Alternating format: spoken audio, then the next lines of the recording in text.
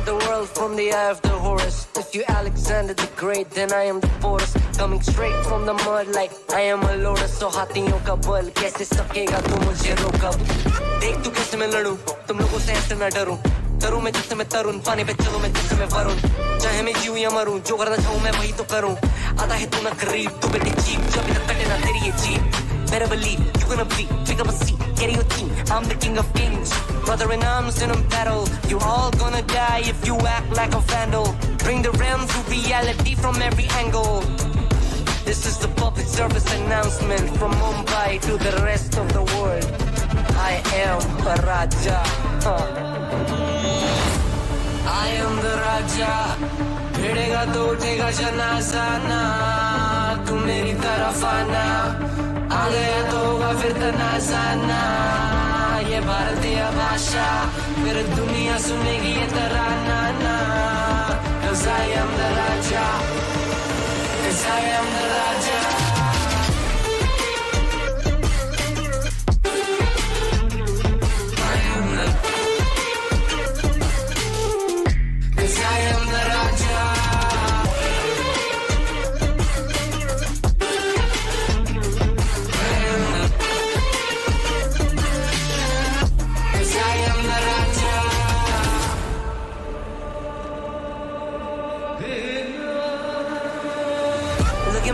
What do you see? I'm more than average, man. I'm a maverick, I can grow flowers on a barren land. Break a mountain with my bare hands and step back and cause a literal avalanche. Should've been about traveling. अष्टभुजाएं मेरी जैसे मैं tarantula. ना है कोई तोड़ मेरा जब से पूर्वजों का ज्ञान मिला. मेरे जैसा मिलेगा कोई ना, तू और चाहे जो भी था सबकी कबर मैंने खोदी. क्या तुम लगाओगे बोलियां, कम पड़े गोलियां. चंद्रगुप्त में मौर्य या किला तू लोरियां. Come to me and you just gonna die. That's really a given. I am invincible and you are invisible. See, that's really a difference. Get out of my way or leave the world. The choice is yours. I don't kill my enemies, I play with them. That's what the toys are for. From Mumbai to the rest of the world, I am the Raja. भिड़ेगा तो उठेगा जनाजा ना, तू मेरी तरफ आना. आ गया तो होगा फिर तनाजा ना. ये भारतीय भाषा फिर दुनिया सुनेगी ये तराना ना. 'Cause I am the Raja. 'Cause I am the Raja.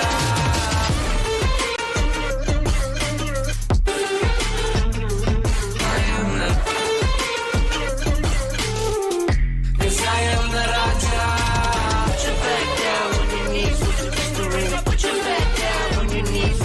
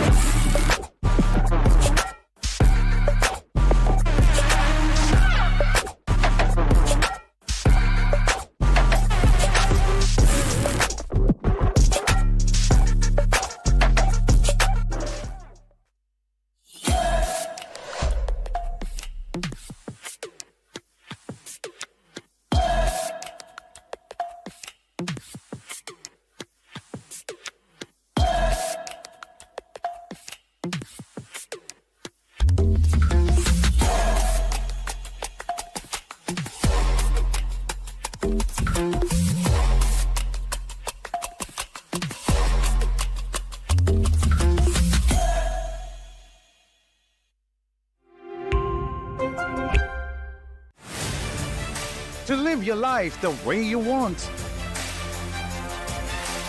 Compete like the toughest challenger. Dance like there's no tomorrow. Celebrate every second you are alive. Life has no rule books, but we can give you a stage.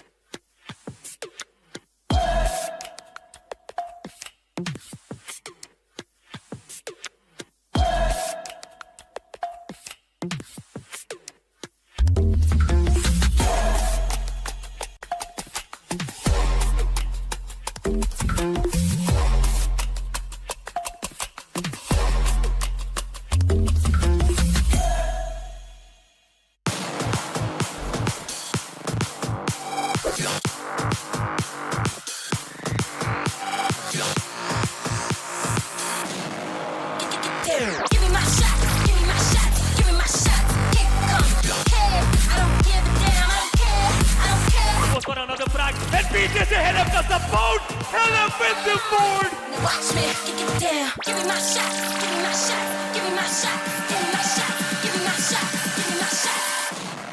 Get down. 1v2. Spike is sticking in. Double shot comes in, but Eden King takes him down. Velocity secures the Give me my shot. Give me my shot. I don't care. Get down. As the day moves forward and we approach towards the end of Split 1, the competition gets even tougher. Ladies and gentlemen, it's a fight for survival tonight at VCSA. Welcome to OMEN VALORANT Challengers South Asia 2025 Split 1. I'm going to be your host and Asterisk. Alongside me, we've got the great Aladdin joining me as well for this first game itself. Aladdin, as we move closer and closer to that last day, as I said, the competition, yes, it's getting tougher and it is a fight for survival for teams like SATUL. Absolutely, Team SATUL, they will fight for their survival, as if they are unable to win this one, then you can say that Aura can create a lot of trouble for them. But let's talk about both of the team. SATUL, OG, they played some brilliant matches previously, although SATUL, if you talk about this team specifically, a bit more inconsistent team. SATUL was in their previous matchups, but up against that one team, Asterisk, they clearly dominated. Yes, indeed. They do look to dominate against one, but eventually crumble against the other. And right now, they've got a big challenge in front of them. As again, they need to solidify their place in this top 6. Right now, they're at the 5th spot. But I would have to say, they've still got a couple of more games to play, and they're not looking as comfortable as the teams that are above them, like VLT, Revenant XSpark. I'm pretty sure that they've solidified their space as first and second. OG Reckoning, on the other hand, they're just also fighting for that spot and to get some additional points that they will receive based on the standings of Split 1. While for teams like SATUL, Global Esports Academy, Aura and Asterisk, yeah, it's their fight for survival. Asterisk, until and unless they pull off something magical, I'm pretty sure that they will be sent to the promotion relegation. But you know what? I'm up for surprises. Same could be said for Aura as well. Global Esports Academy on the other end, though, finally, after winning against Aura yesterday, have solidified themselves in the top 6. But for how long? That's going to be a very big question again. And so is the case with SATUL. 5 games till now. They've only won 2. 1 against Global Esports Academy, 1 against Asterisk. So today, they're going to be playing against Orangutan. But that's just the first game, ladies and gentlemen. The second game will be between Velocity Gaming taking on Asterisk. So again, it's a fight for survival for Asterisk, while VLT would be looking to finish things off flawlessly in Split 1. Absolutely, VLT, the way they have dominated entirely in this VCSA, they can look for, they can try to go for those experiments out there against Asterisk. But the most important matchup is going to be SATUL versus Orangutan, because this is the fight for survival, as you mentioned, for a team SATUL. They are on that, you can say for now they're in that safe zone, but the number of matches they are going, they have played as compared to Team Aura, as you can say, Aura have played less number of matches So there is a possibility that Aura can win against SCTUL and then dethrone them from that 6th spot. But both the teams, if you talk about both the teams, they have played some brilliant matches previously. Some incredible battles were there. You know, OG made a massive statement by dismantling Reckoning Esports. We can say that Reckoning is one of the most consistent team of VCSA. Yeah, I mean, to be honest, I'm going to give that one title to VLT. But since right now it's the matchup between OG and S8UL, and I'm pretty sure I have read a fun tweet as well. Let's have a look at their lineup for now first. As Helef, King Kappa, Techno, Miz, and Disease. It's going to be a big baggage on their back. If they need to solidify themselves, if they need to make sure that they will be directly invited in Split 2, they will have to book a slot by being in this top 6. So it's going to be a fight for survival. We've seen a good amount of life from all of these players, but all in all, yeah, in terms of consistency, I think so that's where they're constantly in that trouble. Last time also on the map of Abyss, where we thought that probably SAQL will be able to close it down, but on the map of Lotus, where Asterisk were having a good chance to close everything out, seems like Asterisk fumbled, and that's where SAQL everything in their back pocket. Absolutely. There's one thing about Team SA12, they execute every match, the starting rounds of every match brilliantly, but unfortunate they are that in the mid game, it's where they struggle a lot. Once the momentum shifts towards their opponents, then you can see the pressure. It looks pretty obvious in SA12, and today is not the day when they have to take that pressure, because OG, they will test you. They will test all your skills. They will test your, you can say, gun skills, and side by side, all your composition, mistakes, and you can say SA12 is one of those teams who will actually check that how deep your team is, how many depth your team has. Yeah, I think so too. I think so too. But you know what? Since we're already on that topic, let's quickly have a look at the lineup for OG as well. I'm pretty sure there's not going to be any kind of change. Yep, it's going to be Venka, Hoax, DC, Machiavelli, and RVK. I remember that last time when they were playing against Aura, Venka was the one who was playing on the first map. If I'm not wrong, that was the map of Haven. And eventually, it was Hoax who was not there. Someone was having a fun time sleeping, but it's okay. I'm not going to pull anything up. Kohli stepped up big time on that map itself, playing on that Sova. And it was, fun fact, it was Venka who was actually giving out the calls. And he also revealed to us last time in the interview that he does that mid-round calling. He does some of the filtering. He helps out Hoax in terms of pulling where the team is supposed to go.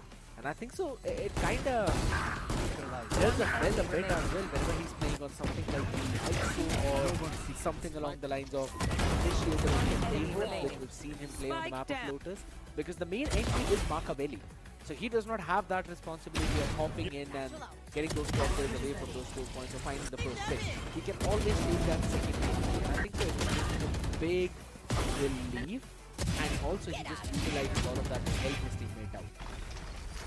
Absolutely. Machiavelli, looking towards all those previous 4 maps that he played, 2 against Aura and 2 against Reckoning Esports, I think he underutilized this Yoru because he was unable to perform. Those elimination numbers were not there, not just in defense but on the attacking side. You can say maybe his teammates were performing. That's one of the reasons why he was his performance was undershadowed, because Venka and RVK, to be very honest, they just dominated against Aura, and up against team Reckoning Esports, it was DC, and alongside you can say once again Venka was there. So maybe Machiavelli on that Yoru, he did not utilize it properly. But as you were mentioning, that he was a bit more relaxed, so that's probably one of those reasons out there. Yeah, it absolutely is the case. That's what I feel, because Machiavelli, in terms of, yes, putting up the numbers, he sometimes struggle, but I've been constantly having a look at how many first kills he normally gets in either of those games, right? And in every other game, he's putting up some decent numbers, be it 4, 5, somewhere around that line as well.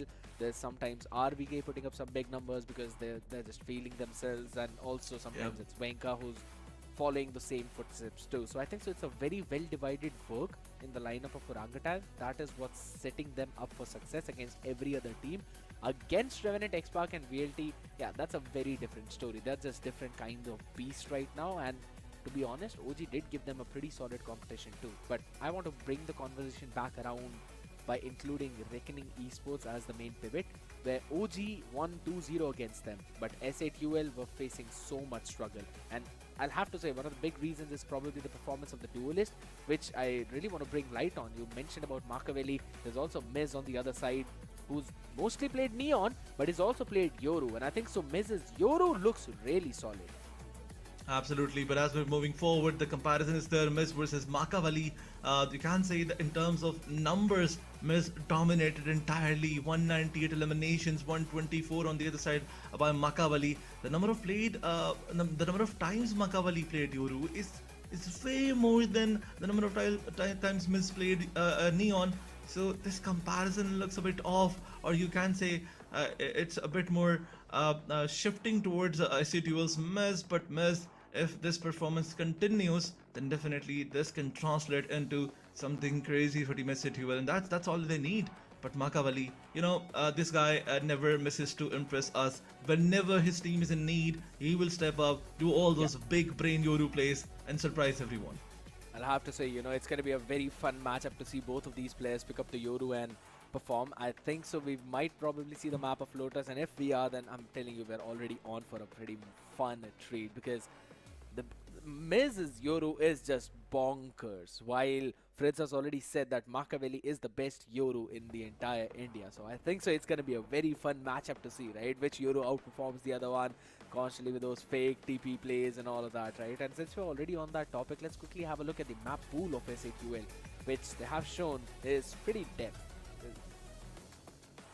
Absolutely, they have explored almost every map, but they haven't explored Pearl and Split. And Split being that favorite map of Team OG. I think if OG managed to bring this map in this best of 3, they can, just thrash Team SATUL in this one, because this is going to be the first time when SATUL will play on Split in this entire VCSA. But if you look towards the win percentage, Bind look very promising. Lotus is that map where the score is not very good once again for them, but all in all, SATUL, the entire VCSA was not good for them.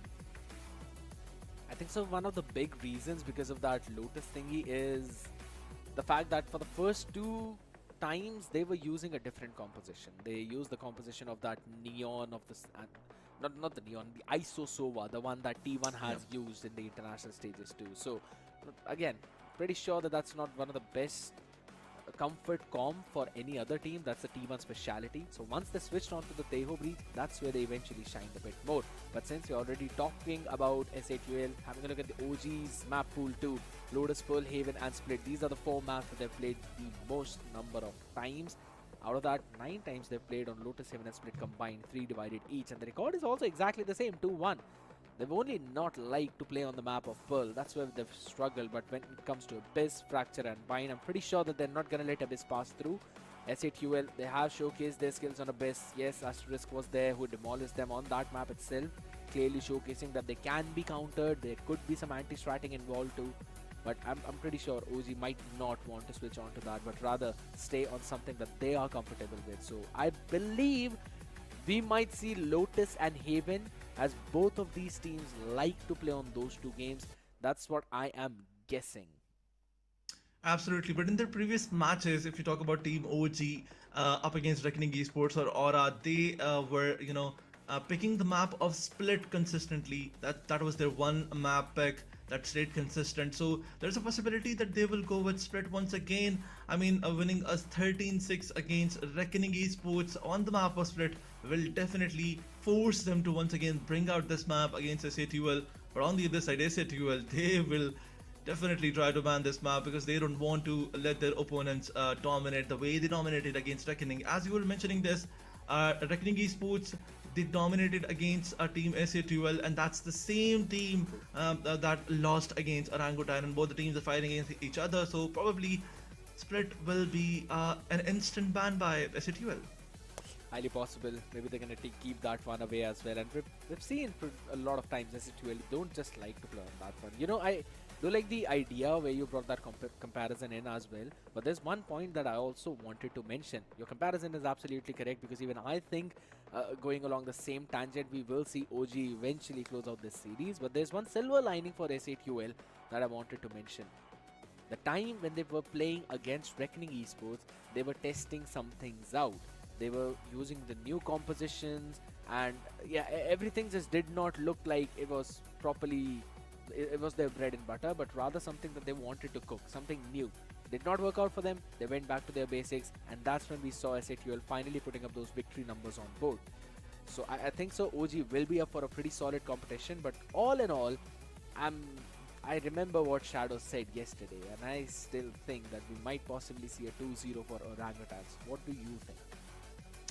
I think it's going to be a 2-0 for Orangutan because on paper, as we were talking about this already, they look more promising. And Orangutan, the kind of the players that they have, you know, Makavali, Hawks, Venka, DC, and RVK. Most importantly, RVK and Venka, the way they stepped up in the previous matches, I think in terms of you know, gun skills, in terms of that coordination synergy, in every possible way, OG is just better. But let's see, let's wait and find out. To be honest, yeah, I do like that comparison as well, where how you just mentioned RVK and DC stepped up big time, right? We are not seeing the similar kind of play from SATUL. Yep. That's where they're struggling. Miz is putting up big numbers. Yes, absolutely true. But what's going to happen now is going to be answered in this short interview, ladies and gentlemen. So let's move on to the Hindi desk.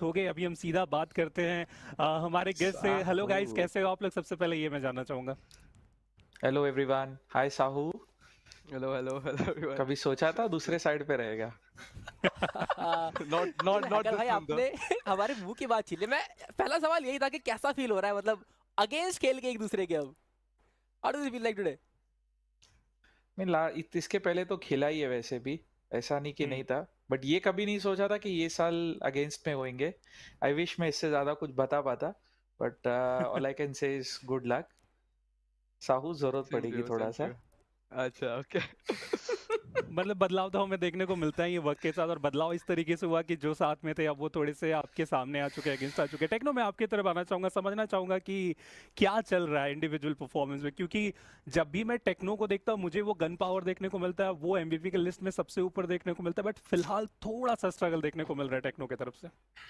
अरे कुछ नहीं है बस एक दो खराब दिन जा रहे थे बस कुछ nothing much you will see today okay hacker I mean जो खराब दिन भी था उसमें भी वो मार ही रहा था ऐसा ये तो नहीं था कि मतलब परफॉर्म नहीं कर पाया कुछ इम्पैक्ट राउंड्स तो थे ही उसके देखिए प्यार तो अभी अभी भी है आगर की तरफ से भले former तो कभी friendship सामने में आ है चुके हैं लेकिन प्यार तो अभी भी देखने को मिल रहा है आगर की तरफ से जो कि बहुत अच्छी बात है बट हैकर अब इस बैन है आज या फिर आप खेलना प्रेफर करेंगे कि एसएटीएल होम ग्राउंड है वापस टेस्ट करके आते हैं उन्हें कोई सरप्राइज मैप वीडियो के अंदर नहीं सरप्राइज एज सच नहीं है एक्चुअली ये लोगों ने एक मैप ऐसा पिक किया है हमारे सामने जो इनको लग रहा है कि हमें खेलना नहीं आता है तो देखते हैं अभी क्या होता है क्या नहीं होता है आई थिंक वीटो में गेस्ट वर्क तो हुआ है देखते हैं अभी वो तो पता चल ही जाएगा देख लो आपकी कोई स्पेशल प्रिपरेशन ओजी के खिलाफ आज क्योंकि आपके लिए बहुत इंपॉर्टेंट दिन है और ये जीत चाहिए आज वैसा कुछ नहीं यार मतलब will just take it as a normal match हम लोग अभी सीख ही रहे हैं नया टीम है like will just give our best like results तो देखा जाएगा चलिए all the best for you guys hopefully the best team wins एक अच्छा वैलोरेंट देखने को मिले see you in the game yes see you guys bye bye Hopefully we're gonna see some good Valorant out there. But yes, Aladdin just said that there's a fun twist in map veto. I'm gonna guess maybe we're gonna see a bind. I think it's going to be Fracture, but it can be any of those matches with which team OG did not explore in their previous, in their previous matches. So this can be very surprising for the audience. But as Hacker was saying that it's not going to be a surprise for us. They think we're not prepared on this, but we, by the looks of his face, you can clearly see that he was trying to tell us something that they have prepared this match. And they will try to dominate. Yeah, I mean, he wished good luck as well to Techno, as much as that was because of the past friendship they had. I think so it was more of a warning, right? Because, I mean, it's more like, look, boys, we have prepared something against you. Yeah. I don't know, man. Maybe some anti-strattings out there, but to be honest, I do want to see that new map. Or maybe it could be Pearl, right? Because on the map of Pearl, OG was having... They played it once, and they did not win it. So I think so maybe this time SATUL thought that they might want to pick Pearl to surprise the members of OG because they did not have a big successful game last time that they played. maybe that could be the case, right? You may never know. I'm pretty sure that I'm up for that. I mean, OG, they prepared themselves for everything. In terms of aggression and raw gun skills, they will easily dominate Team SA2L, but as Techno mentioned, that it's not going to be an easy matchup for their opponents as well. So let's see what Team SA2L has to bring on the table. But once again, you have the stats of SA2L Mez with 198 eliminations, 251 ACS, is clearly the dominator. But here's the way the big dip comes into play. Now, I do remember constantly mentioning that Disease has slowly and steadily stepped up when he's playing on the Initiator, but in terms of those frags, that's where the big difference is. Miz is on 198, King Kappa 190, Helef Techno 169 and 166. Nice number, Helef. But Disease is the man who's still yet to hit 100. That is the big problem. The average ACS of every other player is over 200. Yeah, I think so. That's something that he's struggling with a lot. Not even 100 damage per round. Disease needs to step up big time because they are up against a lineup that is so solid like this. 198 for Venka. He's equaling the numbers that Miz is putting up, and Miz is constantly playing on that duelist. Venka is half the time playing duelist, half the time he's playing an initiator, so he's constantly swapping those roles. RBK, DC, Machiavelli, Hoax, all of them are up. And I think so, in terms of how unified performance works, that's where OG shines. Absolutely, you can see that every player is trying to, give their own inputs. But as you were mentioning, Disease, he can be that weakling once again. But up against OG, as everything, every skills of your team will be tested, one weakling will be enough for you to face that humiliating loss. And that's that should not be the case for SA2L, because they cannot survive. They are in the top 6 for now, but if they lose this one and then they lose against Team Aura, they will be dethroned from that points table, and they will not be able to move in the next stage. To be honest, OG kind of remind me of that Spider-Man meme right now, right? Where 3 Spider-Mans are pointing fingers at each other. All 3 of the players, that one. All 3 of the players, DC, Machiavelli, Hoax, they had a damage per round of 115, and the rest of the job was left to the next 2 players in line out there, RBK and Hoax, in order to complete all of those things. It's a fun start again. Nothing too major out of there, but yes, it's definitely major for SA2L right now, because they have to work as a unit. They have to make sure that they win this one. Even Spartus mentioned it in the interview. This is a big and one of the most important match that SA2L will play.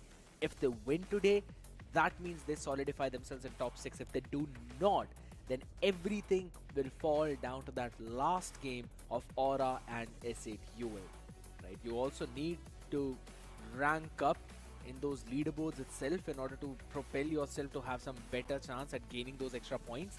So SA2L will be looking to that for that too, because you don't have any kind of playoffs right now. It's only this stage, it's only the Swiss stage that's out there, and only 7 chances. But once again, it all comes down to the map veto, and as we did see in that interview, you can say our interest is now increasing as as the map veto is not coming in front of us, because that surprising map is something that we all want to see. And as Hacker said, that they think we are not prepared on this map, but we will surprise them. I really want to see that surprise, but before we have to move ahead and see that map veto. And map veto, as I was talking about it, it's already here in front of us on our screens. Let's see what is going to be that map pick and split. Fracture Lotus, as I said, Fracture is that map that Team SA2L is gonna bring for Team OG. What are you going to say about this? My predictions are getting off the charts right now in terms of not being what's happening out there. So I think so I need to work there at least. And that probably gives me the good sign of not putting my money into somewhere I'm not supposed to. Split, Fracture, Lotus, as you mentioned, Split. Pretty solid map for OG. It's their pick. SA2L are going to start on the defender side. I think so. Defender side is also something that they need to work around with. On the attack, yes, they've looked pretty decent. But on this map of Split, it's going to be something new. Fracture for SA2L. Now, I think so, yeah, as you mentioned, this was the map Hacker referred to as SA2L thinking OG do not know how to play this map, but probably they do. We're going to have to see as OG will start on defense. We'll move on to the decider of Lotus. Now, even that map can go anywhere. But in terms of Which team has looked a bit more convincing? I think so. I'll go with OG. With the comp that they go on that map, it's almost always that. Yeah, exactly. I mean, sometimes they also they've recently decided to switch up to that Teho Breach composition as well. RVK plays on the Cypher there, Makaveli onto that Yoru, and that Teho is in the hands of Wenka. So it's gonna be fun to see both of these teams using the exact same composition. Now it all comes down to this entire series. Split is where we're gonna kick things off. And that map we have seen from OG has looked impeccable. Absolutely, but the way Team Orangutan brings in that double controller composition, this kind of gives them a lot of utility in terms of control the sides, and side by side their defense is impeccable, as you were mentioning. So once again, as Team SC12, they struggle in attacking. Orangutan, they're very good in defense. That's the kind of matchup I want to see, because now a Team SC12's aggression will be tested. But once again, the teammates, specifically as you were mentioning previously, Miz has to step up big time. He has to, show us some big brain Yoru plays side by side. King Kappa, Helif, their complementation is necessary side by side. As you mentioned, Disease, that weak link. For one day, at least for this matchup, you have to forget what happened in the past. Start from the beginning and give a fresh start to your team. Make sure that you do all that heavy lifting and create an impact. I mean, the only thing that he's getting weak at is getting those frags. In terms of the assist, he has been top notch, right? And I know that you mentioned this point to me when you said that Disease is good in terms of setting team up. In terms of trades is where he needs to just brush his skills up a little bit. I think so. It's again those jitters of Split 1 in a very major tournament right now. If I'm not wrong, it's his first time to be on this stage. So it's understandable that he's facing those jitters. He's facing all those idols that he has watched up while constantly performing. So it's fair enough. It's understandable. But this is where heroes are made. This is where you have to get rid of all your demons. This is the chance for you to perform and be the savior of your team. So maybe today Disease will show his skills. Maybe this time he's gonna slowly and steadily move up forward. But ladies and gentlemen, now we've got a question for you guys to move up forward in that leaderboard of the quiz. Which team was the VCSA winner of first season? Was it OG? Was it Velocity Gaming? Was it Reckoning Esports? Or was it Revenant Esports? Quickly scan the QR code to answer this question. I'm pretty sure that I know the answer of this one, but you know what? I'm not gonna tell it. And Aladdin, I prohibit you from saying the answer as well to the audience. I know that you really want to. If anything, give them a hint. No, absolutely not. Give them a hint. Give them no. It's gonna make it way too obvious. We've already been giving them a lot of hints, and I'm pretty sure the Hindi desk is almost sending out the answers too. You know what? Go ahead. Give them a hint. That's what they always do. The Hindi desk, No, I want you to give the hint, because that's what I did previously. I think it's your turn. Maybe that team is playing today. That's all I'll say. Maybe. Oh, so that's you have made things so easy for them, but they can just go and Google this. Yeah, they can just go out there and Google this. Hey, here's the thing. You've got to answer first. You've got to be as quick as possible, because again, it does not matter if you answer today's question correctly. You have to answer all the questions throughout the week correctly and fastest. That's when you will move up in that leaderboard, and the person who's got the first position will receive 5,000 VP to buy your favorite operator skin. Of course, and tell me, what's your favorite operator skin and why is it Elder Flame operator? That's what I was about to say, and I do have that Elder Flame, operator in my collection. But yeah, I don't want to talk with you anymore. I don't want to talk to you anymore. I just want to watch the game, ladies and gentlemen. And that's going to be the first map of Split. So let's quickly have a look, as now we'll be seeing the agent select. And I'm kidding, Aladdin. I love you. You know that. So tell me, yes, you've got that Elder Flame operator. Have you unlocked all of its variants? I have, Elder Flame set. I do have that. What do we call it? Frenzy, Elder Flame Frenzy as well, and all the variants are unlocked. Yes. Tell me I'm rich without telling me I'm rich. But hey, move ahead. Let's move ahead and see the composition of SATUL. Once again, they're bringing that same double controller composition with a mix of Teho and Raze. This is SATUL. they're actually, you know, trying to copy OG, or you can say following their footsteps. It's going to be a mirror comp, I think. No, not a mirror comp, because on the one side it's Teho, and on the other it's Fade. To be honest, the only thing that's common out there is the Viper and the Rays, right? I think so, nothing apart from that. Yep, only a couple of those picks. Now, OG have picked up this composition 3 times, and to be honest, the attacking win rate is... both the win rates are so consistent. They've got 60% win rate on attack and defense by playing 30 rounds in each. So, OG, again, looks very convincing out there. SATUL, they're gonna have to prove a lot of things, surprise a lot of people, and maybe even the entire team of OG in order to claim this one and survive themselves. As ladies and gentlemen, it's gonna be the first map of the evening, of the first game itself in OMEN VALORANT Challenger South Asia 2025 Split 1. It is OG up against SATUL, and the map picker split of OG themselves were starting on the attacking side right now with 4 ghosts in the hand and a classic. They're ready to fight for a main. Absolutely, you can see all these players stacking up towards A main, but not a very aggressive approach from OG. Just slowing it down. Once again, slowly and steadily moving forward. Miz, he's behind that wall. He did spot Yoru TP, and Makavali, as he TP'd, he still managed to find Miz. And Disease, as he shuts him down, the trades are going back and forth. But once again, he got shut down. Disease, he was about to take that 1v1, but he lost it. OG, they have that side and minute advantage. A 2v4 fight is what we're looking for. Hawks took a lot of damage with that boom bot, and once again all that advantage in the favor. But as the pain shell is deployed by Vanka, he shuts down King Kappa and Techno, the last man standing. Last man, as you said, all down to Techno. That one man was there in the interview. Now need to prove his words, and for now he'll not be allowed to do so.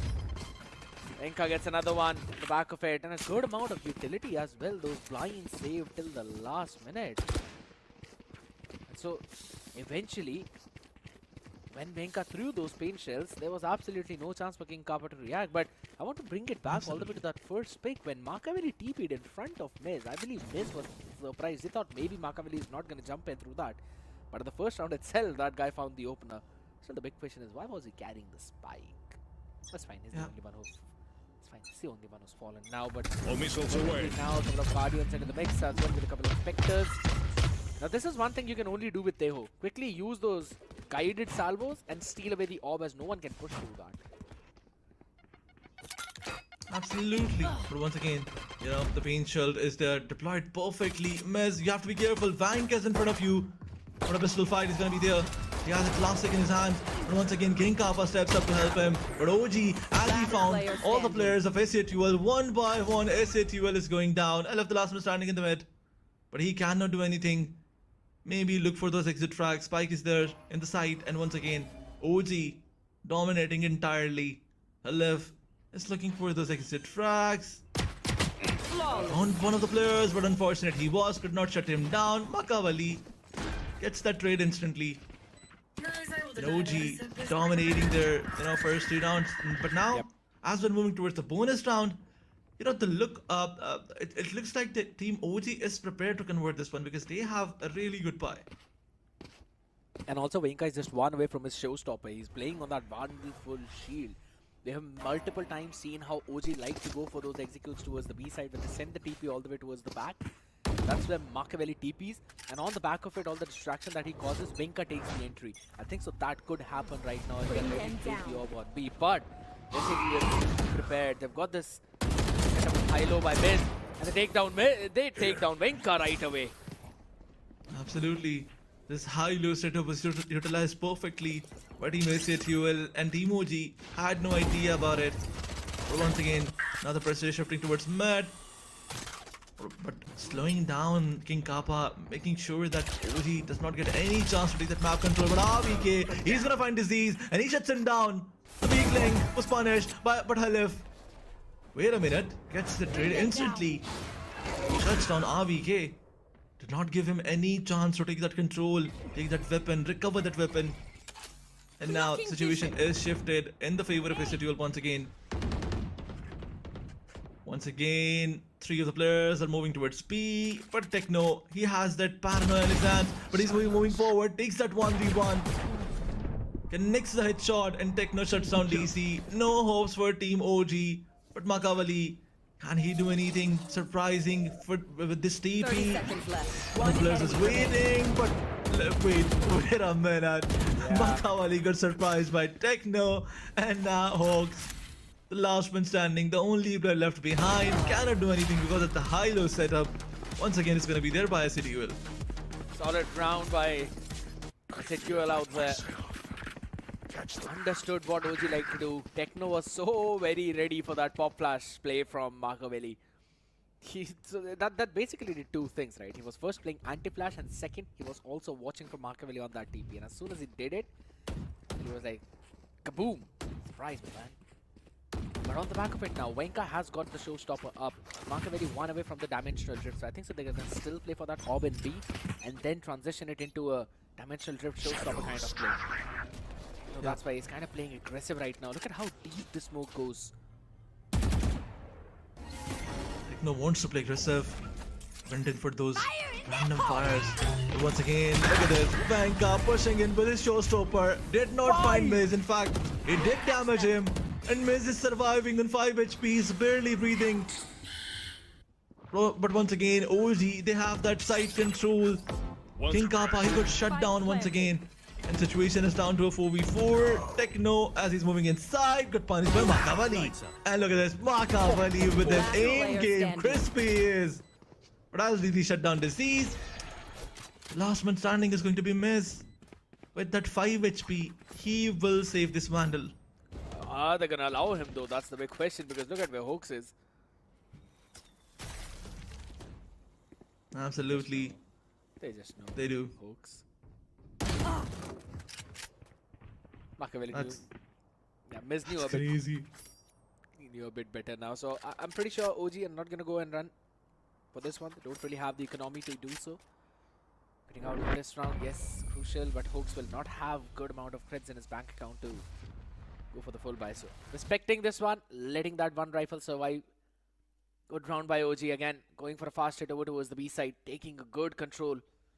Did not allow SATUL to set up for their defense. The only round that they got was the one in which they had the weaponry advantage and were basically surprising them with a high-low setup.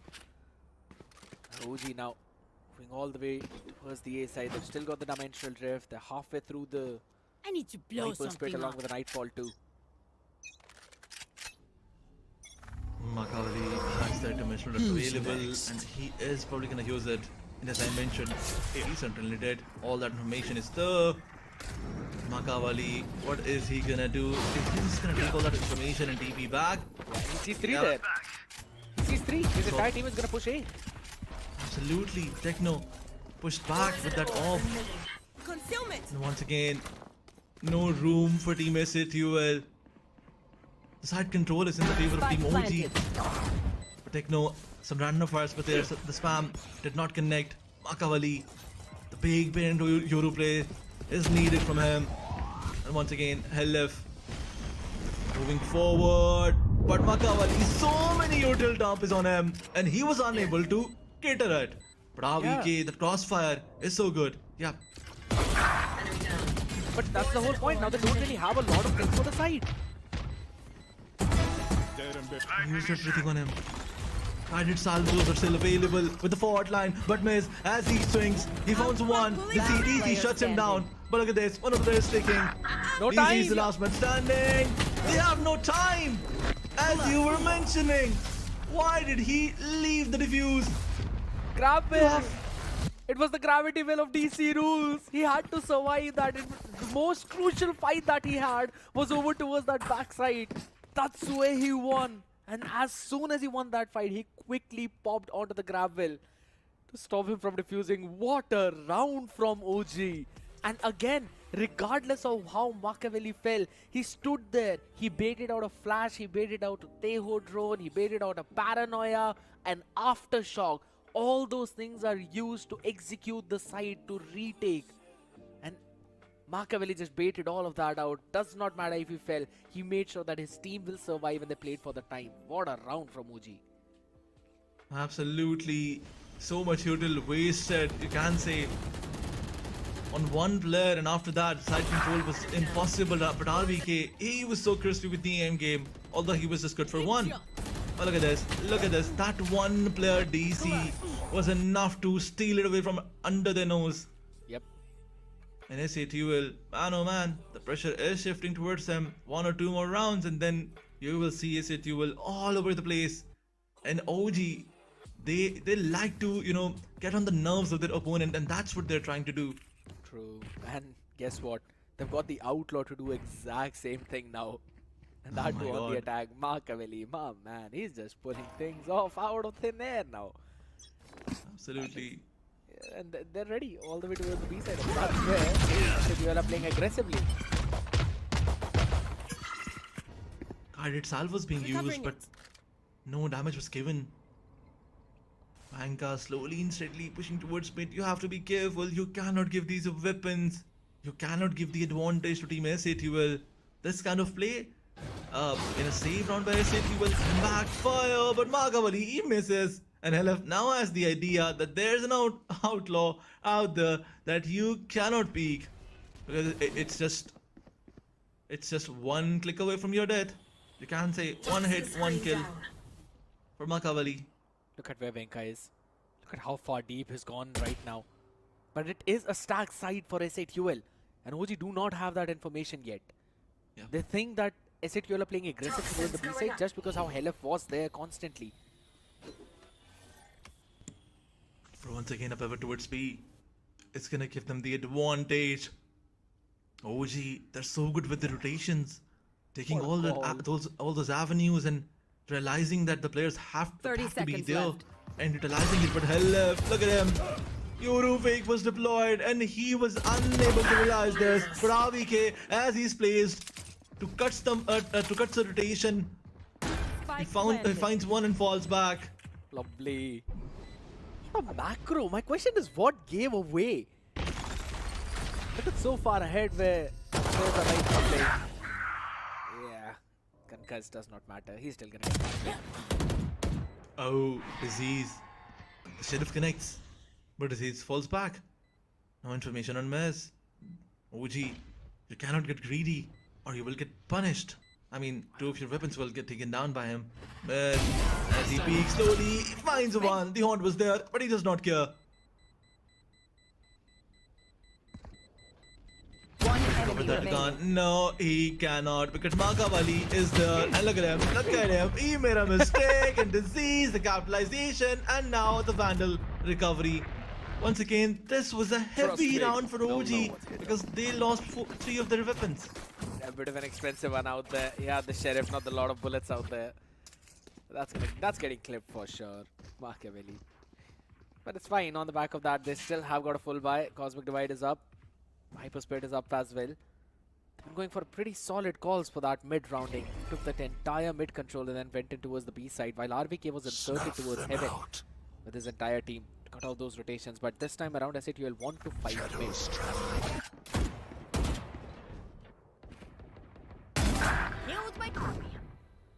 Once again, Venka gives the entry to his team, takes that first frag, takes that advantage.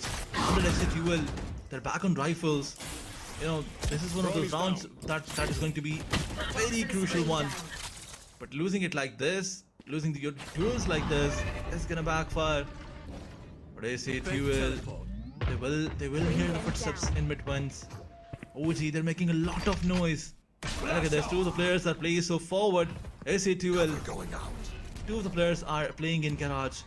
And DC will surprise them. You have to wait. This is the play of timing. They know. RVK. They're vigilant about it. Spike planted. Yep, they do. And RVK, he's joining him. SATUL. Look at where Venka and Makaveli are. Oh my god. OG, they have the entire control, but Disease, he wins that 1v1 and that Armageddon. But King Kappa, Makavali has no idea. King Kappa surprises him, but OG Venka is still there. And once again, Guided Salvo is pushing him backwards. Hawks, his position is also brilliant. He finds one of the players. He finds the third one. Hawks, man oh man, that was a one-man show once again. And Hawks shuts down the last one. A quarter for him. Man oh man, what a performance by this player. He was just constantly tucked in that one corner inside the smoke, utilized it perfectly. What a play from the IGL. Clutch out that round. S8UL are gonna cry for that one. They did everything right. They took the B main control. They won the B main fight. They took the heaven control by winning it against Machiavelli. But eventually crumbled when they had to take that spawn area into consideration. Big mistake now, but still they've invested in a hero vandal right now. How much more can this pay off is the big question, as King Kappa with a Bucky wants to play towards the A ramps where RBK was constantly pushing. But look at the diligence now. He's not pushing it this time around. They want to fight mid. Absolutely, but Techno. Machiavelli turn around. Machiavelli turn around. He has no idea, and now he got surprised. But it's okay, it's alright. He found his trade. He found one of the player. Venka is down.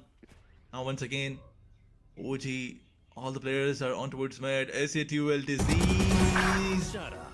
Unfortunately, was in fact not the right way to take that 1v1. But Miz, he has that Vandal available. Pushing towards mid. Can backfire because all the players are rotating towards B main now. The B control is going to be there for Team OG. But S8UL, this wraparound will be difficult for Team OG. But Helif, look at him, the Haven control. There, he had the idea, but he lost that 1v1. He won it, in fact. Helif found Machiavelli. 30 Yeah, seconds left. All missiles away. The pick that we saw was from RBK onto Miz when he was trying to re-clear. We'll catch them. So now the women control is still taken, but the rifles have been recovered. Helif down to 60. Yes, but Kappa is also on his way. How are you going to navigate through this pit now? Player standing. Yeah, it's all down to now 1 versus 3 with a Bucky in the pit.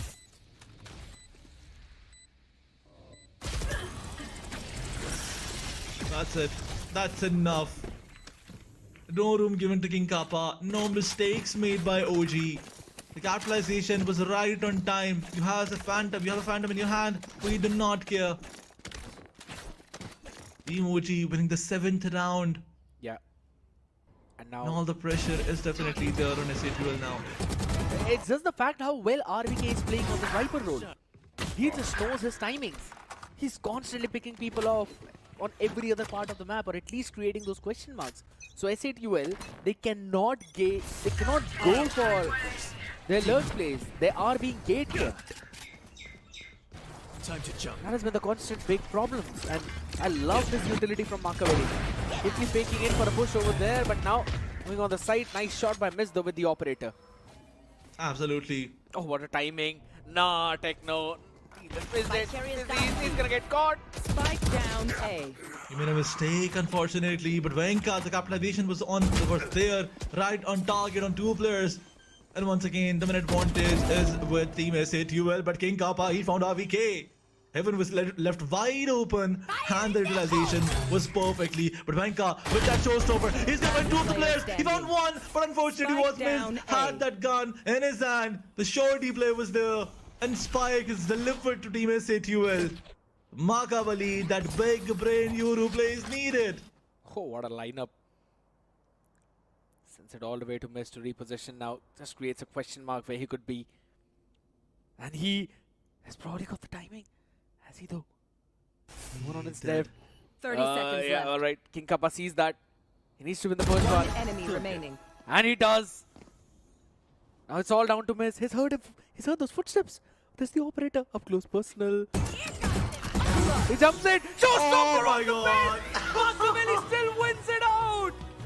What a round from this man! Never show weakness. Ever. Oh my god. What's that?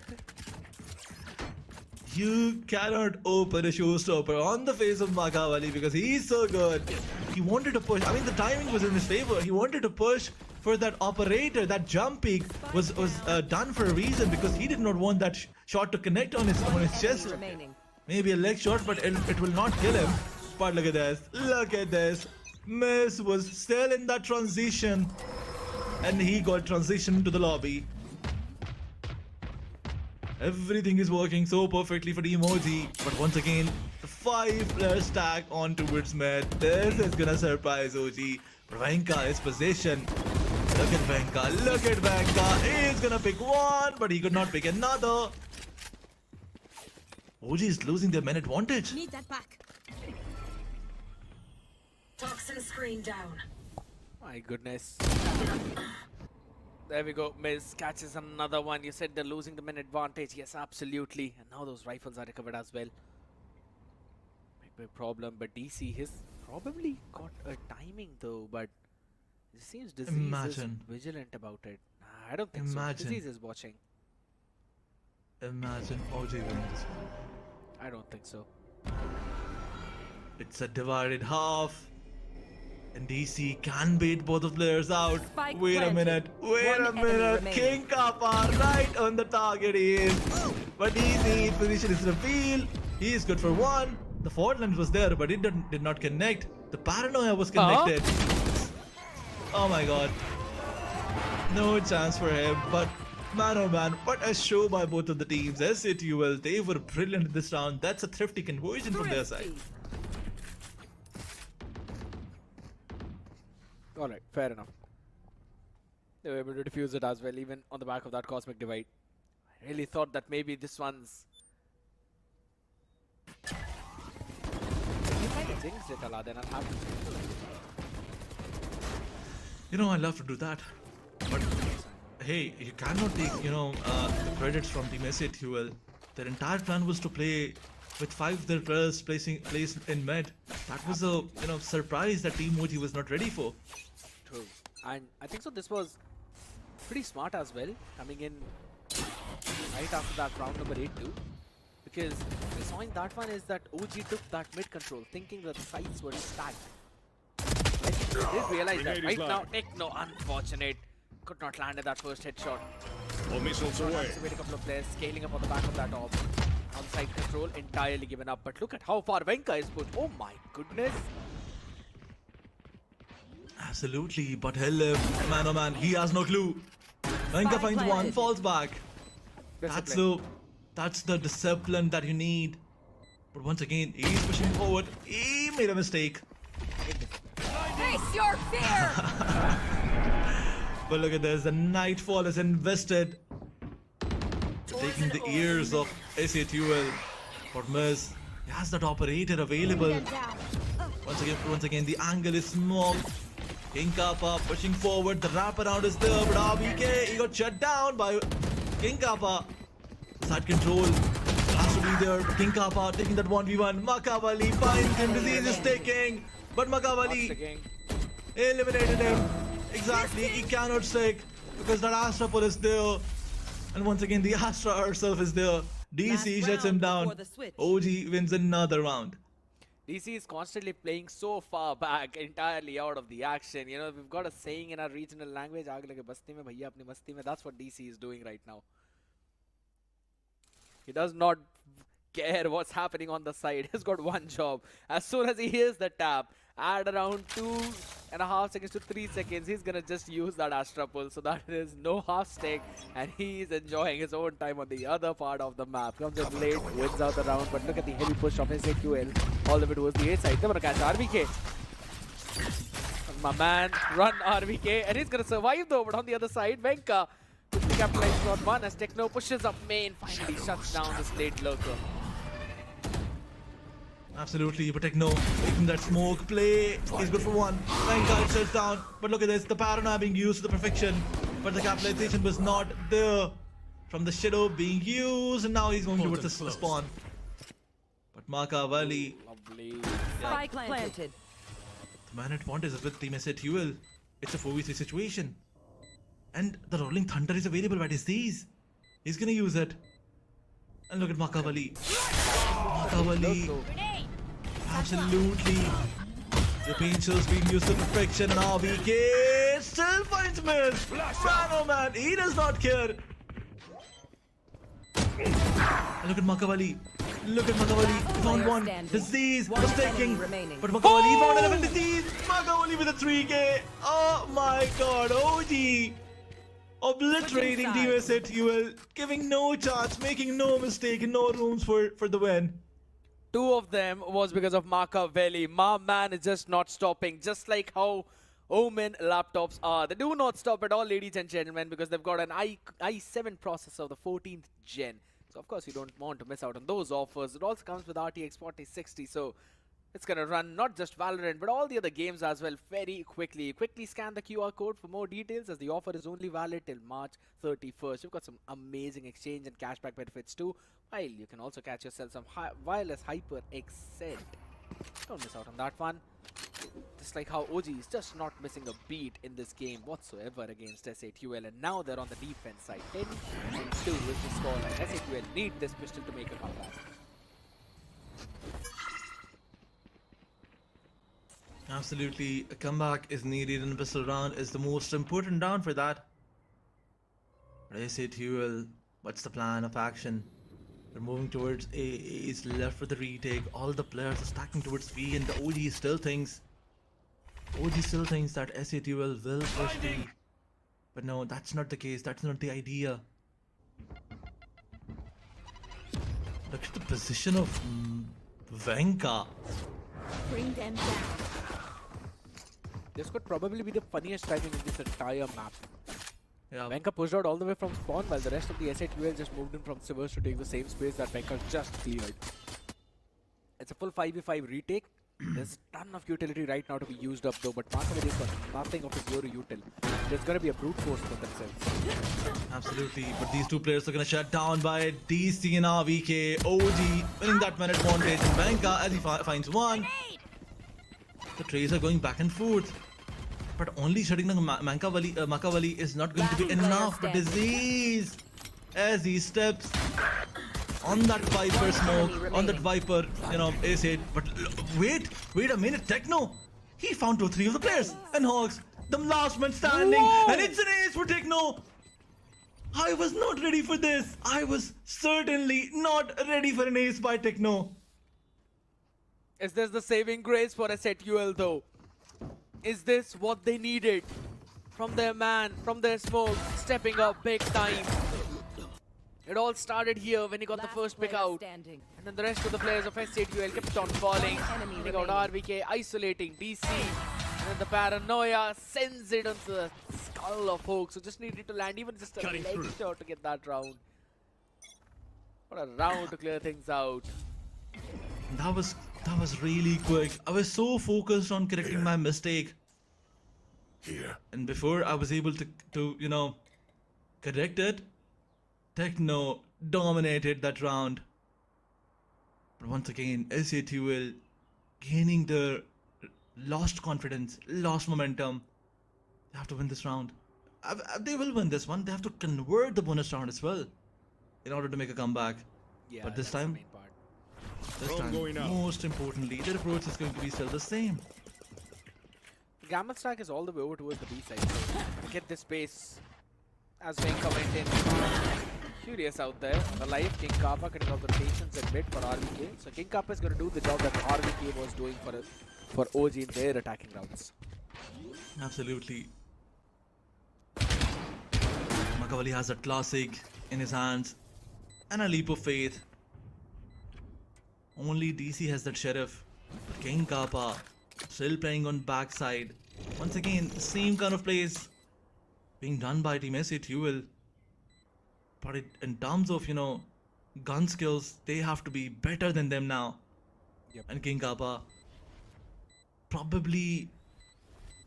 Here. No, I don't think so. No. Some exit frags is one thing that they need, and DC manages to find the both of the players. Two of the weapons were down. That's not that's not something that Team SATUL needs. But it's fine. They've still got their major weaponries in their hands. Vandal, Phantom, and a Bulldog. So if they really want, they can probably go for a reinvestment in this one onto a couple of them. Or they can just, play a simple bonus, just trying to do an extra bit of eco damage to OG. Who, by the way, got a bit of a scraps here and there. Venka playing with a Judge full shield. LRVK, Phantom and a half Time shield to though. It's a explode. widespread. 1-2-2 opening. Cutting through. Set here to start extremely aggressively over towards the A side. Absolutely, guided salvos being used just to clear out all those avenues. But once again, three players are placed on towards A side now. OG, now they have the idea that team SETUL will try to explore again and again on towards that A side. The interest is clear now. Pravenka, he has that judge trying to judge his opponents. Techno's angle has not been cleared by the Moombot. I don't know if they're going to anticipate him there. Yep, that's one more factor that you just highlighted. But a bit more slow approach this time. I think a pivot towards B Find you. will be the main idea of the SETUL, but this haunt is gonna reveal position and Techno once again dodges that haunt. As you were mentioning, Techno will surprise Team OG. But King Here's the thing. Kappa, yep. This noise cutting and this noise that King Kappa is making over towards the B side, it's going to drag the rotations away from me. So that's going to be an empty side or a weak side, but hold it down. Couple of players 30 still holding seconds that left. space. They've kind of read onto this fake of SETUL, and SETUL are losing their time window to execute the site. Absolutely, you have to plant. You need the timing. The fault line did not connect. Once again, the guidance salvos did not connect as well. But as King Kappa found Venka, the man advantage is there. The Hawks, man oh man, wait. Look at his position. He was good for 10 one. seconds left. Makavali moves over, shuts down by Miss. Mistakes after mistakes by OG. And the capitalization by SETUL. That's not something you need. OG, if they want to convert this map in their favor, they cannot make this mistakes. Important. SETUL one by one shutting all the players down, finding and eliminating them. And now, if DC gets shut down, you can say that Team OG will not have that loadout value once again. It's all down to DC. Position noted. All in the hands of Techno now. Long range fire and DC wins it.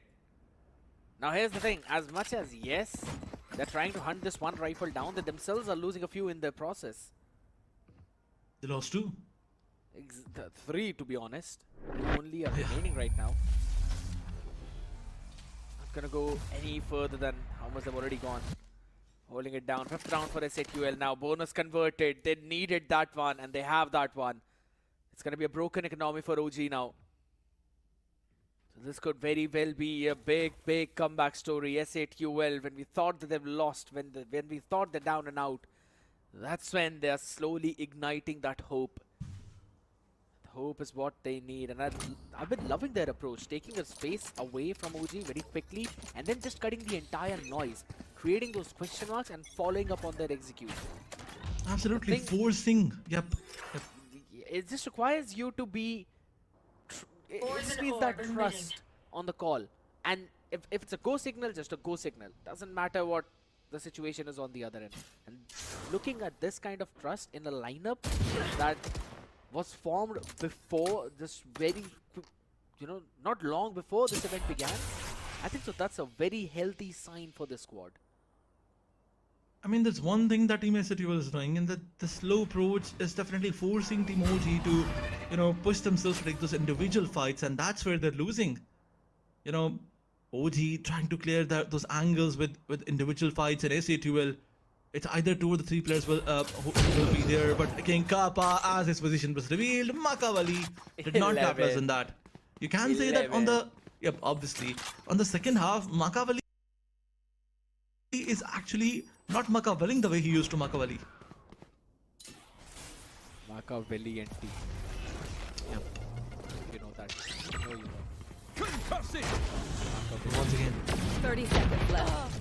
same approach. SETUL winning those crucial aim duels. Venka being pushed backwards with that guided salvo as he moves outside the smoke.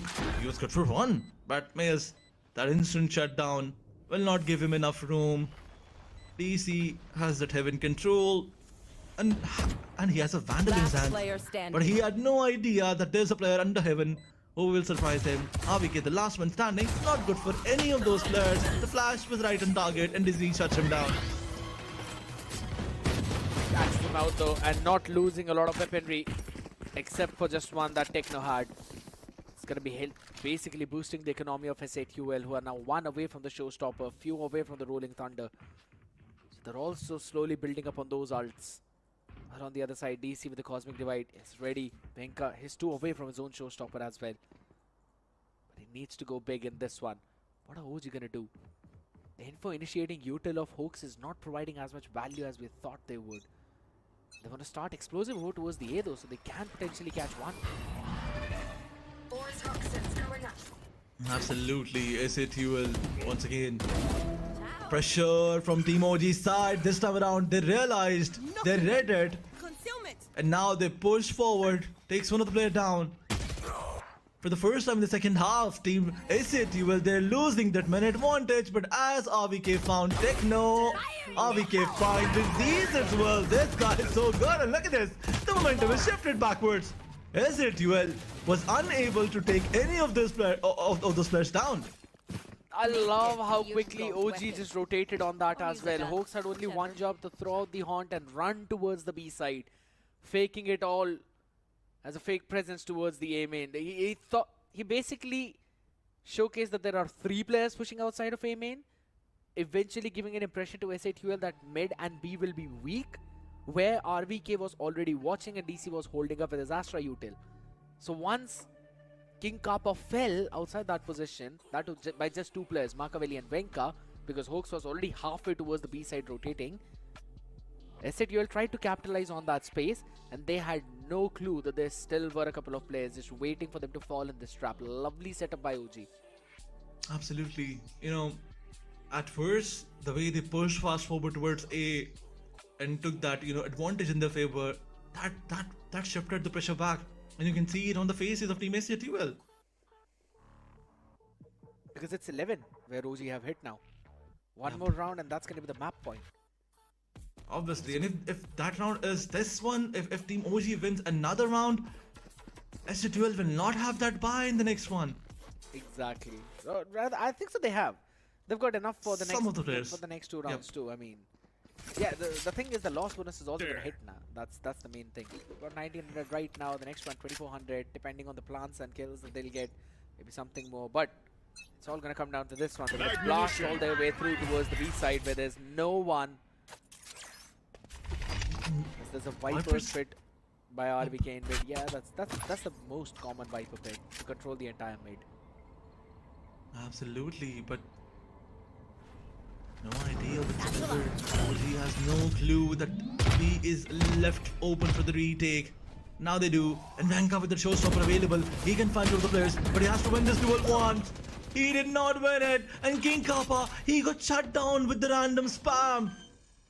Man, oh man. Time to jump. Nothing is working for Team OG now.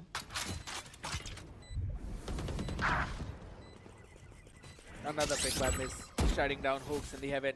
Maybe it's gonna be a call by OG. Last player Man, standing. save. One down. RVK, the last man. A 1v4 situation it was, but King Kappa, but that log play comes in. SATUL, once again, they made it look so easy. Yeah. They just executed textbook play. You can't say that empty side was found, and in the way they pushed forward, and once again that 1v1 taken with Venka, that was the most crucial one. I agree, and on the back of it now, it's gonna be a timeout by OG. First one in this entire game. It's probably something that Hacker wants to tell his team.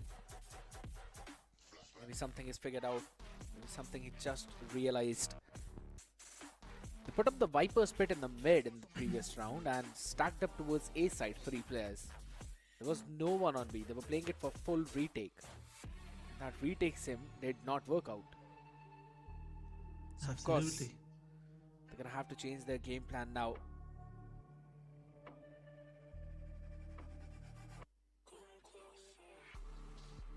You could have sent that Techno, that Teho drone in the starting of the round on towards the B side to take that information. The perfect utilization of this initiator is not there for now. But it's okay, it's alright. OG coming with a counter plan. This time around, they don't have that loadout value to play with. One Vandal, one Phantom, a Stinger, and a Leap of Faith. Hawks with that powder, trying to play that info. No info being human by SA2L. RVK is still trying to play on towards that mid. Is with that operator is waiting for any of those A control pushes, and Hawks on the other side, he's also waiting. The weapon advantage is not there with Team OG, and they will not push this one.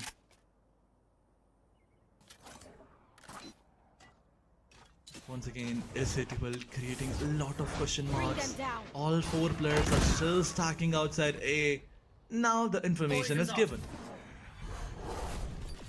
The rotation is still not there. Only a couple of players from OG to hold it down. Not on the Sheriff round. Nightfall investment, that's a biggie. Absolutely, and but a fumble was there, but unfortunately capitalization was not there. And Venka with that showstopper could affect 3 of the players, but he was unable to connect. RBK, he has that Phantom. A 2v4 situation. But on the other side, DC, he does not have that weapon to play with. And look at this, LF, he's gonna be able to shut him down, but DC was unable to find any of those players. RBK, wait a minute, he found 2. It's a 1v2. Now he has information that White Peak was not there, and unfortunately he got shut down by King Kappa. Once again, SA2L winning all those aim duels, and that execution was so perfect. Pick up the operator as well. It's going to be sent in the hands of Miz. That means SA2L will play this round slow. Sort of big information, but the previous one was such a big round in terms of a couple of ultimates that were picked up. Nightfall, Showstopper. Had Venka found that value with at least 1 pick on that one. Maybe this would have been a winnable case, but unfortunate. And it wasn't. It's again going to be a heavy presence over the A side, all the 5 players. And DC though finds an opener this time, shuts down Techno, picks up a timing to pick him off. Absolutely, that was a crispy pick. You can't say crispy headshot delivered by DC. SA2L, still the interest is on towards that A side. The spike is still there, but King Kappa, he's trying to make that big play. The log play is going to be there, but an Astra smoke, the Nebula is gonna, create some tension on him. Yep. They're gonna burst onto heaven. They're gonna burst onto heaven. Poison's off. Look at the position of Disease. He's ready with a fault line. Yep. Easy.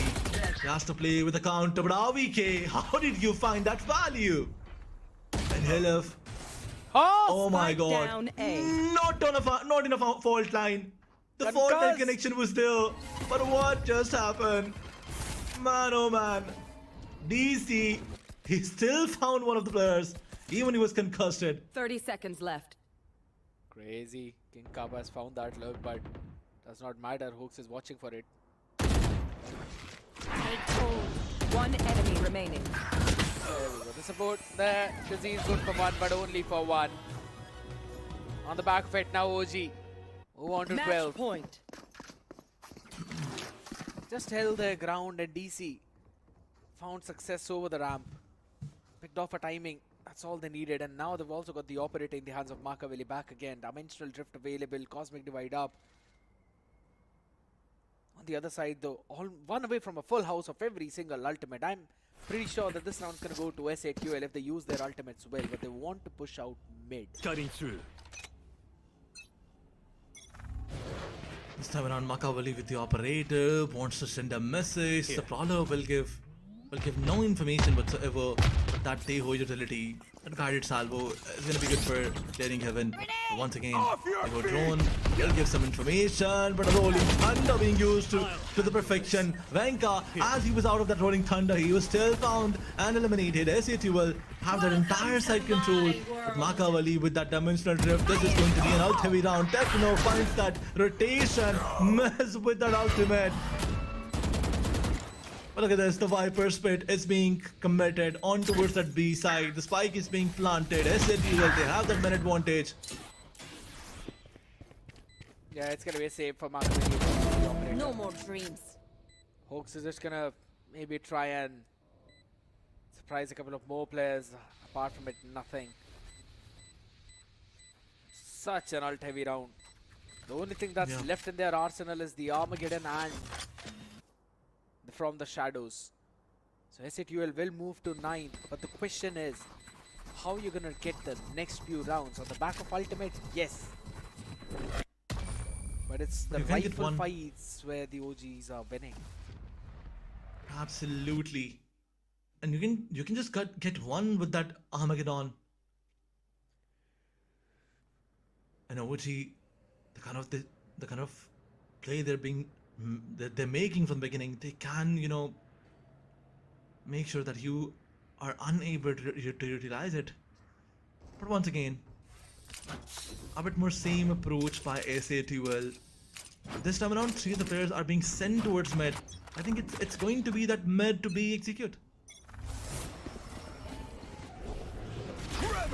They're just going to go for that widespread default. Fast play by Miz. Space towards heaven. Miss shot though. Wenka is holding it down. He was good for one. Techno takes that trade. Yep.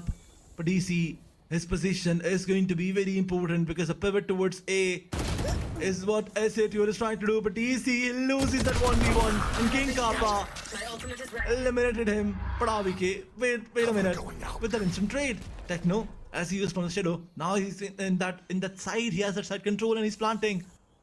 Once again, SATUL will have that side advantage, side control in fact. But Aziz, his position is not revealing itself. Hawks with that brawler will take that information once again. But Makaveli, look at this, that shorty play was being done by Techno. But AVK, he found him. He's got the pit. He can sit for the defuse. They just baited out the Armageddon too. But the pit should fall maybe. Oh no, he's got the timing just enough. Dodges almost everything. It's all down to... Oh my god! Oh no! He had the best timing possible. RBK's ball in the pit will fall.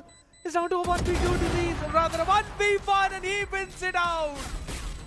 Hawks had the perfect chance. He had the perfect timing. What a fumble! What a mistake! How did he Oh my god! How did he whiff that? How did he miss that? Hawks with that operator. He was about to connect a shot on disease. But yet again, the weak link that we were talking about is not the weak link anymore. He confirms the round for his team, and if Team SATUL wins this map, it will be disease with the aftershock.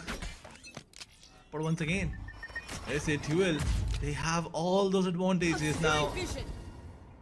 DC is left to play with sheriffs. OG. All 4 other players, they have those sheriffs in their hands, but with the Guardian as well, but Techno with the shotgun as he found one. And look at the position of King Kappa. He will surprise all 3 of the players. As he found one, he was unable to find another. As Makaveli shuts him down. But look at Miz. Miz with those shoddy plays. 1 enemy remaining. He's making some noise out there, and now he shuts down AVK. Makaveli with that Vandal. There. Will he be good for this? Will he be? The answer is no. Miz finds him and Miz eliminates him. Once again, the approach was to play a bit slow, and after that they just rushed all in. This time around, they had the idea that Team SATUL, they don't have the weapons, and that's why they executed B main. But now, what's going to be the plan of action? There should be another timeout by OG. They've still got 1 remaining. Got to find something out. There's a glass cannon operator for Makaveli. They've still got the Cosmic Divide up for DC. Venka 2 away from his showstopper, but he is being shut down. Big push out by SATUL this time around though. Wait a second. They know the position of King Kappa. He's gonna be taken down. He's gonna be posted down. That's a big opening. But SATUL are taking the space in mid. Need that back. Absolutely, SATUL, all 3 players are pushing towards mid. AVK falling back, throwing steadily. The player drone is going to give information. No, the answer is no. But Miz, you have to win this 1v1, and he won it. Brilliant by Miz. But Makaveli shuts him down with the operator. And look at EC. What a mistake, what a fumble. Disease once again steps in. Once again, winning this crucial 1v1. A 3v3. Yep. Spike planted. Absolutely no heavy shield for Machiavelli, and he's 2 away from the dimensional drift. Venka still 2 away from his showstopper.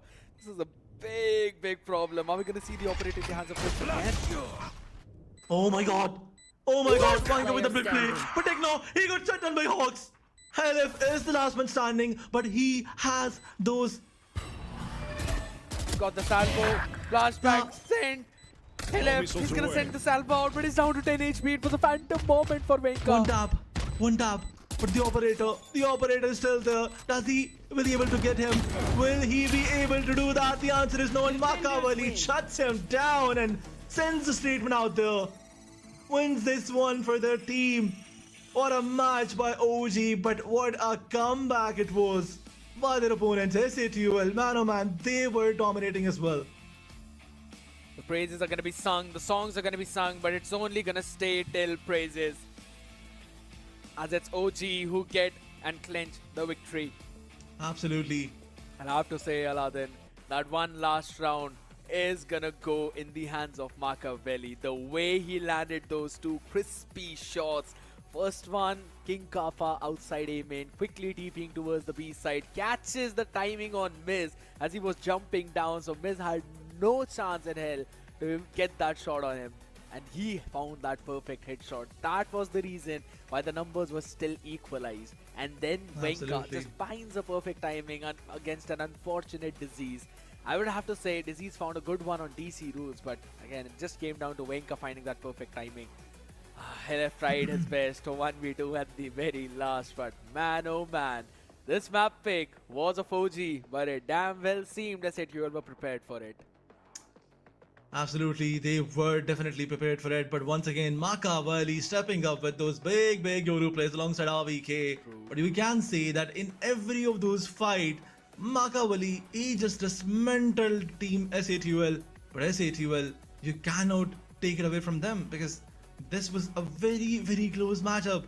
Their comeback was inevitable, but obviously it was Team OG who was trying to regain the crown, and they just did it. I agree. They had to regain that crown, eventually did in the very last round, and Haka did not pull a timeout. So that man always surprises me with whatever he goes for the calls. Let's revisit all the moments in the previous one, have a look at the highlights of the previous game. As it all started with an OG domination of a 10-2. Right from the pistol, into the rifles, into those late rounds, into those thrifties. There were no thrifties to be honest, but there's a few touches here and there. It was such a back. I wouldn't even say it was a back and forth. It was a clear set of domination from both the teams on attack. Absolutely. In their attacking half, Team OG was unstoppable, but when it came down to Team SATUL, they also obliterated Team OG in their attacking side. So once again, Split being that defense-heavy map, that's what I feel. That it's more of a defensive map, but both the teams, they just proved me wrong.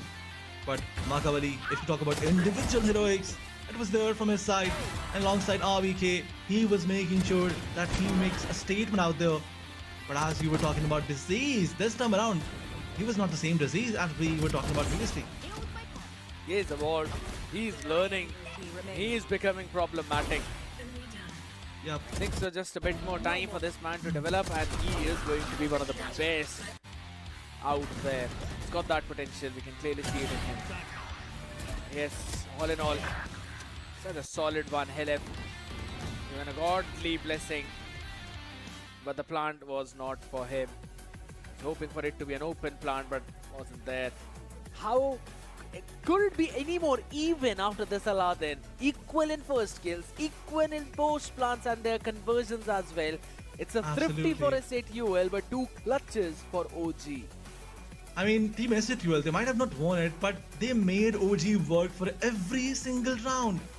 I think a performance that Team SATUL can be proud of.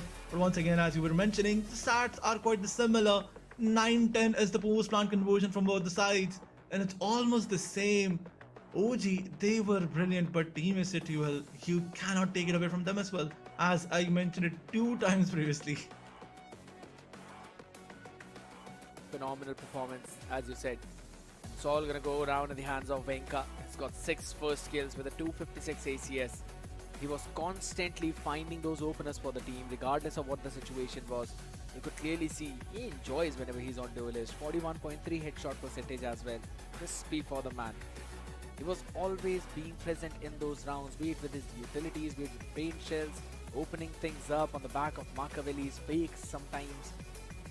To be honest, this time around, I think so. Winka did take that leap, right? He did take that baton away. And that's why even Machiavelli was playing a bit more freely. He was enjoying his time, but it's going to go in the hands of Miz to have the highest ACS of 278, followed up closely by Techno. Inkapa disease, Helef, yeah, struggles on the lower end of those board, but I think so it's fine. It was still a map pick of OG. Next one is going to be of S8UL. Absolutely. I mean, Valorant is a game of margin, so S8UL will come back stronger. But once again, if you look at the score line of all those players of S8UL, Techno, as you already mentioned, 22 and 20, a great score line from him. But this time around, you cannot say that LF was the main reason, was the main culprit. But yes, he was lacking far behind. But it's okay, it's alright. You still have 2 maps to go. But you have to win the next one in order to push your opponent towards the 3rd map. True, you've got to win your own map pick. The next one, that was Fracture. And again, I still remember the statement that Hacker said. But the point is, how confident is he going to be on his statement now? Because Split was supposed to be their map pick. We've considered Orangutan to be one of the top teams on that one. But we'll have to find the answers to these questions, which will be right there after this short break. Don't go anywhere.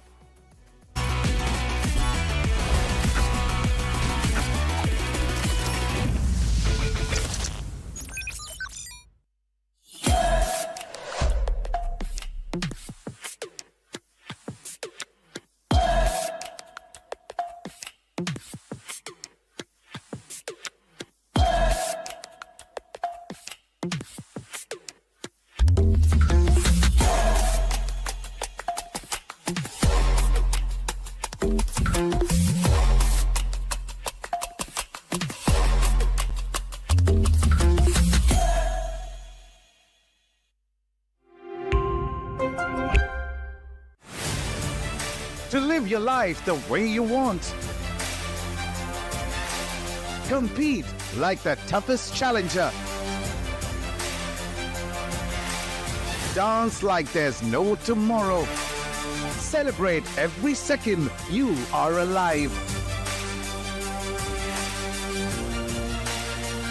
Life has no rule books, but we can give you a stage.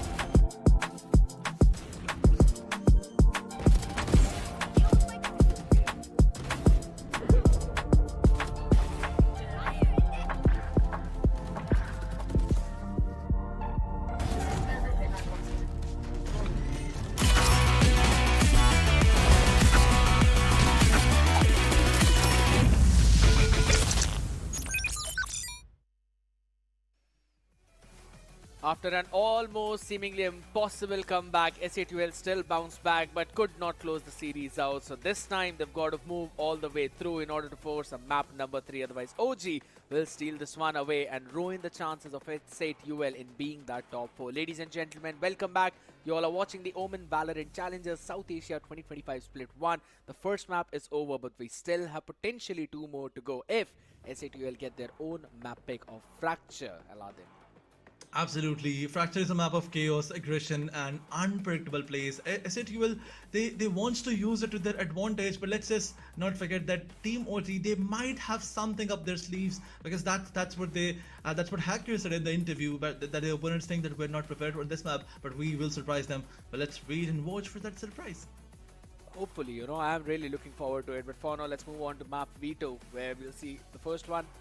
Eventually split ended up 13-11 for OG, but after that we're gonna have the map of it actually got to a surprise Fracture, where we don't know what the situation is gonna look like. Lotus, of course, is again for both of these teams a pretty solid map. I would have to say I'm gonna lean in a bit more towards OG on that too.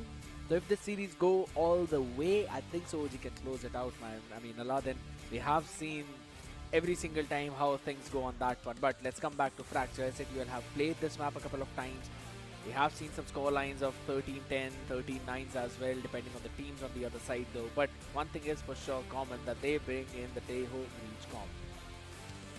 Absolutely, Team OG, they're bringing in that Teho Breach comp along with a mix of Neon. That's the same thing, that's the same case with Team SA2L. This time around, this is going to be a mirror composition. Both the teams are going with the same composition. So, as I was about to mention, that expect a lot of lurks and flanks and explosive side hits, because that's what Team OG is gonna do. They haven't played this map a single time, but now that they're playing on this one, they will surprise. But on the other side, SA2L, they look a bit more prepared on this map. And Techno, as you can see, his win percentage on competitive, you can say on this map, he played 2 times and would win both of the times. That's the thing, SA2L. I remember that when they were up against Revenant XSpark, they performed really well, but eventually scummed over towards the end. That's again, same story. Maybe this time we're going to see some changes. Orangutan now aimed ready. Exact same composition for both of them. Venka on the Neon is something new, which I am going to enjoy unlike any others. OG starter defense, ladies and gentlemen, and SA2L will be starting on the attacking side. Score is 1-0 in favor of OG. Maybe this Fracture goes for SA2L because it is their pick, or maybe OG seal it away to close the series 2-0. We will find that out in the potentially next 24 rounds or so, as we see SA2L starting all the way towards the B. Right, we're gonna probably move in all the way from tree. They've got everything set up perfectly and just a camp to hold down the arcade if in case we decide to push there. Absolutely, this time around the tension is going to be on towards that B side, because that heavy hit is going to be there. SA2L, all 5 of the players are pushing. The forward line connects, but still Wiz does not care. He pushes side. Techno, as he found Venka with the classic. SA2L, they have that man advantage. Locating targets. That was a crazy headshot delivered by Techno. But once again, the side is in the favor. The side is in control by Team SA2L. The plant is there. But Hawks, man oh man, his position is not given to any of those players out there. But DC, as he got shut down, but man, he's not stopping whatsoever. Makawali shuts him down. SA2L winning all those crazy duels. And now, as Makawali was left behind, he was not enough to take any of those players down. But Mez, what a performance! Opener being found by Techno with a crispy headshot on Venka. And then just a double up over in top. That's exactly what they wanted. Wanted to go for the re-clear out there, but just could not do that. Lovely and much needed pistol round for SA2L now. They've got 2 over 1 in those pistols. Yep.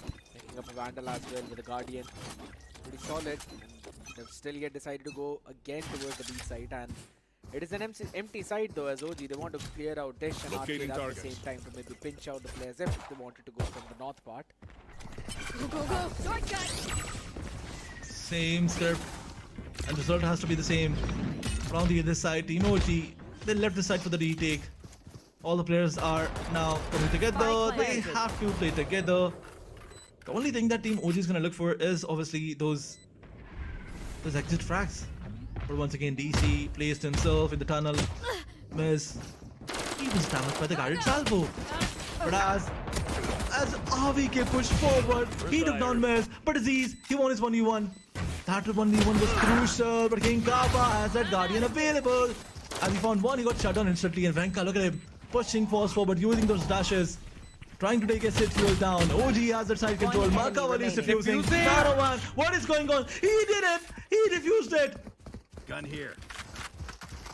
With all that OG. chaos that was the caused gun. over tree, Aladdin, I get the excitement. They were able to stick down that defuse. The first two openers were the most crucial one when they cleared out the tower and got control of the site. As then the rest of the attention was all thanks to DC, who was playing back and forth down in the tunnel. He just bought enough time, and then Venka pushing everyone away with a relay bolt. Then now pushing in. They've also got the Outlaw up into the mix, and Venka, he is at the right place this time at Dish. Absolutely. He has to be really good with this Outlaw, and he finds a headshot and finds another player down. Hawks was also standing there. All that man advantage. Look at Venka. He finds another. Will he be able to shut another down? That was you can say, a bit more of a gamble that he did out there. But once again, Makawali connects the bullet on Techno. Man, oh man, what a performance by Vanka. Vanka on this Neon, he is a different beast, as you mentioned. He's already got the overdrive available for the next round. Not quite sure how my man is just playing so crispy, playing so crazy. Cannot make such mistakes, you cannot give such rounds. You want the pistol one, you were supposed to convert the other.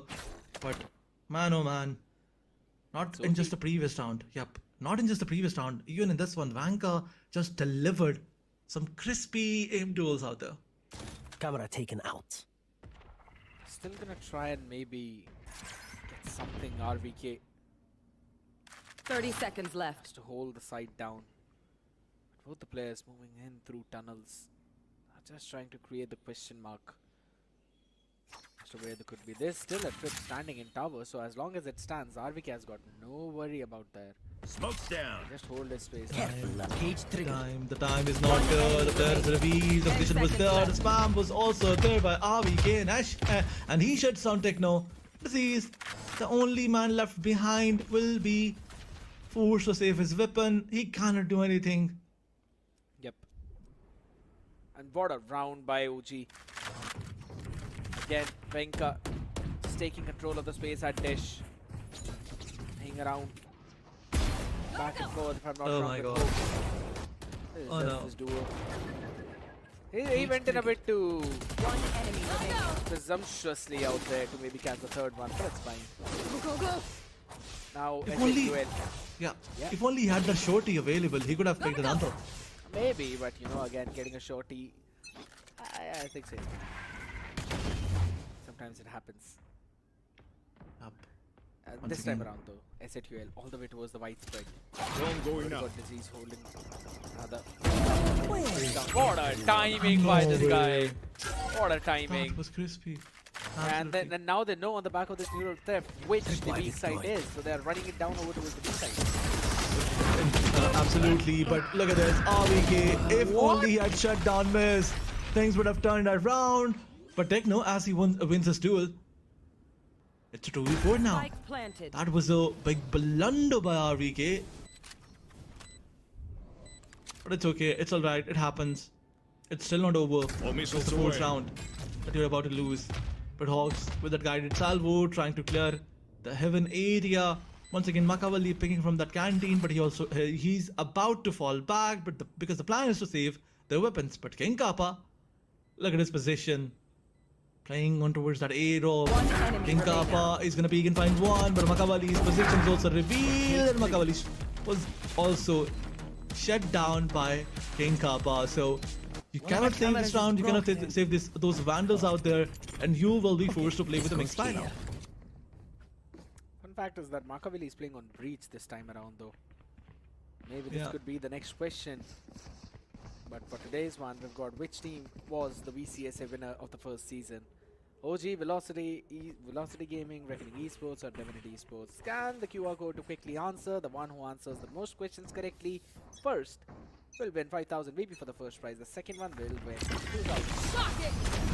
Absolutely, but once again, the heavy A execute with so many utils.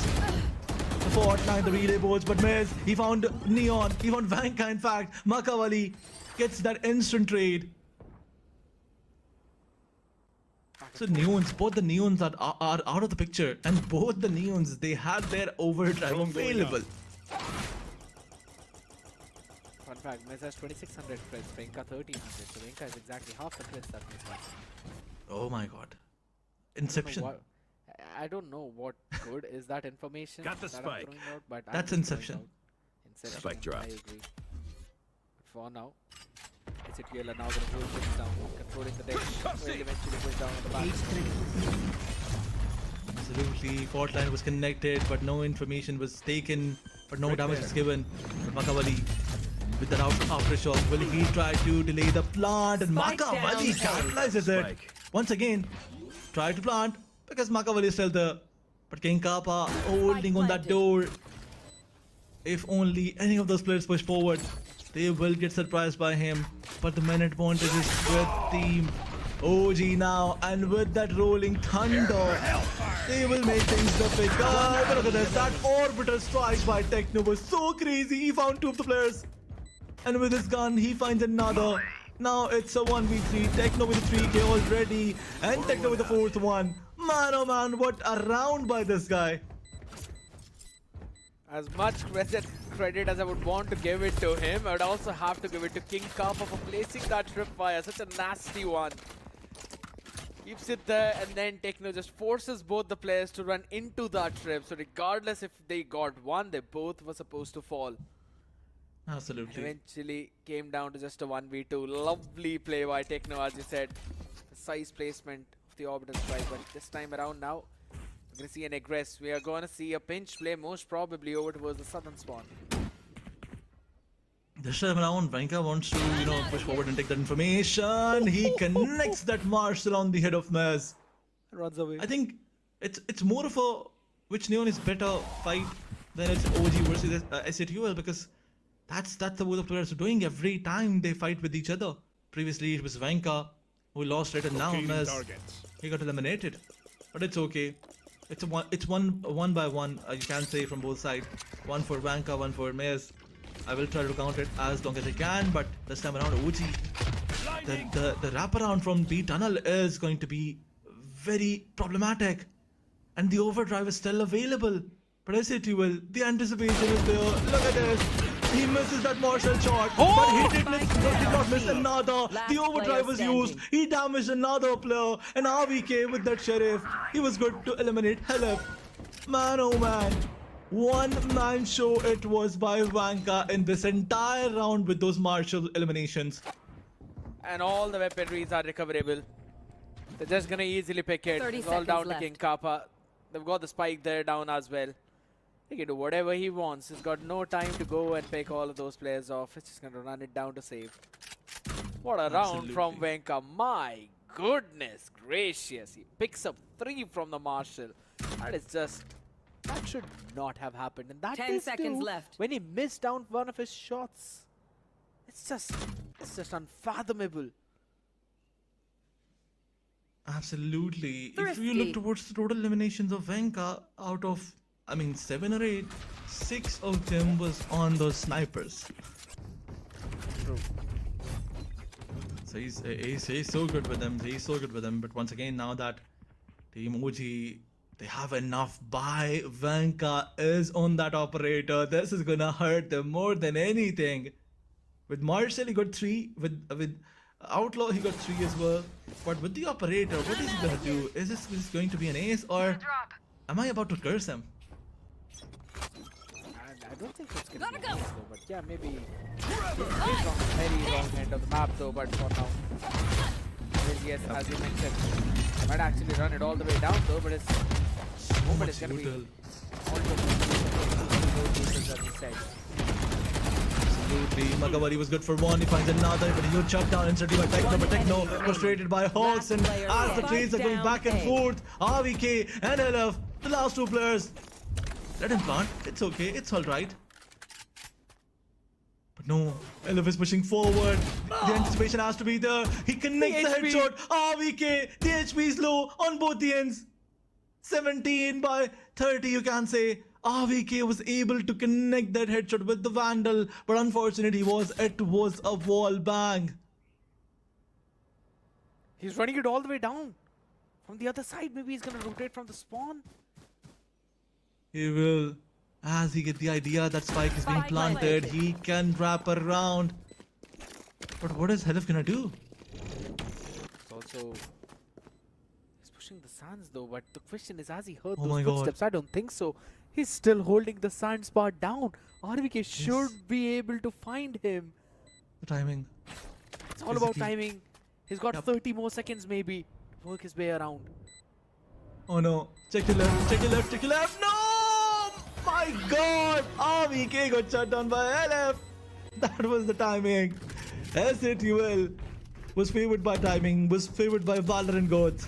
But it's okay. It's all right. OG was just better. But the operator is out of that picture.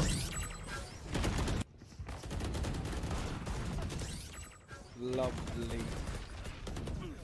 It was so back and forth, I'll have to say, but Machiavelli getting two there was the big Last play. player standing. Yep. Because that's Aziz and Techno had to equalize those numbers, and then Hooks going 1 for 1 2. Those back and forth trades, absolutely perfect. But as it was Helif's vigilance, repositioning around again, came down to that last decision making. It's pushed down again from Dish. Right Bloody. between the eyes. I cannot anticipate the second. So now a question mark created around the map as SATUL re-clear that space. Defense even more thin for OG now. 2-on-1. The rest of the 2 on the other as Machiavelli constantly jiggle peeking. Oh my God. Man, run away. Still lucky to be alive out there with the regen shield. He's gonna get 25 back. HP back to 100. Smoke's down. Still at least 3 bullets onto the body. Absolutely, but that connection of, Vandal bullets through the wall bang was pretty good. But once again, SATUL trying to surprise their opponents, moving towards that A Launching side, smoke. going for that, probably that heavy A execute. The situation is even for them, for both of the teams. 30 seconds left. But that side is still the stacked up one. 3 players high. Aziz has that rolling thunder available. He used it. Side. Oh my God, the incendiary is gonna damage King Kappa so much. He's down to 66 HP, and even Disease. This is how 10 we seconds end. left. Oh, what And an now the Armageddon! Armageddon. Yeah. Oh my God. It's Still still got a done. plant. My ultimate is ready. They won't get the plant at all, as you said. It's done. OG winning out the round, just stalling it out. SATUL just bought enough time. I have to say it, a little too much time out there, rotating all the way from the ropes, going down south and then executing. There was so much utility for OG to stall that entire push out. I'll have to say, RVK constantly is in that position where he's setting it up all the way towards the B side, and that has given enough room for OG to work on the other. That's why they can always stack there. And SATUL on this timeout need to clear a few things out.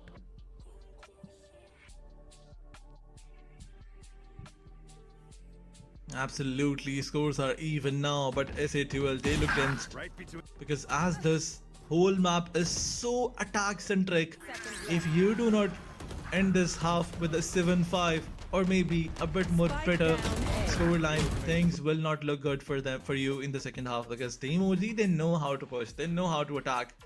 They are so good on this map. Although we haven't seen them playing in this, you can say, in this entire VCSA, but it's okay, it's alright. As Hacker was mentioning, they have some surprise that we can see on the attacking half. But once again, a tech pause is there. Something that we all hate.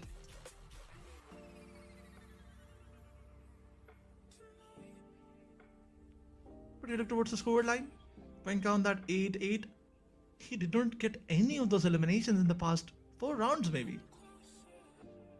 So it was probably a curse, because after that round, when we mentioned the heroics of Venka, he was unable to get any of those eliminations.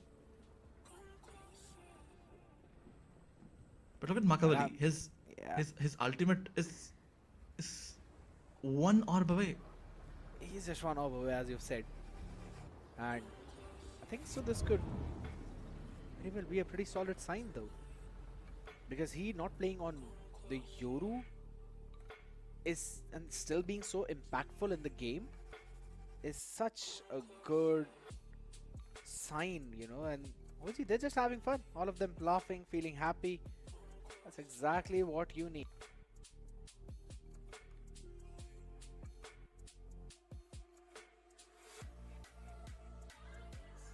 As there's a famous saying, you either win or you learn. OG knows it. That they cannot lose, they can either win or learn. But Makavali, man oh man. As he smiles, this brings, you know, happiness on our faces as well. So, on the other side, there is a bit more pressure on Team SATUL. And Helif, he's always so tensed. He's always wiping his face, or probably he's like playing with his nose. He's, at this point, I think so, just trying to see how dim can he get his room, that he's barely visible on the camera. Yes, how dim can he, you know, make his room and still be visible, and still be visible. Exactly. I think that's what he's trying to do. King Kappa as well is on the similar road. They're like the John Cena. You mean, oh my god. Nah. You recently heard, right? He said that he gets annoyed by the "you can't see me" memes recently. Oh my god. Yeah, he said that. I have no clue. I have no clue. That's been after he's turned into that villainous arc out there. But you know, I'm pretty sure though, since we're on the topic of villainous arc, SATUL are definitely gonna turn on to 1F in case they don't win this fracture. That's a big one. OG will have to be honest, climb uphill, since it's the map of fracture. It was the pick of SATUL. I think Makavali is not, he's not communicating with his team. He is on Discord with someone else. That's what I believe, because the look at his face, that tells us something else. But there's one more thing that I want to tell you guys. Get a chance to win 7,000 Val points and have your favorite Vandal or maybe Operator skin. But all you have to do is answer this question: which team was the VCS winner of the first season? Was that Orangutan? Was it Velocity Reckoning or Revenant XSpark? I think you guys do not need any more hints, as my co-caster already mentioned that team is probably playing today.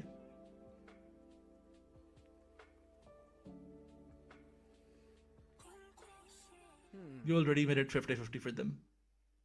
I'm not going to answer any of that now. You already basically told them what the correct answer is. Though I'm pretty sure.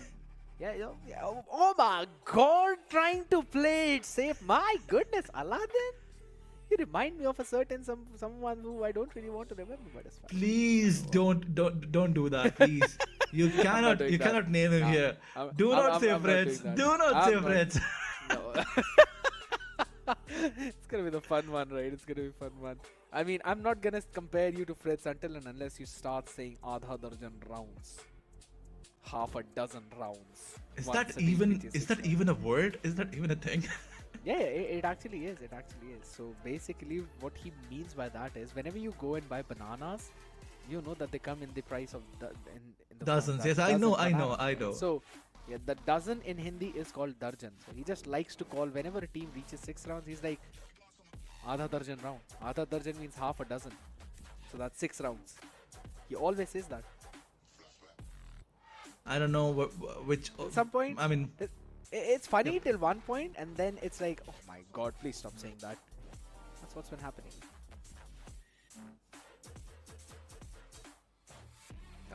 You know, someone just told me that he actually still says that. I'm like, oh my goodness. I'm pretty sure. I need to ask. You need to ask him what reminds him of bananas in, you know, Nah, Valorant. I'm not gonna. You know what? For now, I think so. We're gonna be heading on to a very short Yeah. break, ladies and gentlemen. Please don't go anywhere after this tech pause. We'll be back.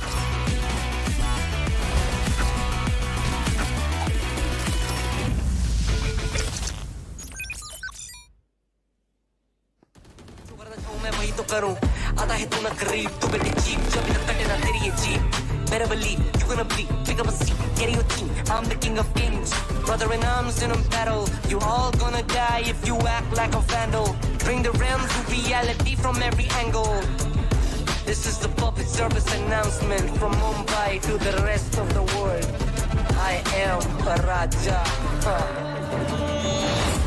I am the Raja भिड़ेगा तो उठेगा जनाजा ना तू मेरी तरफ आना आ गया तो होगा फिर तनाजा ना ये भारतीय भाषा फिर दुनिया सुनेगी ये तराना ना 'Cause I am the Raja 'Cause I am the Raja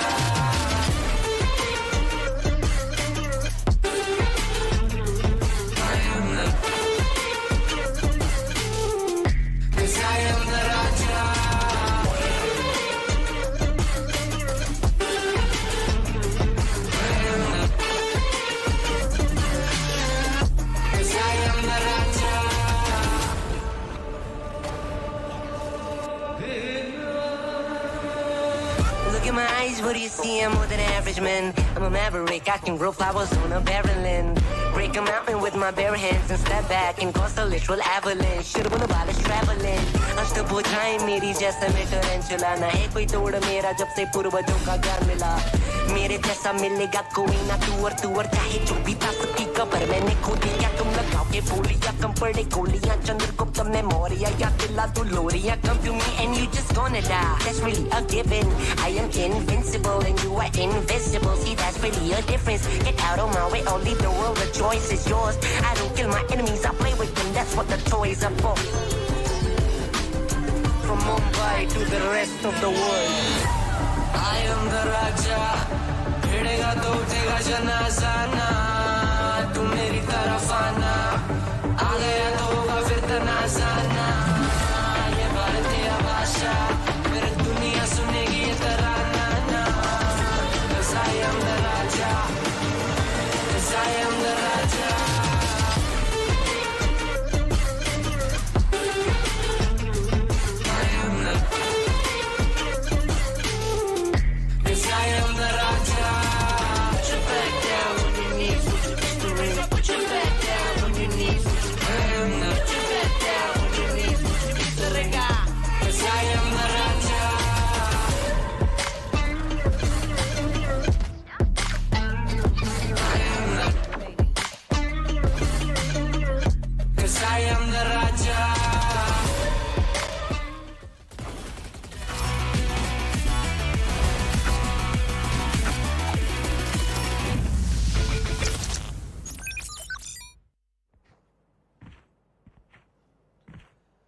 Welcome back, ladies and gentlemen. After that tech issue, we are back again, and kudos to the teams for fixing all of that very quickly.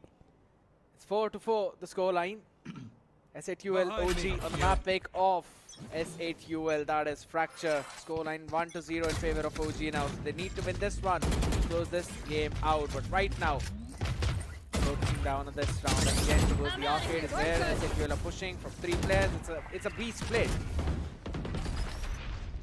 I mean, in all that push and those random fires, Hawks gets a lot of damage, and as the position was revealed of Mez, RVK gets advantage, picks him, shuts him down, but Aziz with the trade, and AC with the counter trade. But once again, as the trades are going back and forth, OG is left with that man advantage. But look at the position of Venka. You have to be careful, Helef. Do you have any idea? He did use that Armageddon, but it will get wasted. Why did you waste it? That's a big question. But once again, Disease and Venka with that 1v1. Disease, he was about to buy it.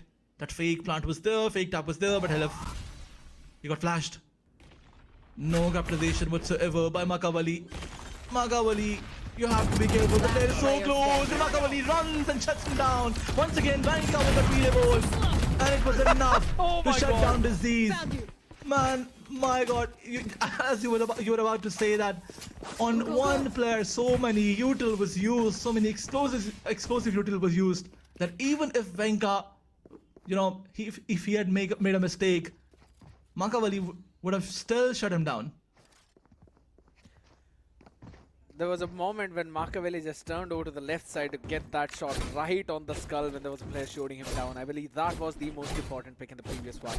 Yeah, because he held his ground, he was alive, and as long as he was, there was always a question mark to not push out on that avenue. And then Venka, man, just styling on this neon. He reminds me of Fast Pass, I'll kid you not.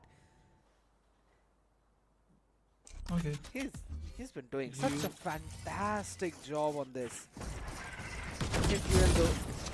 Not a slow push now. Have to run it down all the way towards the A side, but it's a full-fledged retake.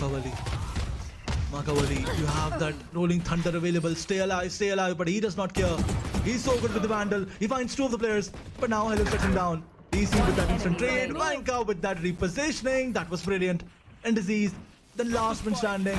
Will he be able to plant? No, the answer is no, as DC shuts him down. All in all, OG was so good with the trades and with those crossfire setups. And on the back of it now, they've already got to 6 rounds. In the defense of Fracture, I'll have to say, this is a heavily attack-centric map. Absolutely. Already so solid high on this defense as Venka now pulls out the operator. Machiavelli has been stepping up big time on this one. Hoax is enjoying his own time with the utility on the bottom of that kill board. DC rules though. He's not impacted with the framing of. Techno is the one who's impacted with the framing of right now. DC, oh my goodness. My man is just pushing down that. He is playing neon. Absolutely, OG is doing that on both the avenues. Look at this bank cover is. But look at this rolling thunder being used. Miss. He's gonna get a lot of pressure, but that orbital strike will be able to find one or not. As LF found 2 of the players. Things are going back and forth. Makavali picked 2 of the players. Makavali picked another. Makavali picked the 4th one as well. And now King Kappa, the last man standing. He's dead. He's dead. Venka is crispy with that off. It was insane. Combine it between these 2 players, my man. Combine it. Yeah. It's all a 5k. It's all an ace between these 2. That's what they can do. And I did like the idea of S8UL. They got the first 3 picks, but again, did not anticipate Machiavelli on that angle too. When he went to trade his dead teammates and was so precise on that trigger. That regardless of a few whiffs from the other side, if I'm not wrong, by RVK or maybe Hoax, he still was able to capitalize on the back of it. That was such a big miss. And then he turns around, shuts down the player inside the tunnel too. Machiavelli, my guy, he's doing everything that he's supposed to do. DC with the orbital strike. Yep. Copy. That's what I was about to say. DC with the orbital strike. He's so ready. The proactive approach is there. He's opened it. He's not gonna give any chance to you. But look at this, RVK. He got relay bolt, but he's falling back now. Once again, the forward line was used, but easy.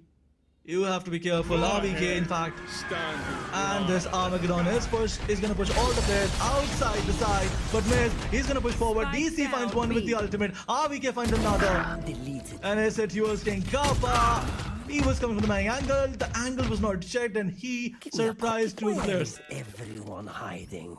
Venka was holding it. They're sending the spike down all the way towards the A side though. Hold on. Nah, no way. He's pulling it all the way back to B. 30 seconds left. I think so. They still will get the plant down though.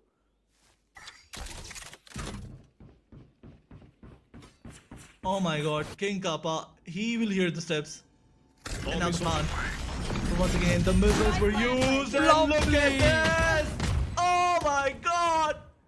Both the utils. The fault line with the mix of those missiles. But once again, hell of a position. Oh my god. Now you pull out a Vandal in that way, that's fine. Venka, not an operator. This is crazy good from OG. The timing on the back of it, the anticipation, the understanding. Switching sides. They just waited for the plant to go down, and that was such a brilliant timing for the aftershock guided salvo. This is a busted combination. Absolutely. This is the, you can't say the loveliest composition ever. Combination as well. Oh, you talk about the combination, right? If you think that Teho Breach is good, OMEN laptops, you've got to check that out because it's got Intel iCore i7 processor 14th gen. 14th gen? Absolutely, 14th gen along with RTX 4060 as well. Something that's always on top. And if that's not enough to convince you, you've got some exchange benefits of 21,000 and a cashback on board as well of up to 10,000. Do not miss it out. Quickly rewind back the video, scan that QR code. It's only available at the HP booths. Don't miss on any of that option, ladies and gentlemen, as we quickly move on to this one. 8 for the swap. OG now on tank. King Kappa, he needs to run away to safety. Absolutely, but Venka did not pay any respect to his opponents, pushed forward, but he got disrespected instead by Techno. And Techno with that classic, as I always mention, he's something different. He creates so many, problems on their opponents with this classic, and even in the previous pistol round, he was so good. But once again, OG, as they're losing their main advantage, they have to pull the strings of, once again, Camera taken out. have to come up with a different plan. SATUL, they're not leaving. They're not leaving B. 4 of the players are here. And as Helef is gonna use this guided salvo, if he uses it, the pressure will definitely shift and OG will not be able to survive. But look at this. All the players of Team OG did get a chip damage. But how did they find disease? That was crazy. They're in the spawn, pushing backwards towards the A side. But there's one player that you have to watch out for, and that is Miss.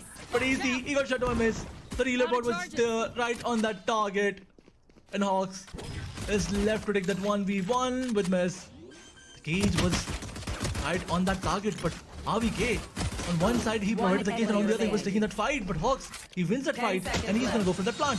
But unfortunately the timing was not there, and as he peaks, he got shut down by Techno. All in all, Team SATUL with a crazy win. They definitely got the win in previous one, but OG made them run for their money, man, for that. I don't know how they found the timing to jump into the spawn. They got disease on the back of it. It was all through those smokes. They added an extra bit of smoke so that they've got that cover. Quickly went on side. Miz had to stay alive. He was able to do a chip damage against Hoax too, but it's fine. On the back of that previous round, SATUL can definitely make a big comeback as Miz holds his ground down with the outlook. Can he replicate what Venka did? Oh! Oh my god, Venka with that Bucky. He is so crazy and he found another with that classic. Man, oh man. He is so good on that Neon. Once again, making the situation even for his team. The spike is being planted. SATUL, 2 of the players are going for the wraparound, and the anticipation has to be there because if you're playing for the side, you will not delay the fight for so much long. And as RVK finds King Kappa, the days were there, but no more. Hawks is left, the last man standing. They were about to convert this round. Why aren't you peeking? You have that guided salvo available. Play with the time. But I think he just wanted to see how far or close the players are. It's unfortunate he just got caught with that pre-fire. But what a round from OG, I'll have to say. SATUL, yes, they got that, but look at the amount of damage. They only carry forward an Outlaw and a Bulldog. And on the back of it, nothing. They're just reinvesting in a Spectre along with a full shield. Some Sheriffs out here on board. This should be a pretty solid and convincing round for OG.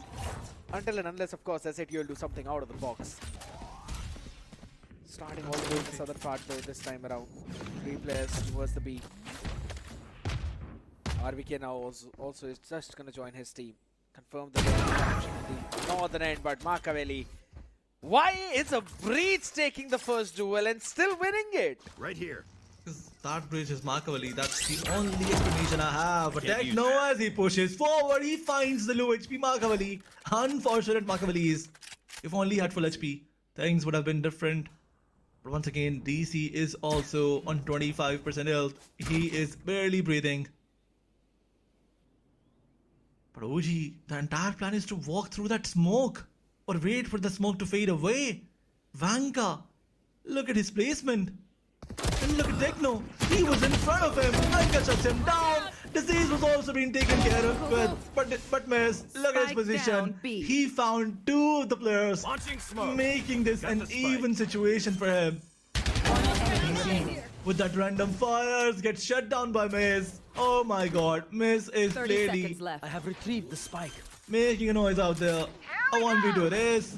Look at this, the overdrive. Oh, we can. My man, you have to do this. That was funny indeed. He was about to kill Miz, but how did he connect his shot to the other player? That still needs an explanation.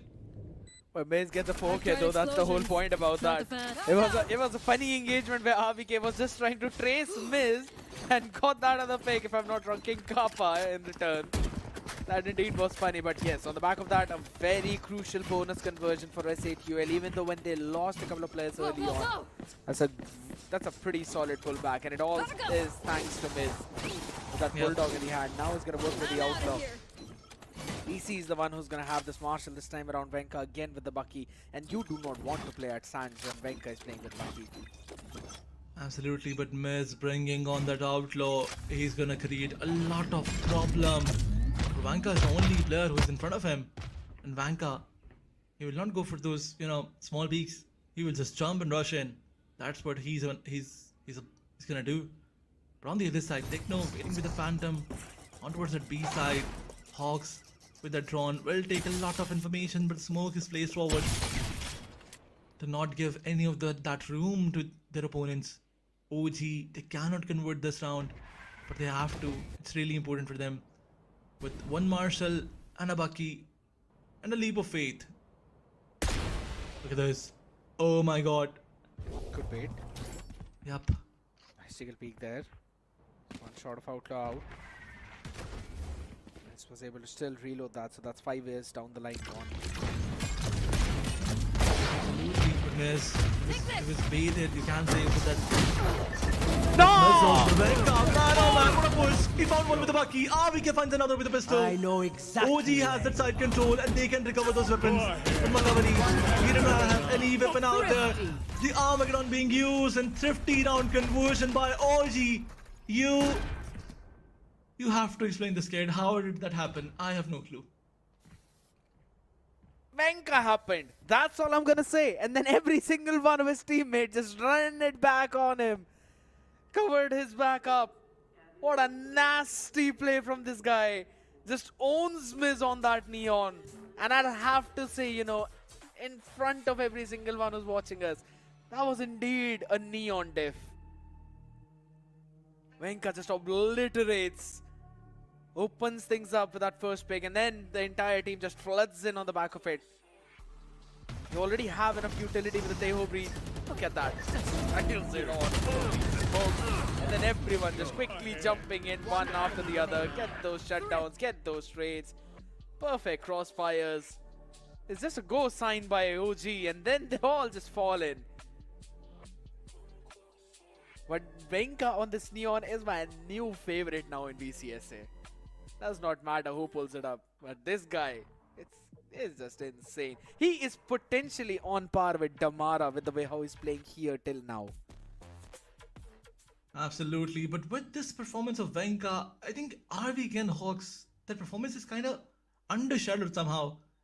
We're not mentioning them because in the previous round it was RVK who got 2 of the picks, and even Hawks got 2 of those eliminations, and with the Sheriff, that too with the Sheriff. RVK, he recovered a weapon, but Hawks, he had that Sheriff in his hands. So once again, crazy performance for him. But now we're moving towards the 17th round, and Disease is ready with that rolling thunder. You blink. Gets it all the way out though. 1-to-1 trade Techno. Easy on that trigger. Catches 2, but only to be falling down by those guided salvos. Very quick 2-for-2 trade. Still is a decent amount of weaponry with the full shields on both, so that outlaw in the hands of RVK should not do the damage at all. Go, go, go. No control. There's Watch out. still a fast lane, though. They can eventually use that, but quickly styles in over. Long range fine support from Hooks as well. Catches the man down. 10 HP, and that was enough as OG on the re-hit. Take the side, take the round, move to double digits, and potentially with that, maybe are now ready to take the series. Absolutely. Once again, the pressure is shifted towards SATUL. They had a good start of the second half, but Team OG, after that thrifty conversion specifically, they forced their opponents to take the timeout, and even after the timeout, they won the second round. And once again, look at the ultimates available by OG. I'm out of This here. time around, SATUL with that aggressive approach, guided salvos to delay that push. But his repositioning is brilliant. But as he found that headshot on DC still gets it back. Sheriff moment. Yep, Sheriff and Phantom. Lovely storyline. But RVK, he has that outlaw. And he finds another with the outlaw. Yeah, he's concentrating on those lurking angles, stopping anyone from pushing up north. This clearly shows you that OG have studied their opponents. They have done their homework. They know that if you like to occupy that part of map a lot more. Why did it take so much time? He could have stopped him from planting, and yet he took so much time. It's okay, it's alright. But Venka, archery being used, but Venka got shut down. King Kappa, he's too good. Side control is with the players of SATUL. But once again, the orbital strike used to the perfection. And now the Molotov. SATUL cannot defuse. On the back of it, they have Maka, but he's still standing, still there. And RVK with the outlaw. He found 3 of the players in this round. 3k from RVK. And every other round, someone from the team OG is going for those 3Ks or 4Ks out there. And now Machiavelli is one away from his own Rolling Thunder, along with Hooks one away from his own Armageddon. So this means that maybe this time it's their turn to go for those 3Ks. Look at everyone from OG. They're like, you know what, we're going to take a page off of the book of SATUL. We're going to run it all the way down from the northern part. As soon as I say it, Armageddon decides to move opposite to where his team is going. Smoke's down. Yeah. No visitors allowed. So here's the thing, the spike is not committed, so they just want to clear out those space, take that space away from SATUL. Take that map control. Overdrive, still up. Orb is going to be claimed. And that's the Rolling Thunder on for Machiavelli. This could be seen as well by SATUL, so they should know what's happening. And RVK this time falls down as the first player again, as the entire southern part of the map is in control of SATUL. That's a bit more over-aggression that you can see, we saw from RVK. I mean, you can't push like this all alone. Being on Cypher, that was a bad idea. But it's okay, it's alright. Things happen. Now that they have Rolling Thunder available, they can still convert this round. All they need is 1 or 2 picks, and after that, they can use that ultimate. Or maybe they need information to use it. Guided salvos being used on Techno. Techno falls back. DC with that spike. He's gonna plant, but that orbital strike is gonna delay, and with the mix of that, Spike down. you know, those missiles. Heller found DC, and Miz picks another, but Venka, his position is so brilliant, takes a spike and falls back. The Molotov was used, but the timing was not there. Now a 2v4 situation. Both the players have their ultimates available. But SATUL, they're leaving this side. The time is not with Team OG. 10 seconds They're left. saving it. I'm gonna go in for the plant. It's 2v4 now. There's no point in reinvesting. Still want to keep their economy a bit more healthy out there. A nice round from SATUL, just waiting it all out. Getting the first pick on RVK, getting themselves an advantage, and then just utilizing those ultimates along with the relay bolt and the guided salvos. All of that connected onto, if I'm not wrong, that was DC. So he could not do anything. Machiavelli, as soon as he got ready to use the Rolling Thunder, he was just met with his demise. So they had nothing to work in with that round. A nice round from SATUL, still keeping them alive, still keeping their economy in check. But there's no major ultimate for them to play around with, and that's a big problem. OG have got 4 on board.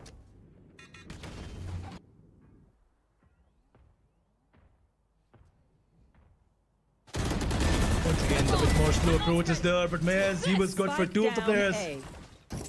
And on the other side, as Hawks found 1, the fault line was connected so perfectly, and Mez utilized it. Once again, OG, they lost their minute advantage. Techno is down on the other side. It means no more smokes for Team SHUL. Once again, Mez taking that 1v1 with RVK is gonna push forward and slide. But on the back of it, there's a stun. But look at this, man oh man, RVK was just good enough. But Aziz with the flashes, he's still available, he's still there. Makawali with that rolling thunder Last pushes player Helif standing. back. But as Aziz was shut down, OG is about to get another round. But do they have any clue, I got any Spike. clue whatsoever that Helif is going for the wrapper round? Nope. And Helif is gonna have the best timing in the world. I don't think so. If he makes his move right, he will. They've got no clue where Helif is. And he has that, Spike you know, planted. guarded salvo available. It's better not to use it though. His position will be given up. All right, Oh my now God. to see him. Gotta go. Oh no, Vanka was about to get a lot of damage, but those guided salvos are nothing on Neon. They don't work on Neon or Omen. He If opened the only- door to create a question mark now, so he can find at least one. Ah, No. never mind. Venka. Venka, no. Nasty guy. And the relay bolt was on time. Perfection by Makawali and Venka. You know, Match these point. guys together, I'm outta Neon and Breach, you know, their coordination is so perfect. Yeah. This combination is so good with both the players. Ult's ready. He's I- freaking vigilant on that Neon. Just knows the way. Look at this. Absolutely. And I don't want to see Makawali on Yoru. I want to see him on Breach because man oh man, he's so good with all that util alongside that aim game. Gets a bit more time to work around with his flicks, you know. So yes, I agree. He enjoys his time. Couple of ultimates available now. We're gonna be heading into another tech pause. I know a bit of a bummer, ladies and gentlemen, but we do appreciate your patience. You know, you're such a sweet audience out there. But LF and Hoax, both of them, they've got their own Armageddons available right now. Both the ciphers having the neural theft, and again, both overdrives. So it's gonna be a very dead even round for both of these teams. The only difference is that Miz does not have a rifle on the back of his overdrive. This could be an explosive round where they might want to, you know, push one part of the map, maybe go aggressively, steal one part away. And I remember that. I'll have to say it. Shadow hopped in. She said that the scoreline is looking like a 2-1. And I told her it's going to be a 2-0. She was still pretty adamant on the fact that it's going to be a 2-1. I was like, alright, we'll see. Seems like OG placed the trust in the right direction.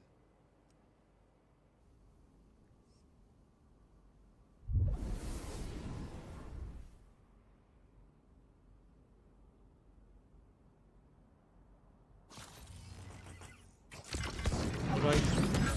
Once again, Hello with that drone, takes information. Venka gets suppressed. But that guided salvo is gonna push him backwards. And a lot of damage been taken by King Kappa with that guided salvo. He's all the way down to 10 HP. I'm outta This is here. entirely an open site. And no one's going to be pushing from the northern part of the map because there's a tripwire out there. It's gonna go for King Kappa, was good for Venka. The Armageddon was being used and from one side, the ultimate was pushing and on the other, DC was there. But as misused that util. Man oh man, Makawali shuts him down. RVK takes that information, gives it to Makawali and once again, Makawali was enough. Team OG trying to make it look like as it was personal, dominated the entire map and SATUL faces the loss. Why is he offering them a cookie? Max bro. Oh my god. Makawali, nah. Nasty. That is nasty. But what a way for OG to close it out. Seems like Hoax did not send out empty threats there. I can see all of them giving a thumbs up to each other, and that was such a great game by OG. SATUL tried their best, I'd have to say, but just were outclassed in that one.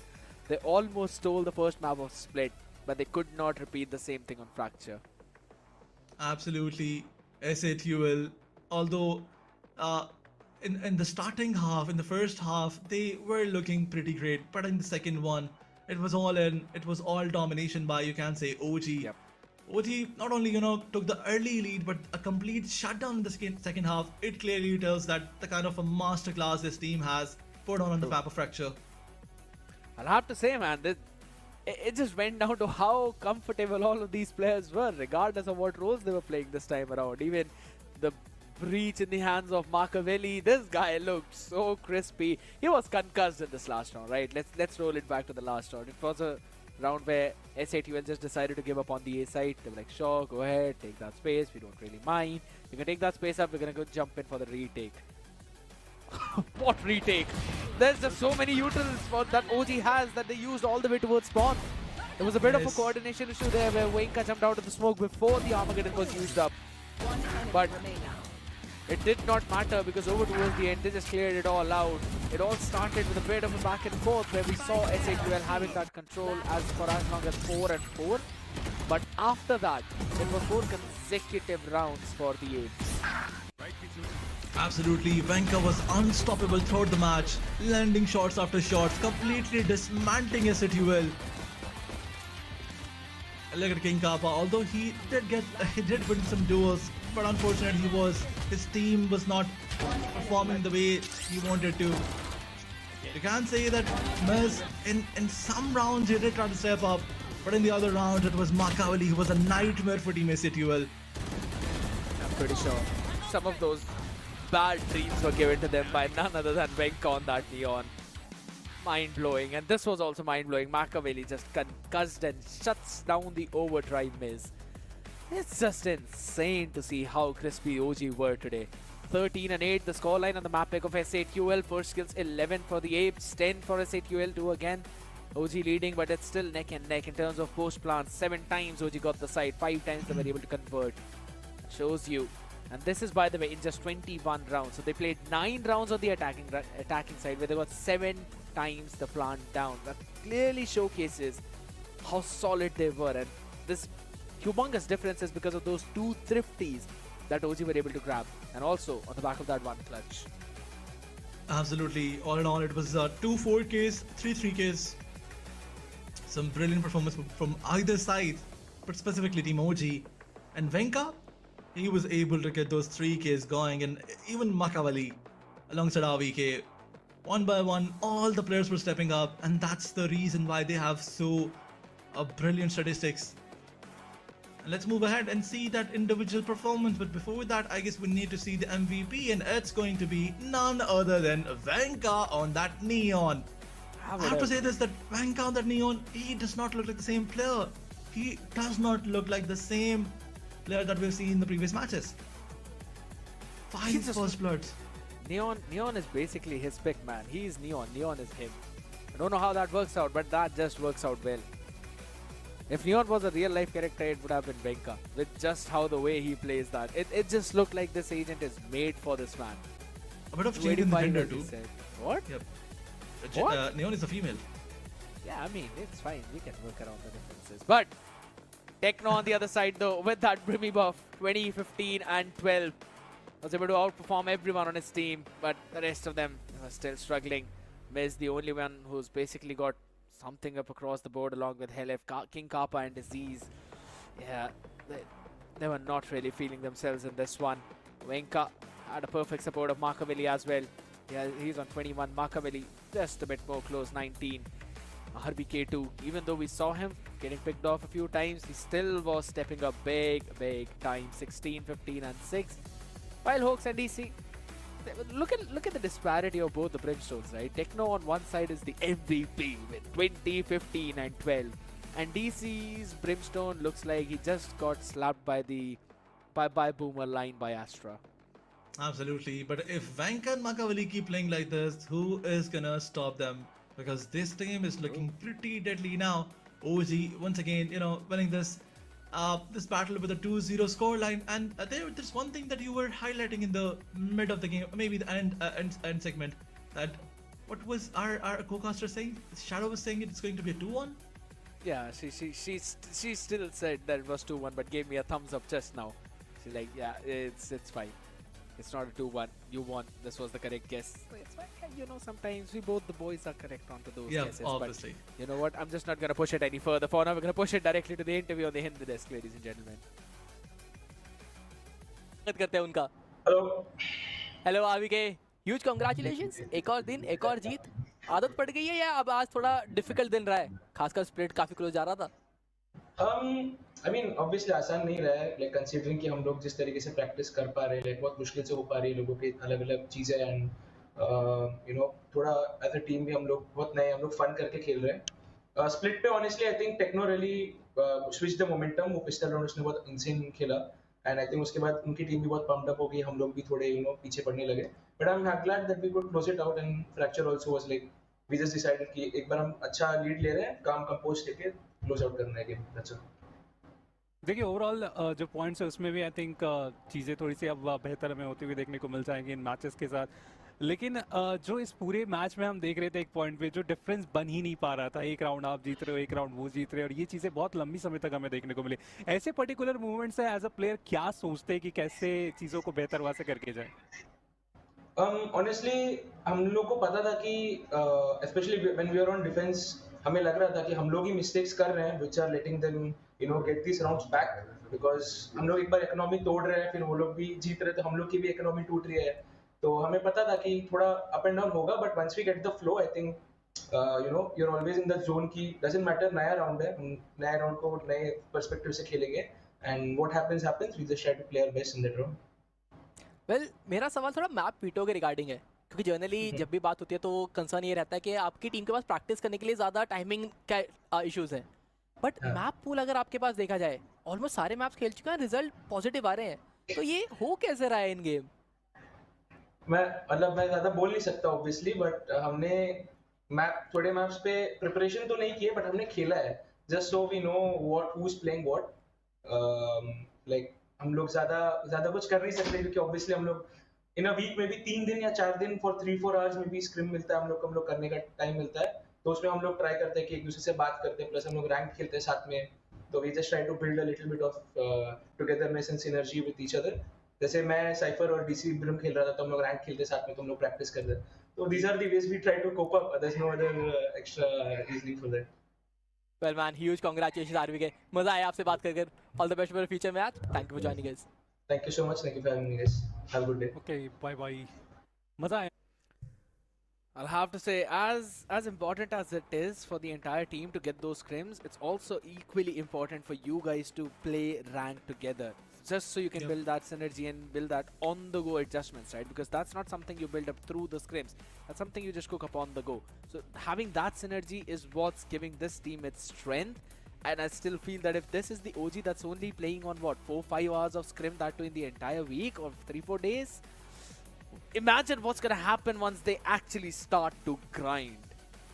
Absolutely, and there's one more thing. The statement that Team OG, you know, they put out for the entire VCSA, that was very evident. They wanted to tell everybody that they are not just good on 1 or maybe 2. They're good on every map out there. They're so dangerous. They will challenge your defense in every other map. But there's going to be another best of 3. The show is not over. The next one is going to be between Velocity Gaming and Asterisk. What are your predictions for this one, Shadow? Scared. Wow. Shadow is asking for the prediction from you right now. He just called you on the street. But it's fine, Aladdin. I know you want to cast with Shadow out here. She will be joining you in the next one. But before that, yes, as you asked me for the prediction, I think so it's going to be 2-0 Velocity. But I would really love to see if Asterisk pick up a map against them. I really want to see Asterisk step up slowly and steadily because they are the only team now on the struggling end. Even Aura have registered a win. But ladies and gentlemen, for now, we're going to register into a short break as we'll be back for game number 2.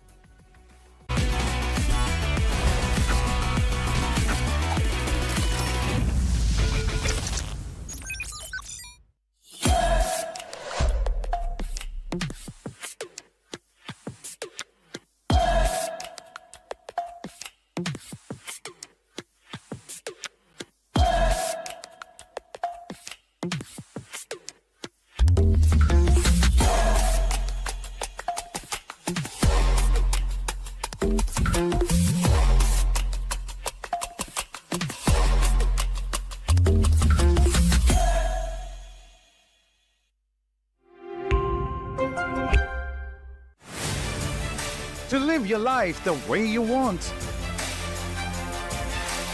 Compete like the toughest challenger. Dance like there's no tomorrow. Celebrate every second you are alive. Life has no rule books, but we can give you a stage.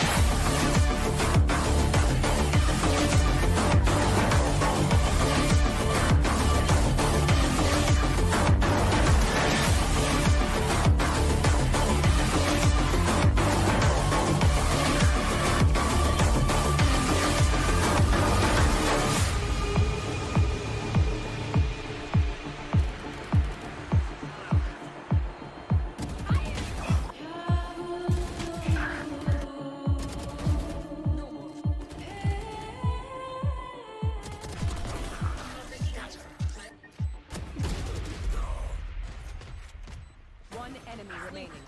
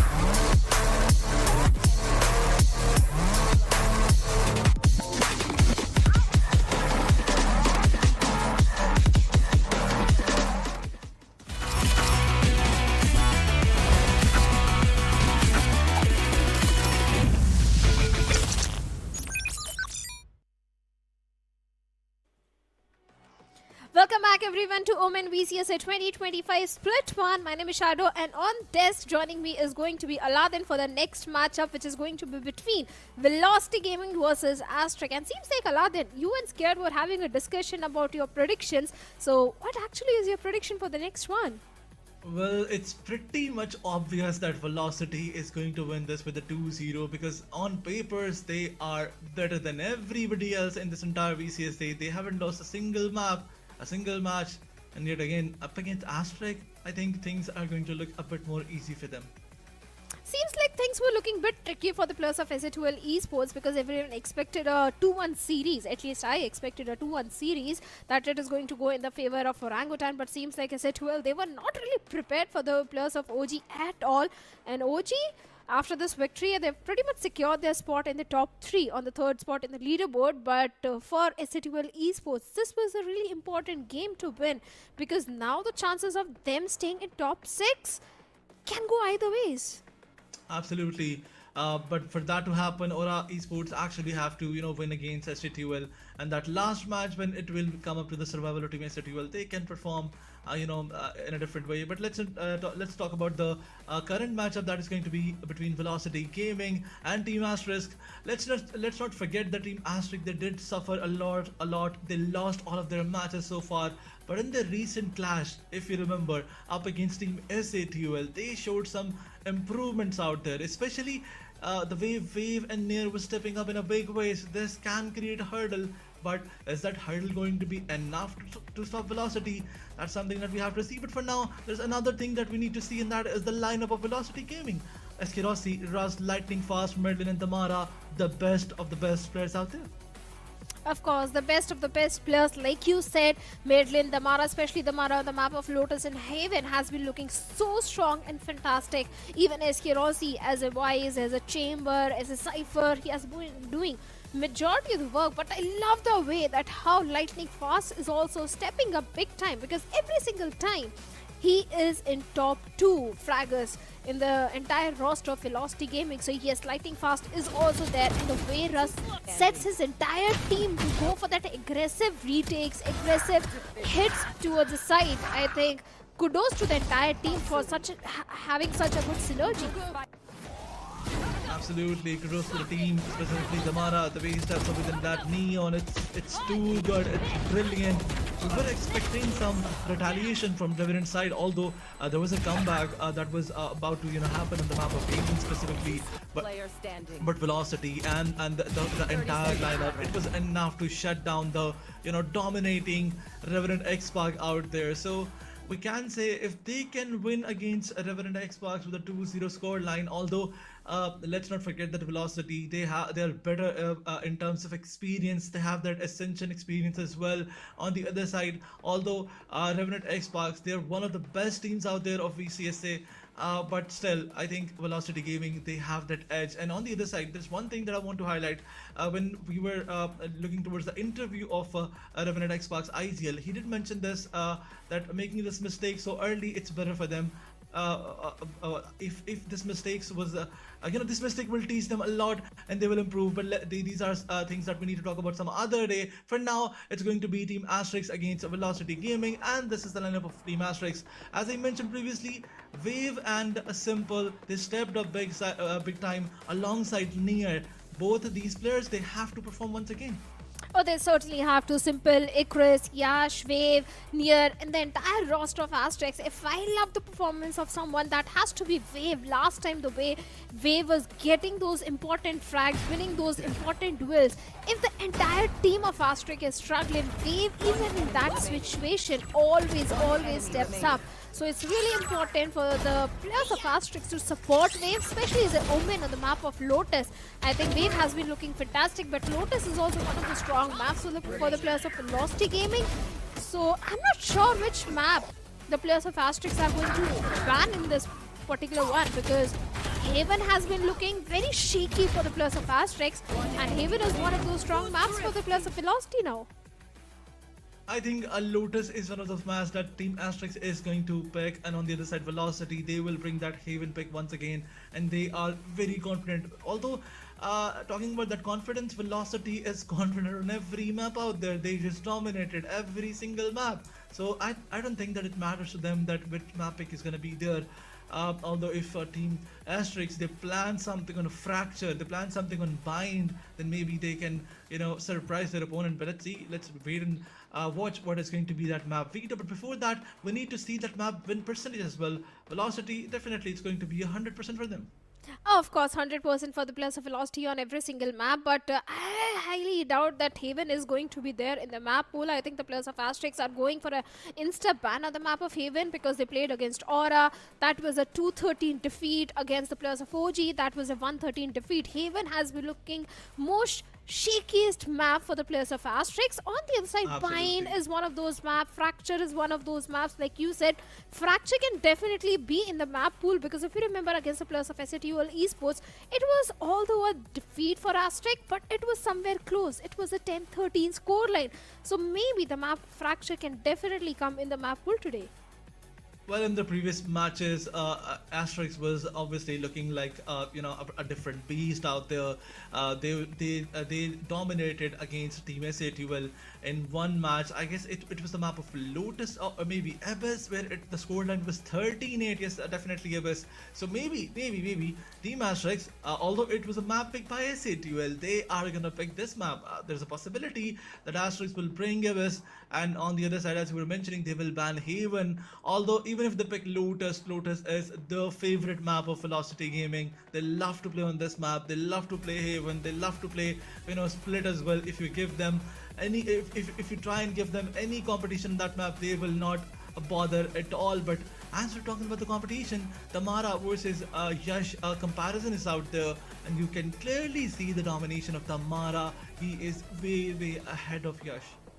Of course, he has played Neon 12 times and he's one of the best Neon in the entire South Asian region. I have to say that. But Yash usually likes playing as a Raze main, and then ACS of Damara is way more than the player Yash. In fact, both of them have been doing way too much for the entire team.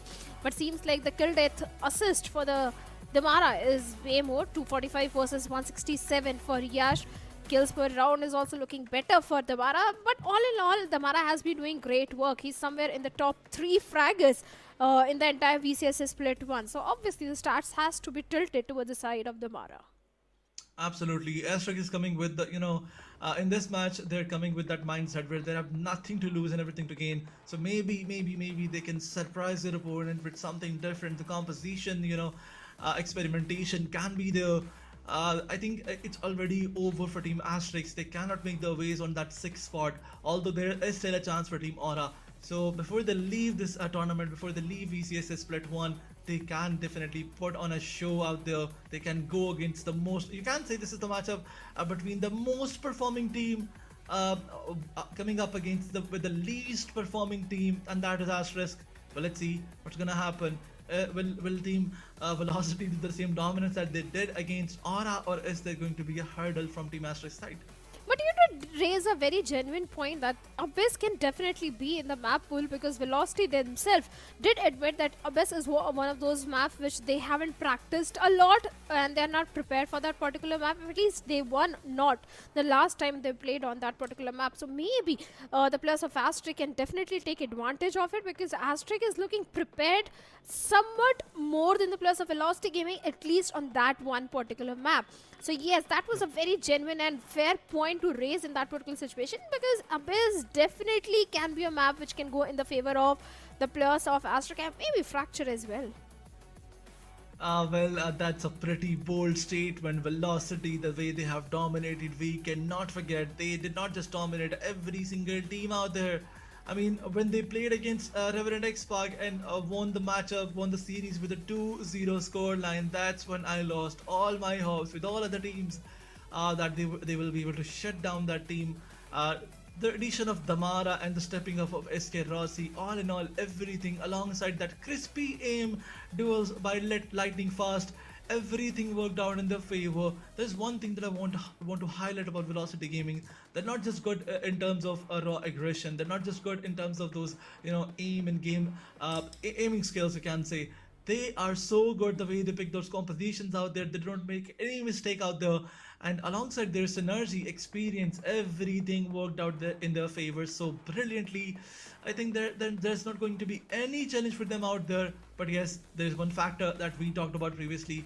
Asterisk, they have nothing to lose but everything to gain. But what they have to say about it, let's move towards that interview and see what the players of Team Asterisk and the players of Team Velocity have to say.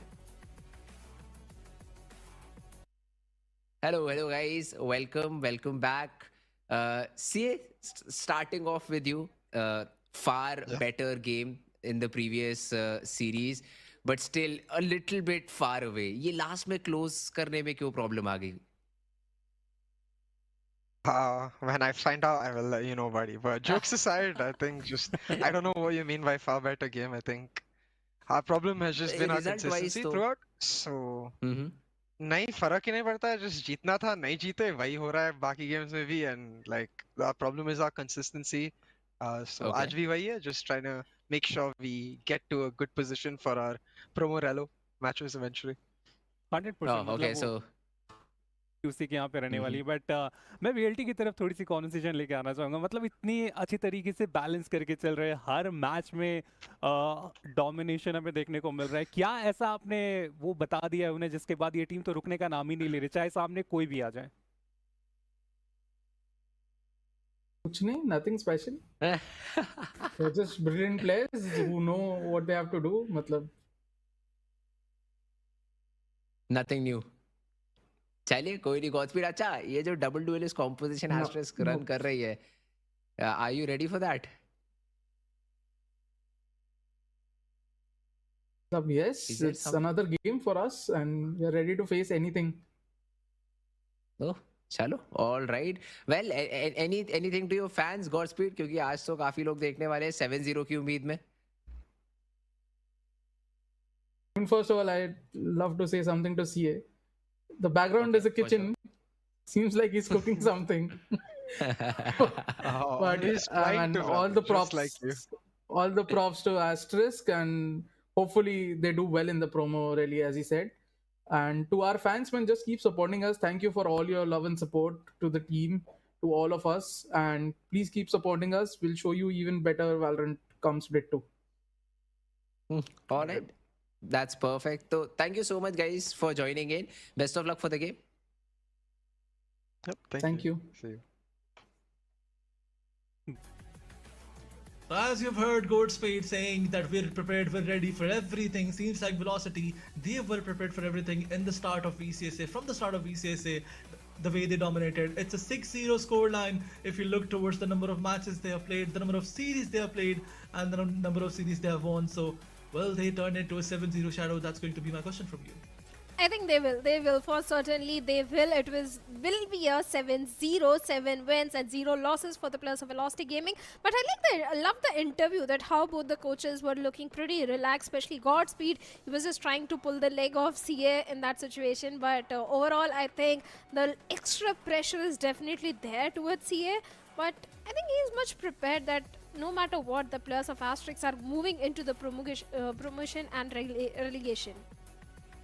Exactly. That's one thing that he mentioned, that this is just another day in the office for us. This is just another matchup. We do not have anything different. We don't have anything new. We just have 5 players who know what to do, and that's all they do. Nothing to actually.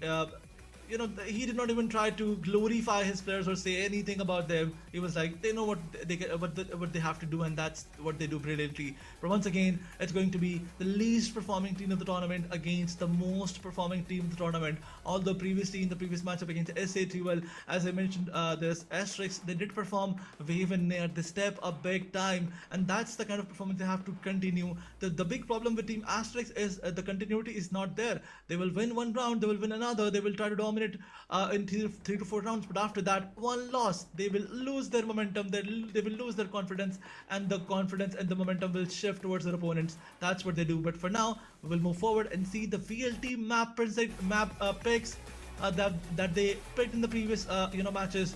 Lotus is going to be their 100% win. In fact, every map out there is 100% victory of Velocity Gaming.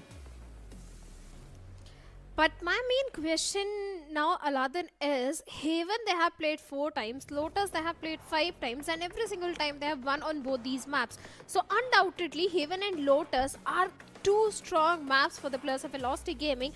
Even if the players of Asterisk goes for a ban on Haven or Lotus, they can't ban both the maps. They can ban only one of those maps, Lotus or Haven. So no matter what, one of those maps is definitely going to be there in the map pool. But which is going to be the second map? Abyss and Fracture. They're the only 2 options, I believe, left with the players of Asterisk now.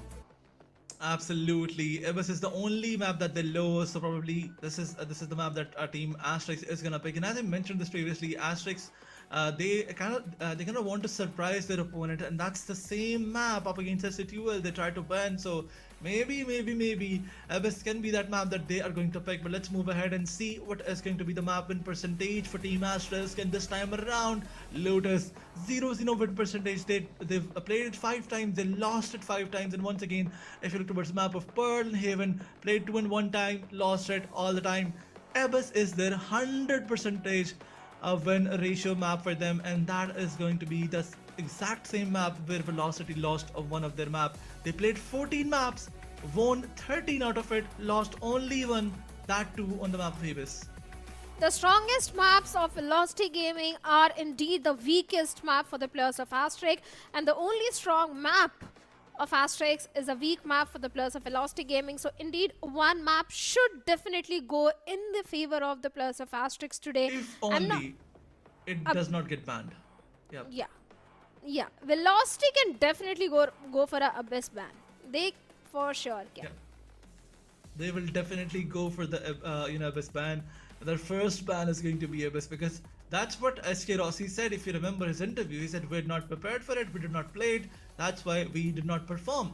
So maybe an instant ban is going to be there. But if somehow if they neglect it, if they do not look into it, if they do not focus it, or maybe they can actually try and play against Team Asterisk on this map and practice. They can, but I'm not sure if the players of Velocity Gaming would want to reveal their strats on the map of Abyss, because, hey, let's be honest, they have got Split 2 and Split 3 as well. They are going to save their strategies for the off maps, at least for now. But looking at the stats of Velocity Gaming, well, Damara is leading the chart in terms of the kills. He has got 245 kills, but look at the first kill. 56 first kills for Damara. Absolutely, in terms of those kills and ACS, he is dominating entirely. But there's one thing that is consistency by all those players. 216 by Lightning Fast, 214 by SK Rossi, alongside Ross on 115 and Madeline 144. You can see that in terms of kills and ACS, all the players are shining brighter. But look at the first bloods of Damara. Man, oh man, this guy just obliterated all his opponents, and that's another reason he loves to play on Neon. But that's another reason why he does not have that headshot percentage ratio, because you have that Phantom in your hands, you run and gun, sometimes those Bucky eliminations are also going to be there. That's the reason why the headshot percentage ratio is not that good. But moving on towards Asterisk, and you can see pretty much the same thing, although the numbers are not big, but yet balanced enough. Oh, they certainly are balanced. In terms of the first kills, I think Yash is leading the chart, but I think Nier is not able to get those opening frags way too much, because it's only 8 first kills. The numbers are not there for Nier at least. But looking at the damage per round, he's certainly dishing a lot of damage. That is 115. But in terms of the damage, it's also Yash who is leading the chart. So undoubtedly, Yash and Wave are the 2-star performance, along with Ikris as well, who has been doing a lot in every single situation. And hi to the Hindi desk, Ravan and Fritz. I'm sure. Hello. I know what their prediction is going to be for sure. Fritz is going to support the players of Asterisk no matter what. Absolutely, Fritz is going to support the players of Asterisk. Wait a minute, is he going to support the players of Asterisk? I mean, maybe he's gonna try to jinx them once again, although Asterisk is already struggling on that, on the skill set. Fritz doesn't jinx, it's only scared. Okay, well, I think both of them jinx, but it's okay, it's alright. Asterisk, they need more than that. In fact, they need everything that they can. Those jinxes has to be in their favor, alongside, the performance of Wave and Nair, as I mentioned previously. Let's see what they have to show, what they have to bring. But once again, the map veto we have to focus on. There's another thing, but hey, ladies and gentlemen, let's see the map veto. Asterisk, they're bringing in Bind. As I mentioned, it has to be Bind or Abyss and Team Asterisk. In fact, you mentioned it. Bind is the map that Team Asterisk is gonna pick and try to, try to surprise Team Velocity with it. Velocity, being the cheeky ones, once again went for a Abyss ban, and they have banned the map of Split as well. But Asterisk, it were the 3 maps where Velocity shines the most, Haven, Pearl and Lotus. So they can only ban 2 maps, Haven and Pearl. They banned, so they had to by default play on the map of Lotus. But for a second I thought they were going to go for a Lotus ban, because Velocity, they have played Lotus way more times than Pearl. Do you think it's going to be a 2-0? I mean, to be very honest, Velocity played on Lotus 5 times. They won it 5 times in a row. You can say no loss whatsoever, no defeat whatsoever. But on the other side, Bind is one of those maps in which Asterisk can try to challenge them. But let's wait and let's just jump into it right away. The game is on, ladies and gentlemen. First match picked by Asterisk. It's going to be played on Bind. Velocity, once again, they want to move this storyline towards 7-0. They want to stay undisputed. But as we're moving forward, the Asian composition is going to be there. Once again, that Wise, Breach, into mix of Teo, alongside Astra from Asterisk. Look at Team Velocity Gaming. They have Breamy Boy once again.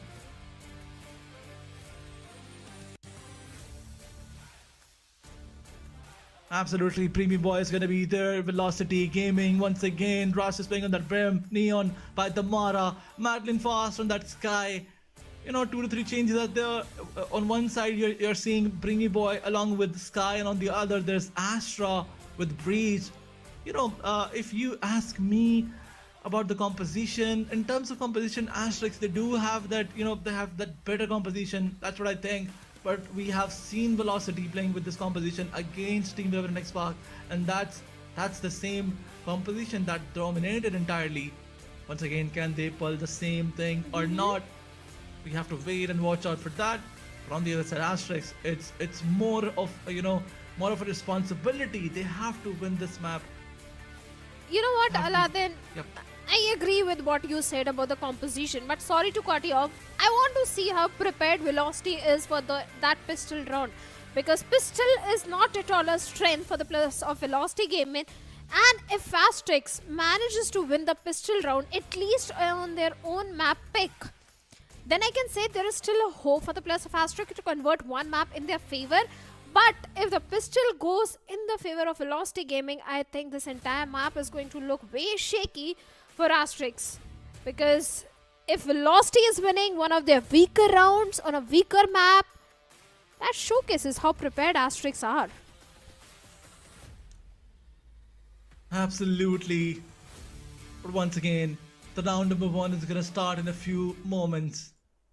That's one thing I need to mention, that Team Velocity, in fact Team Asterisk, they have to put all that pressure from the very first round. They cannot make any mistake. They don't have any room for making those mistakes. But once again, all the 4 players are gonna take the 10 trust on towards that B side. Guided salvos to push Damara backwards, but he's gonna move forward once again to take that first pick, because he loves to play aggressive. He has that relay bolt available. Once the information is stable, he will use it, and that's it. The relay bolt was there. Yes, was in that relay bolt. Russ is pushing from the other side, and look at this. Damara picks 3 of the players. And you can say within a few seconds, and Wave as he gets that trade. Once again, the fight is in the favor of Velocity, because Russ, in fact SK Rossi, shuts on Icarus. Taking that back. And the pistol. Really important round for the players of Asterisk to build the momentum on at least on their own map pick. Wave in a situation of a 1v2, and Wave is one of those players who can clutch it out. He's able to isolate those fights, and certainly he's going to, as he finds Russ. He's given a 1v1. Yeah, a 1v1, and even SK Rossi is down to 35 HP, but Wave was caught off guard. He was not aware where exactly SK Rossi is, and the pistol round goes in the favor of Velocity Gaming. At least this pistol was very close. Asterisk did give a very close fight to the players of Velocity Gaming, but now it's only Sheriffs and pistol, a eco round for Asterisk, and seems like a second round for the players of Velocity Gaming now. That's activated. One enemy remaining. Absolutely, SK Rossi making things even for his team. Getting the last 2 frags, and most important frags once again. Look at this, moving towards the second round. Velocity have the first win in their favor. Razor Wines being used in that Astra pull. In fact, that Astra pull was used with that guided salvo, but Tamara, he was about to find one of the players, but Madden with that utility, he actually eliminated Nia. You know, the way all the players are playing together from Team Velocity, this is looking difficult for Team Asterisk now. Once again, Ross did not make any mistake. It certainly is looking difficult for the players of Asterisk now, because it's only Chris and Wave remaining, and all they wanted to do was just do some eco damage to the players of Velocity Gaming. And look at the way Damara is positioned. Any moment from that link angle, and Asterisk, they'll be put to death. Damara is looking in the correct direction, and it's not just him. There's 2 more players. The Sky Smokes, the Nebula, everything is there, and Raz gets one, Damara gets the second one. And the second round, entire eco, a flawless in fact, goes in the favor of the players of Velocity Gaming. But this is once again going to be an important round for the players of Asterisk, because now they have got the bye. And if they are able to convert this bye round in their favor, they can go for an equalizer as well. I mean, Team Velocity is looking to convert that bonus in their favor. They don't have those ultimates available. That's alright, that's good. The first 2 rounds were not that good rounds for any of those single players out there. But Asterisk, now that they have that weaponry advantage, in fact, you cannot call this that much big of an advantage, because you can see one of the players on that light shield, and on the other Icarus is playing with that Guardian. Things can backfire for them, because on the other side, SK Rossi, he has that Bulldog available. Side by side, Damara on that Phantom looks pretty deadly and lightning fast with that Marshall. But Neo, the slow approach is gonna look difficult for Team Velocity. That drone is gonna go out, but look at this. The utility usage by Velocity Gaming, it's commendable. Right time, right deployment of utility. Once again, and look at that. Look at the position of Ras. He found one, but lightning fast. He swings and finds another. Lightning fast. He's so crispy. He found simple. Now that he has patience available on the back of it, Tamara is pushing on the backside. But look at Icarus. He found 2 other players, but that Guardian, Icarus, with those crispy aim games out there, the win advantage is not there for any of the team, but Team Asterisk, they have the weapon advantage, and they have that spike available. Once again, SK Rossi, is he going for that pivot? Is he going for that wrap around? He's already there. The timing is with SK Rossi. You cannot do this. He is already inside, playing from that guard, and he's going to surprise Icarus. And he found Icarus. He made a mistake. He capitalized on it, but a 1v1 was given to Wave. Madeline versus Wave. The timing has to be there. Wave is planting. Madeline is not going to push forward. Once again, Wave has a Vandal. This is the round. This has to be the round. Asterisk has to win it. I think Madeline is just waiting for that flash to come online, but maybe not. He swings out. Some damage received onto Madeline. Weaponry advantage is there towards the side of Wave. And down to 5 HP is where Madeline is. But Madeline swings at the right time, and Wave has been shut down. This was a big blunder from the side of Wave. All he had to do was just buy some time, because Madeline was down to 5 HP. And the bonus conversion is there for the players of Velocity Gaming. A big blunder. I won't say blunder, but the perfect timing was there towards SK Rossi, and after that towards Madeline as well. A 3-0, and once again Asterisk, they have been pushed onto the same round. This duel, which Russ and Lightning Fast won, were so important, especially Lightning Fast. He was so crispy with his Sheriff shots. This guy never fails to impress me.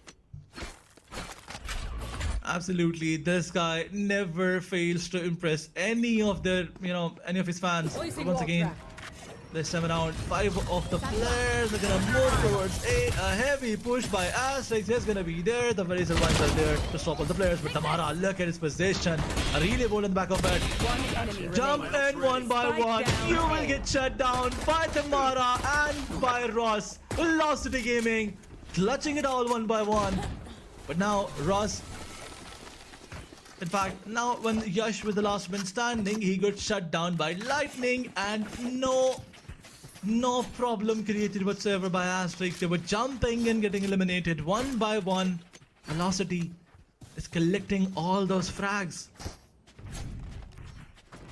They certainly are. Once again, Asterisk, they have got the buy, and they have got 2 ultimates also. Steel Garden being one of them. Even the Cosmic Divide is also there. Rolling Thunder is few points away, not coming online for next few rounds. But on the other side, Velocity, they've got the Orbital Strike to play for the post plant. Overdrive to completely deny the site.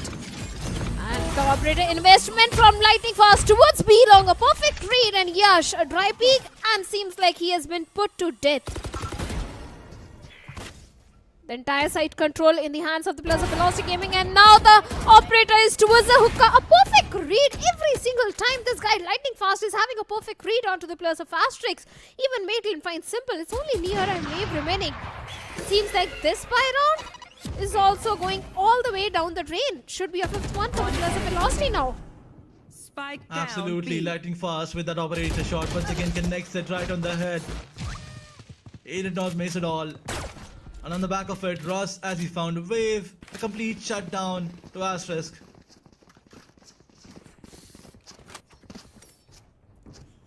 Three ultimates, but no weaponry for the players of Asterisk. And seems like a timeout should be on the way now.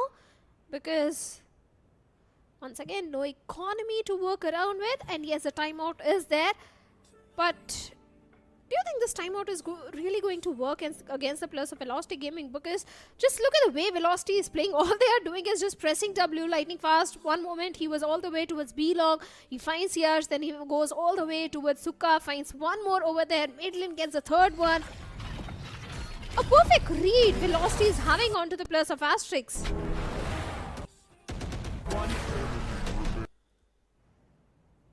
Absolutely, Lightning Fast with those crazy operator shots, making things easy for his team. And once again, the timeout was as it was taken by Asterisk.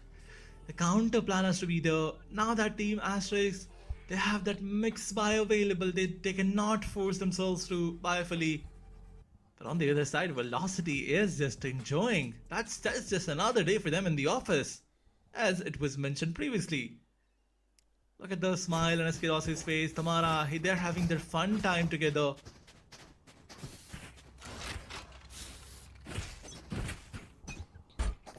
The players of Velocity know that it's an easy win for them. They've got 4 ultimates online now. Oh, nice. Yeah. Nice util to clear some space and have that B-long control, which Asterisk has been trying to do from last few rounds. The move board goes in and forces the players of Velocity to move back into the site. But the showstopper comes in, and Tamara completely denies any whatsoever value. Tamara with the overdrive. Orbital Strike also committed. And seems like those ultimates are not giving value, except for Tamara with that overdrive. The 3K coming in. Wave, the last man standing with just a pistol. A 6-1 on board. He does not care at all, as he got so much. He got damaged so much. Madeline was on the back of it. He healed him once again. You know, Tamara on low HP. He still looks deadly. And Madeline giving him his HP back once again, making things more difficult for Team Asterisk. This is just going, you know. This is brilliant by Team Velocity once again, giving no chance to their opponents. But now that Asterisk has 3 of those ultimates available, they have to clutch it out. They have to, you know, use that Cosmic Divide to the perfection, along with the Steel Garden and the Armageddon. So many utils, so many ultimates, so much to create at least one round on the table. At least win one round on the table. Problem is, Asterisk are not even finding those timings to use those ultimates. The way Velocity is going super aggressive despite being in the defensive half. Just look at that. Yash was trying to do something with his blast spikes. The razor point was there. Russ was positioned perfectly. No utility to clear those angles. Simple. Finds one, but will that be enough? Russ gets the trade. Chris shuts the Mara. But still their numbers advantage has been denied to the plus of Velocity. A 2v2 situation, but the timing. Look at the way Lightning Fast is going for those flanks. Go ahead. Easy one. For a second I thought he's going to knife him, but never mind. Lightning Fast once again. A 2k with the operator and a 7th one for the players of Velocity Gaming. Asterisk, they're struggling to find even one single round.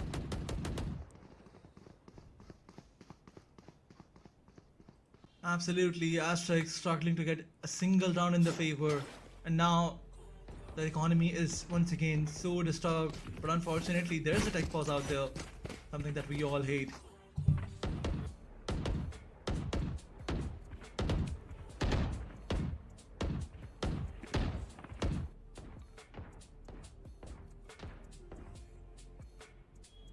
But seems like you said, Aladdin, you've got a technical pause. Soon all the technical issues will be resolved and we'll be once again back into the game. And maybe this is also going to give a time to the players of Asterisk to rethink. And maybe after the technical pause, they'll find that one round which they are looking for.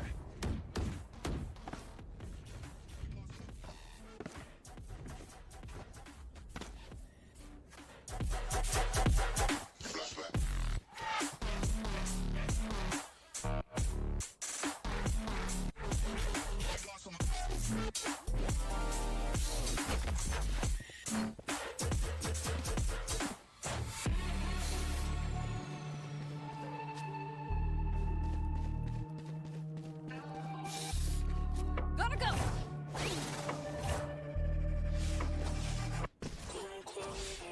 Go, go, go. Gotta go.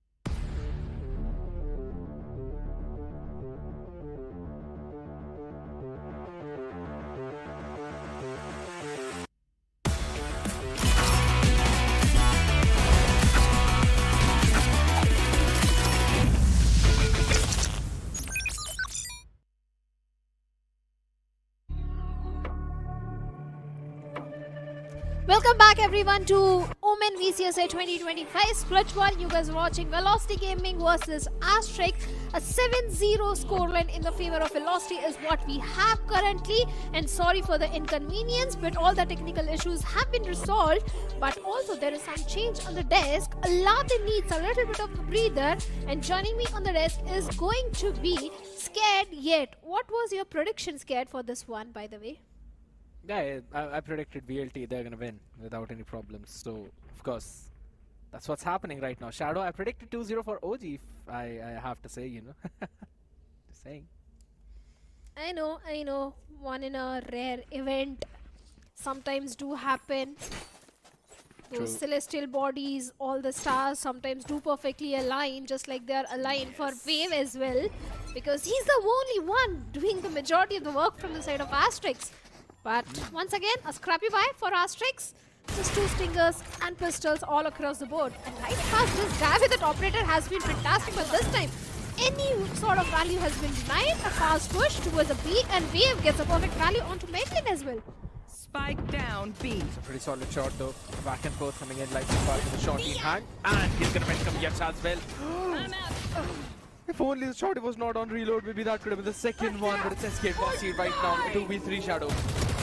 Yeah, certainly a 2v3, but now a 2v2. Rossi once again nullifying any sort of advantage to the players of Asterisk. Rossi gets with a pistol as well. Wave, the last one standing. He has got the Cosmic Divide. Come on, Wave, use that ultimate. I really want to see a Cosmic Divide put to use at this point and try to isolate those fights. But the grab well is there. Steel Garden being invested from the side of SK Rossi. But he's not going to win any sort of duel. And the 8th one also goes in the favor of the players of Velocity Gaming. A 8-0. What was the reason, Scared? Please break it down for me that the Cosmic Divide was not invested by Wave. Yeah, I mean, the problem. I'm just gonna say that it was probably because first it did not have time. It was a pretty explosive start for VLT, and then after that, why to use a Cosmic Divide in a 1v2 in that situation? Is all I'm gonna say. But you know, it's not just him. We've seen so many times, so many Astras not using that one to best of the use. But it's absolutely fine. You know, I'm still gonna cut them some slack right now. The focus is going to be to get 1 round, nothing else. Just get the first one on board. But here's this thing, the attack side of Bind, I will still say it is a bit difficult to handle. You have to execute the B side, take those extremity avenues. How are you going to do that is the big question right now. And the shear is also triggered so early on. Now it's so far deep towards Sands that it's easy to trigger it and then run back all the way towards the side. Now that avenue is a big question mark for Asterisk. They've only cleared showers till now. They don't have the B long control either, so the stack is still going to remain on the A side for VLT. I agree with what you said about the attacking side on the map of Bind, but if Velocity gets 2 more rounds, there won't be left anything for Asterisk to do on the defensive side, to be very honest. The next 4 rounds, Asterisk need all those 4 rounds. They have the showstopper, but seems like the value has been denied completely. The aftershock goes in to clear the U-hauls, but seems like no connection onto SK Rossi. Is still having that control. The utility usage, what's happening to the players of Asterisk? But Wave swings out and finds SK Rossi, shuts him down. But relay bolt on the back of it. Damara gets one, gets traded instantly. This time the trades are going in the favor of the players of Asterisk. And seems like they've found a way to breach into the defense of Velocity. But Lightning Fast, wait a second, he says no. Gets one. With that operator. The weaponry up. There is a possibility. Oh, it's a crispy shot though. Still has got his showstopper available now. He's gonna send it down though, but the perfect timing on it. Chris and Nia will get the round for them. Finally, the first one on board for Asterisk. So at least they've averted the worst possible outcome of a 13-0. But now they've got to avoid the second worst possible outcome of a 13-1. If Asterisk gets the remaining 3 rounds in their favor, it is going to be a 8-4. A possible swap for the players of Asterisk. I'm not still going to count them out completely. They got the 1 round. They did manage to break the momentum for the players of Velocity Gaming. They've got the Rolling Thunder. They've got the Cosmic Divide. 2 major ultimates are still in the hands of Asterisk to go for the second one. And after that, maybe they can find a way to break the economy for the players of Velocity Gaming. This round, once again, is going to be a very crucial round for the players of Asterisk. Going for a hit once again, but a double, triple in fact. Triple stacked up side is what we have towards A. Lovely shot by Lightning Fast. Now he just needs to try and survive from there. He's waiting for the healer. Oh my goodness! He still manages to land a leg shot onto Simple. Man is lucky to be breathing, but Madeline, alright, perfect. Now he's gonna catch a timing on not just one, but probably two. Hello there, Icarus. Flying a bit too high. Eventually the wings being cut off. Wall trip. One enemy remaining. I take my words back. There is no chance for Asterisk to convert the second one in their favor. At least not in this one. A 9-1 in the favor of the players of Velocity Gaming. As long as Lightning Fast is having that operator in his hands, there is no chance of Asterisk to get into that particular site where Lightning Fast is. That guy on that operator is looking absolute lethal at this point. He indeed is. And on the back of that, Asterisk call for another timeout now.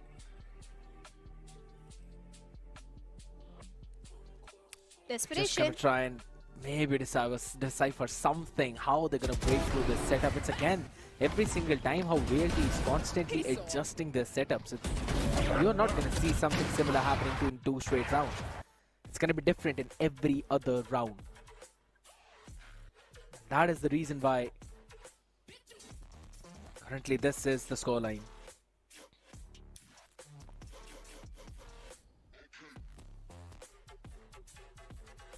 Hope is being lost slowly and steadily, Shadow. It is just looking pretty harsh for Asterisk. And I'll have to say, you know, it's not easy in this situation where they've only got their matches up against the top 2, 3 teams or towards the end. That's also what they're struggling with. Facing against the members of VLT who have gone undefeated. It's a big struggle. Again, it is a map pick of Asterisk. The next one, Lotus, is for VLT. No chance.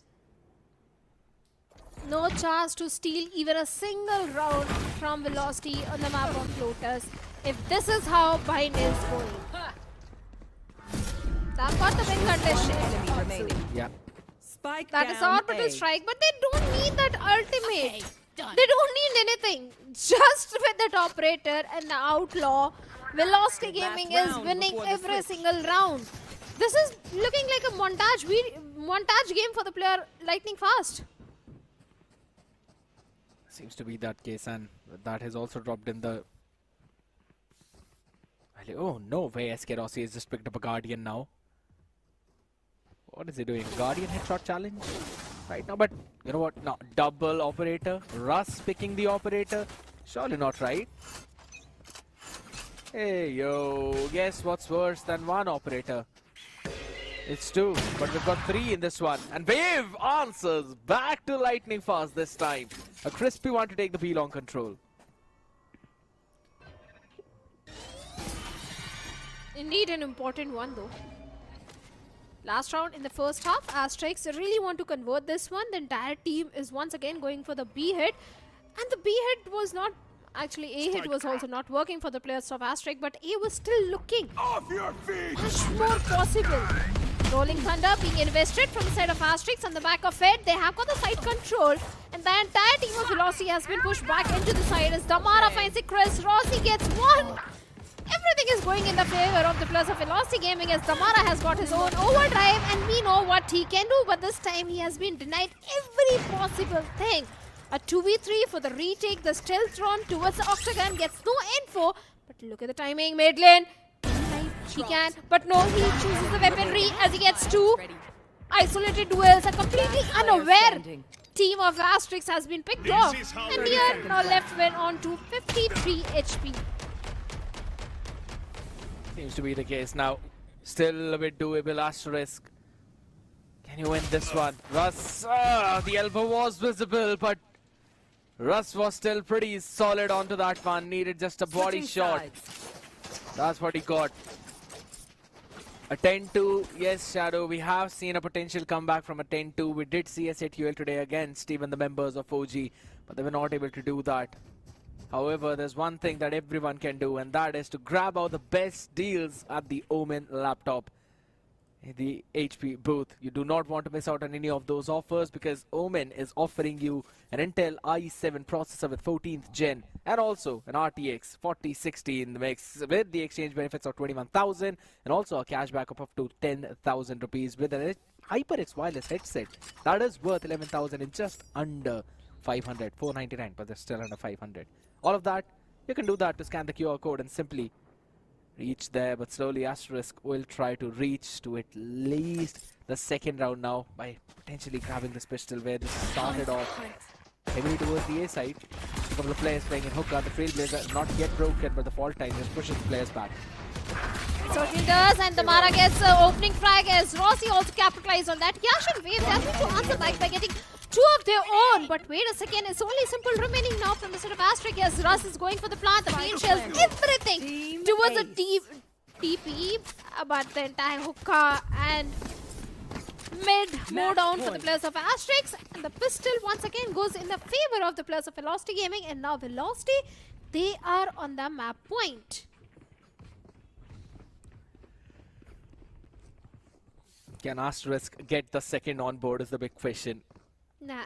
With just the sheriffs.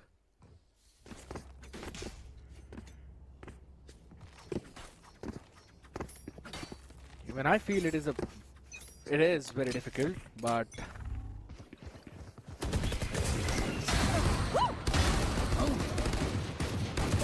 Wait a second, Yash with a 4K, turning the table suddenly, everything is going in the favor of Asterisk. The timing onto Yash was so precise and perfect. Where was Yash the entire map of Bind? But finally, like you said, the second round, now the hope is definitely there, but SK Rossi gets two. Still a 1v2 situation in front of SK Rossi. Can he answer a 4K with a 4K and get the 13th round on board? The chances of that happening are really slim as one of the weaponry is there towards the side of Wave, a Spectre. Chris still onto the pistol, but it's all about the timing. SK Rossi having that hookah control. Yep. Going for a plant towards a B. Thorns are alive. Still jumping it down though. He knows that there's 1-1 in the TP. The fun fact is, those weaponries are recoverable. So SK Rossi now, he's just got to play smart. He heard the sound, he heard the TP sound, he knows the players are there towards the hookah.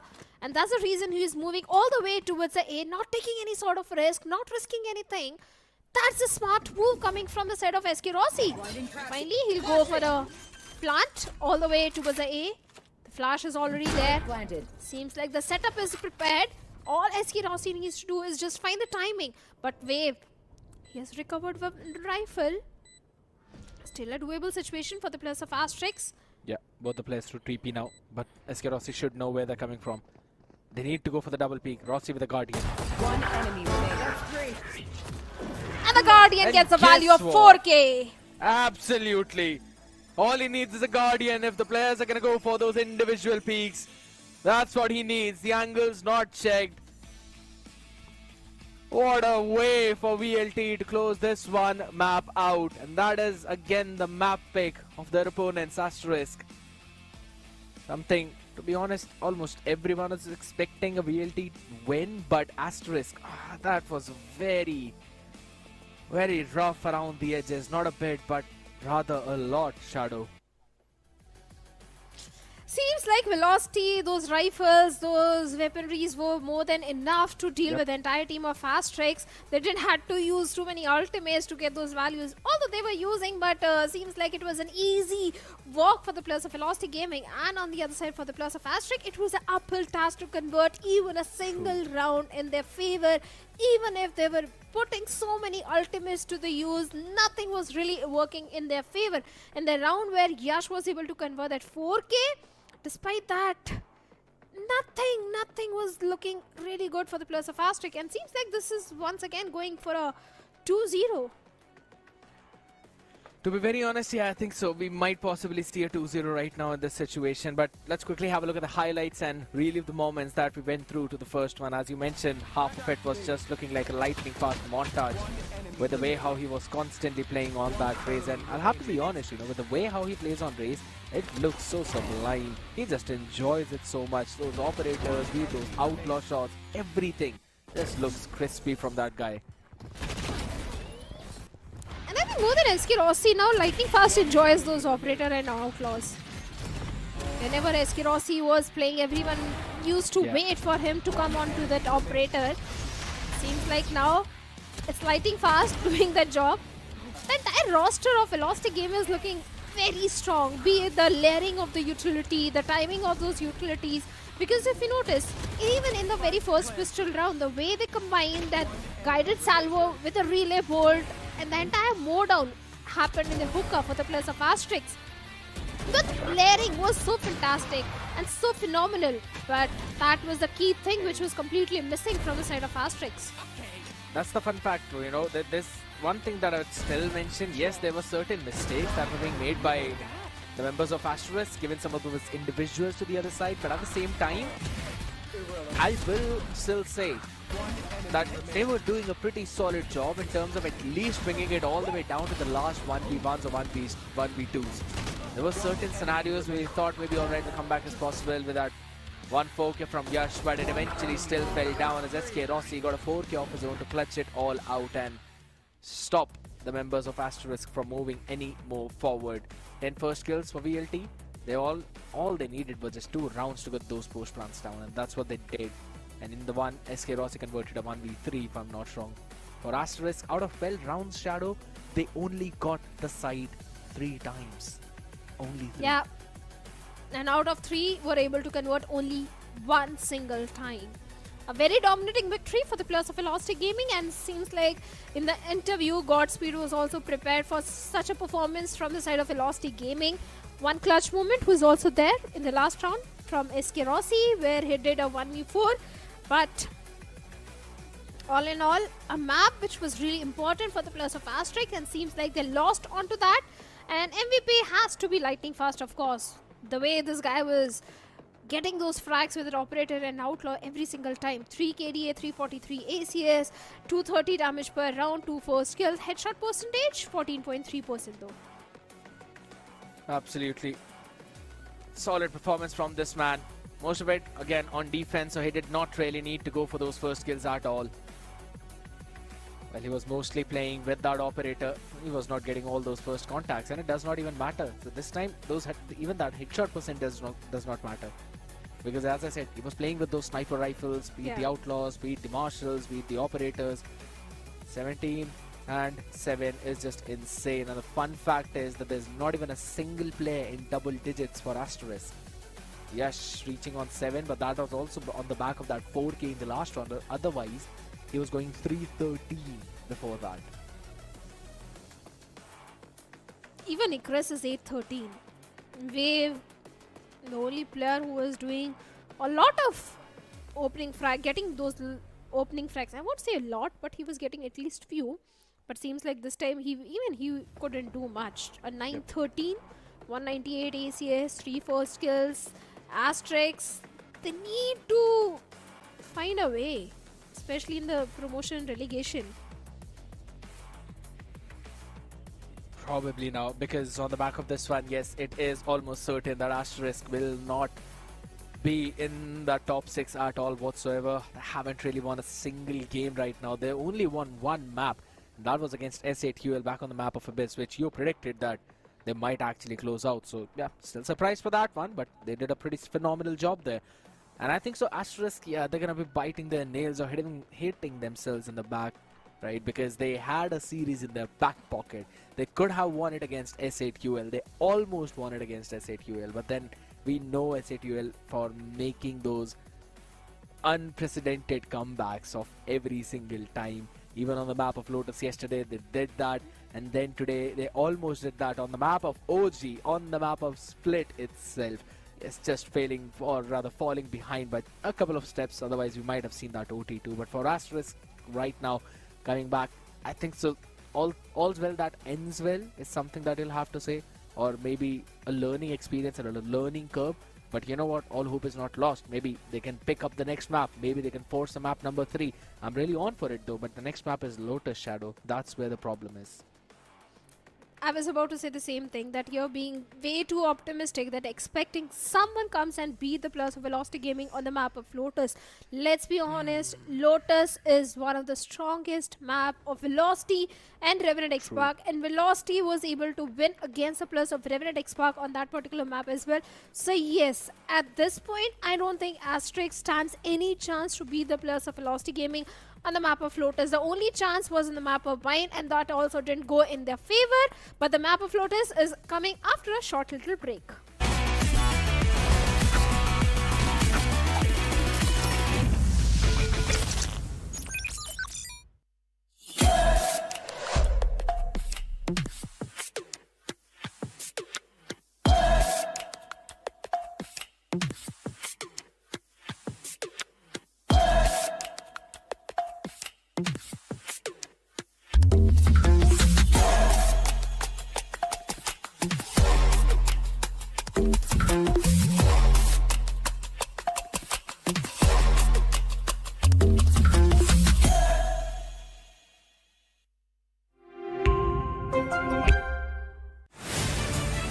To live your life the way you want.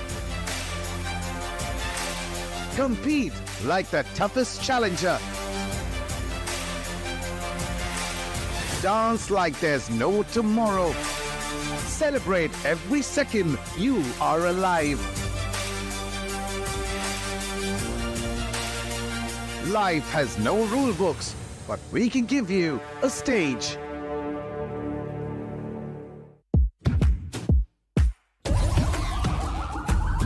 This is the moment we waited for. Everything you want is right here. We gon' give them what they got. We know we running it now. Watch the game change.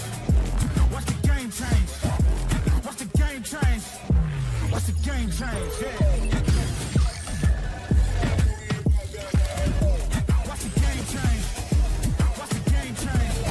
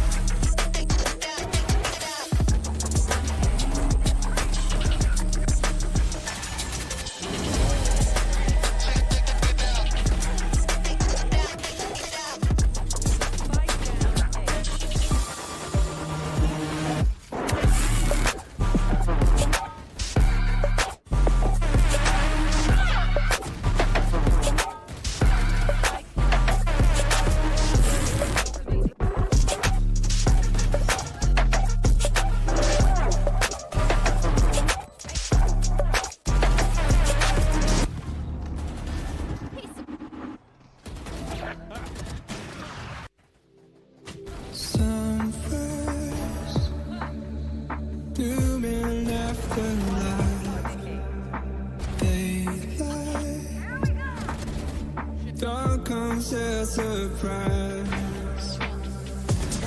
I am so hurt, I see heaven's light. Through that chaos, you're still on my mind. When the sky falls down, we'll make it out together. When the world ends here, we'll disappear forever. When the sky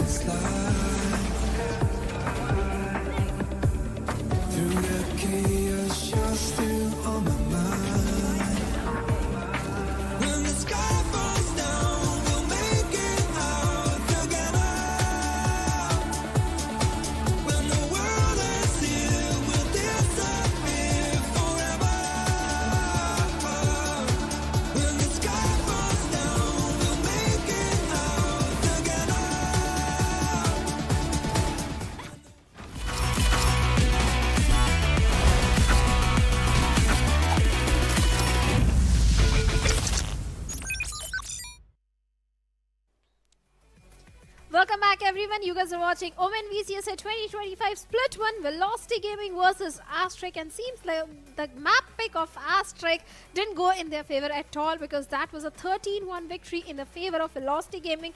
And now we have one of the strongest map of Velocity Gaming upcoming next. That is the map of Lotus. Of course, my name is Shadow, and joining me on the desk is going to be Scared Yet, who has recently stopped jinxing the teams.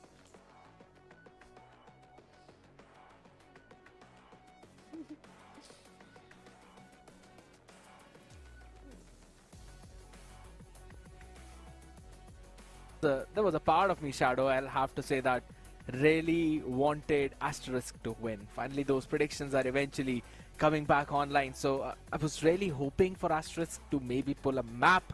At least I'm still hopeful for that now, because even though it's the map of Lotus, we have seen Asterisk play on that one. So I think so maybe they've got something, or you know what?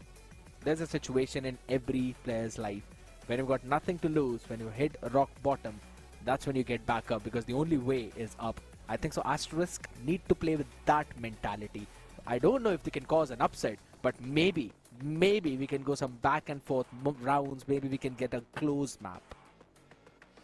I'm all up for a surprise, Kid, let's be honest, and do appreciate your optimism for the players of Asterisk. Even I really want them to convert one map in their favor, and maybe entire series also in their favor. I think everyone wants to see that sort of a comeback from their side, but let's be honest, they have played the map of Lotus 5 times in VCSA 2025, and every single time they have lost on the map of Lotus. It was only up against the players of SA12 that it went into the OT, and it was a close matchup. Yeah. But we are talking about velocity on the map of Lotus. Let's be realistic. VLT. If there's any team who's stolen a map away from them, then it has been SA12. And Asterisk went toe-to-toe against SA12 on this map. So, you know, there's always a hopium, regardless if it's a copium.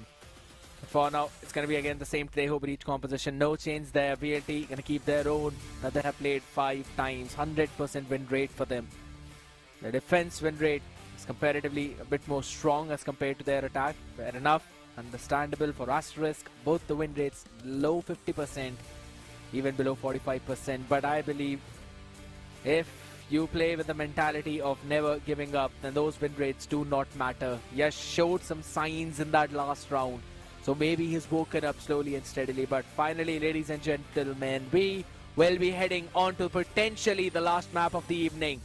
But maybe not. Maybe the second last. If Asterisk can actually steal it away and close it out against VLT, we're going to find that out right now as they start with Couple of ghosts in their bag with the classic half shield as well on the attacking side. And they want to aggress over towards the mid, which is empty as VLT are starting towards A. Yep. A stack towards A. It's only SK Rossi towards C mount. B left completely open, and that is exactly where the plus of Asterisks are moving. But look at the proactiveness. As soon as the door of the link was broken, Velocity was just so proactive. Two plus moved all the way towards the B. They saw that there's no noise over towards the rubble, so they just quickly decided to open up the connected door and move up through there. But the trades are also going back and forth. This pistol gun going in the favor of the players of Asterisk as they have the HP and the numbers advantage, but no longer there as Rossi finds Icarus. Yash does get this trade, but still it's a 2v2 situation where Madeline is down to 24 HP. Once again, Madeline going for that flank. The Paranoia completely dodged and completely unaware. Yash has been picked off by Madeline. It's all about the timing, and the timing is working in the favor of the players of Velocity Gaming. Whatever hope Asterix had to convert that particular pistol round in their favor, seems like that one little flank from the side of Madeline did change the entire course of the round. Every single time we see Madeline on this one, we always know that he's going to go for those late flanks. If he's on attack, then those late lurks, he's going to find those timings. That's why this man is actually pretty sly. As a fox, to be honest. That was the reason why I constantly found him in those situations. Lightning fast for the outlaw now this time around over towards the mount. Going to perform as good as an operator, maybe, but quickly. It's going to be SK Rossi moving all the way back, setting things up for Lightning fast to hold the ground now all the way from the back.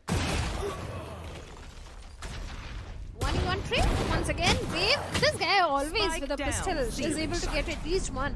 But Lightning Fast is also not far behind with that outlaw. He also gets one of his own. The flash, the perfect flash is also there.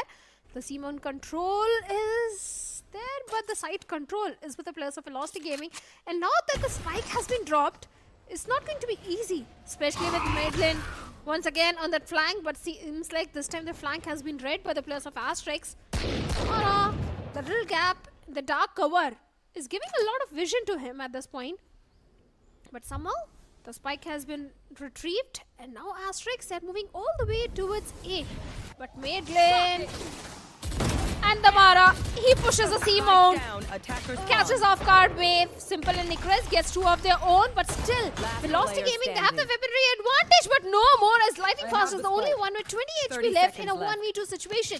Seems like these sheriffs are really working for the players of Asterix, and seems like Asterix, they are on the verge of converting a eco round in their favor. Highly possible. A little bit of overcommitment from VLT there. Asterisk punishing it perfectly, but they are not playing with the men advantage. They're giving those individuals, and Lightning Fast is super fast, and whenever it comes down to that, he's still expecting them to be together at least. Simple on the other side will get the headshot. He was not expecting him to play Rubble. You know what? At this point, I'm not even going to say anything. Asterisk made a play which VLT were not expecting. That's the best thing that could work for them. And on the back of it now, they've broken the economy of VLT entirely. And I'm surprised, Amara, no Bucky. Yeah, finally, here we go. The man's got the Bucky back in hands with the half shield. So obviously, he's going to maybe catch one as towards the rubble we go. Super explosive start that's going to happen for members from both of these teams.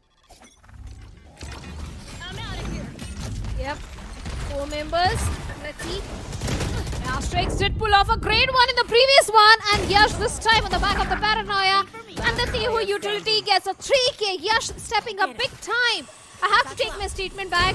Asterix can definitely now give a strong competition to the players of Velocity Gaming if they keep playing their cards right, just like in this one. But let's be honest, Velocity, they didn't have the proper buy also for this one. Spikes only SK Rossi remaining, and Yash with a 4k. The heroics of Yash are still continuing on the map of Lotus. A 4k for him, and a second round for the players of Asterix now. And on the back of it now, they have got the showstopper too. Could very well be utilized for this one. Maybe VLT could be too soon to say, but maybe They underestimated Asterisk a little bit on this map. This composition again, utility heavy. You've got so many things to work with. On the other side too, there's paranoias, there's flashes out there towards C-bound is where we go. Yeah. Once again going for a C hit. They have got the C mount control. Like you said, the flashes are there. And the showstopper is also there from the side of Yash. And it finds lightning fast. No smokes to work around with for the plus of velocity in this entire round now. No paranoia. Nier is going for the plant. A 4v5 retake for the plus of velocity. Random shots. And the retake is coming all the way from the waterfall. And the plus of Asterisk has just prepared. Simple having a great angle onto the plus of velocity gaming. The bolt line, the relay bolt, and the sliding neon has been shut now. And Rossi also goes down, but Madeline and Russ stepping up big time as they get two of their own. Russ gets one more, but still time is really important for the plus of velocity gaming, and seems like Asterisk, they are buying a lot of time. But Madeline still sticking for the defuse, and Nick Chris will land the final and the last blow onto the plus of velocity gaming, and this time velocity, they are losing their buy round as well. I love the fact how they quickly read into what VLT were planning. Back in round number 3, they sent out lightning fast, as well as Asterisk back in round number 2. They sent them out all the way over towards the mount, and this was the exact way how they forced Asterisk to use the rendezvous early to move back. And then lightning fast was the one who actually controlled from all the way back towards those boxes. VLT, they wanted to make the exact same play, but Asterisk this time understood the assignment. After that fault line play, they quickly sent out a drone to capture all that space that is left open, and on the back of it, Yash was able to scale up because of his showstop and the double satchel. They caught lightning fast, quickly got the plant down, and then played the numbers advantage. Perfectly disciplined gameplay. And VLT, without the paranoia, without the smoke, they just do not have enough utility to clear out all of those avenues on the side which they lost. So they can't easily give up on the side without actually giving out some damage to Asterisk. It's going to be another save round though. That's why they hit the brakes. And probably this is the first time, Shadow, that we are seeing them hit the brakes in this entire series. Yeah. It was really important. I'm sure every Asterisk supporter and fan is really happy at this point, as Asterisk, they are in the lead. But we also need to consider the fact that Velocity, they are playing in their defensive side, and Russ has got his Rolling Thunder also online. Rossi with that Headhunter gets one. The Paranoia connects perfectly. But despite that, the Mara was there to get the trade onto Nier. Simple, the fault line, the Kankas, the Aftershock, so much being utilized. And every single thing is working in the favor of the Mara. And now the Mara has got a rifle as well and an overdrive. But Rossi with a Headhunter gets one more. It's only Wave remaining in a 1v3 situation. And Velocity, they answer back in quite a fashion as a complete move down of Asterisk happening all the way towards spawn. Lovely move down, as you mentioned. Shutting it all down so very quickly. Now that's something Asterisk did not anticipate. They thought VLT are probably going to play this one slow. But they just pushed all the way out. Not even letting them move an inch closer to the sides. And look at the setup this time. VLT, they're changing it up. They've also sent Madeline all the way out towards the sea while the operator holds down. Let's take Rossi. He tried. He tried, and once again trying, and this time that Neon will be shut down once again. Asterisk, they have found the crux that if you're able to shut down the Mara, you can actually get those rounds in your favor, and that is exactly what they're trying to do. They've got the entire rebel control.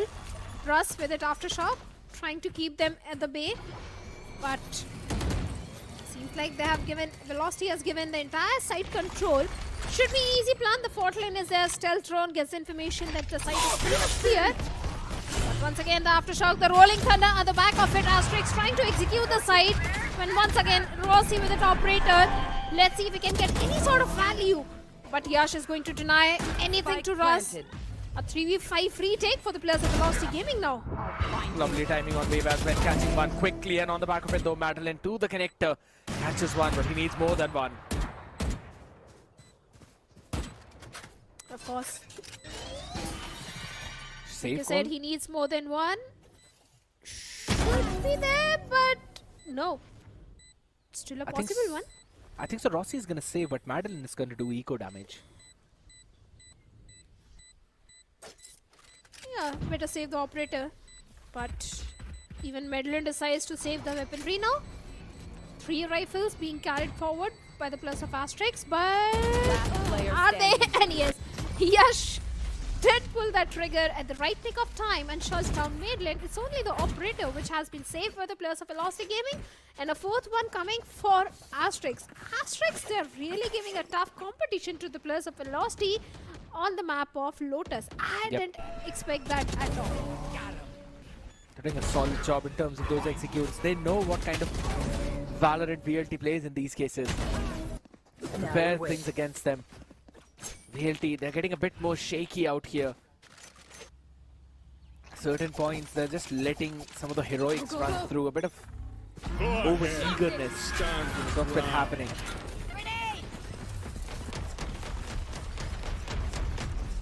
Let's see. Those guided salvos do clear some of the space towards the B. But Asterisk, they're going actually for a C hit. Double stacked outside. But Aski Rossi is also there with the operator. They need to be careful. But Yash did manage to escape that operator. But that headhunter in the hands of Aski Rossi always gets the value. And once again, Yash has been neutralized. Cover going out. They do have a steel garden to work around with though. Yeah, they do, but not the numbers. That's the big problem, and they've got to find some value out of it. Utilizes that as all of them scale on the back of it, and lovely shot by Simple. Getting the head of SK Rossi, and on the back of it, they will get the side. A 3 before now.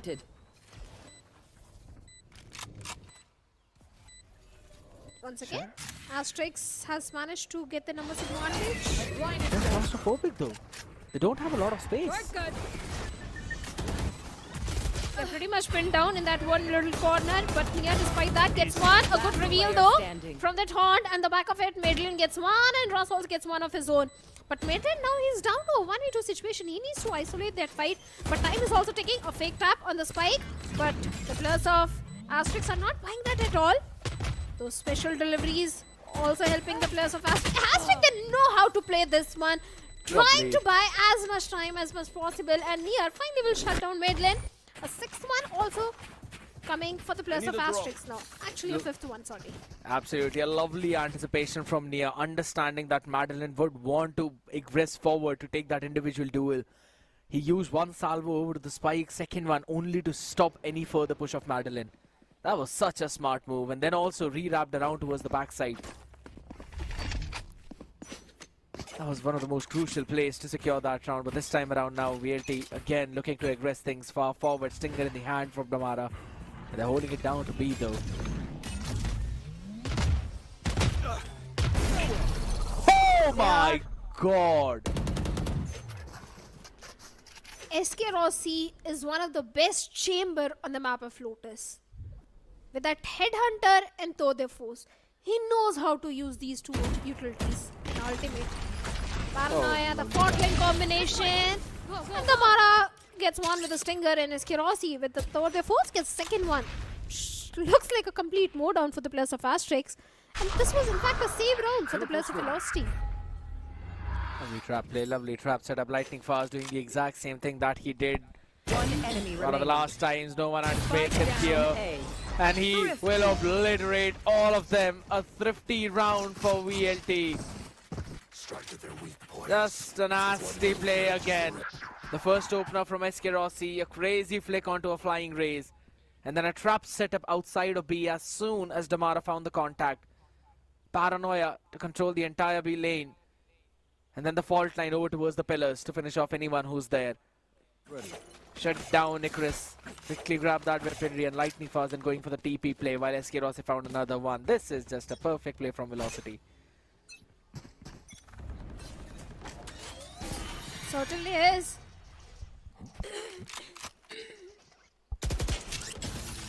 The stealth run. Once again, the players of Asterisk trying for that C mount control. Next. Yash, this guy is a great player in the side of Asterisk. Yep. I like what every Asterisk player is doing right now, just holding the fort down to see if there's any kind of aggress from the other side. They've seen something. Slowly scaling up all the way over towards the A side, as again from the shadow was used up as well. Wave quickly repositioned to move over on top.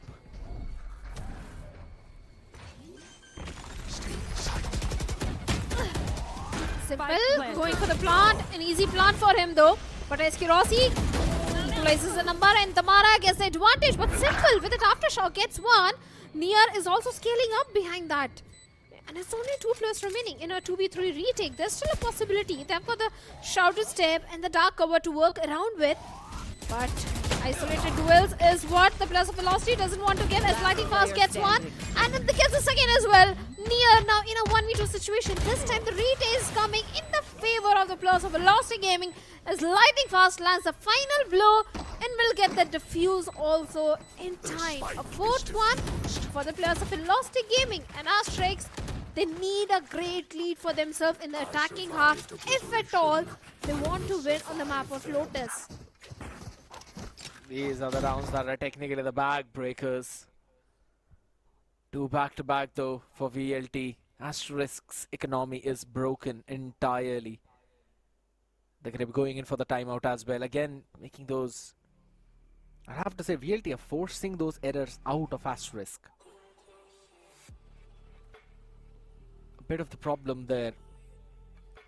I have to say it's the experience of VLT that is pushing them across the line. Operator now coming in as well. One thing I'll have to give to Asterisk is the fact that they were able to shut down Eskirossi outside of C Mount.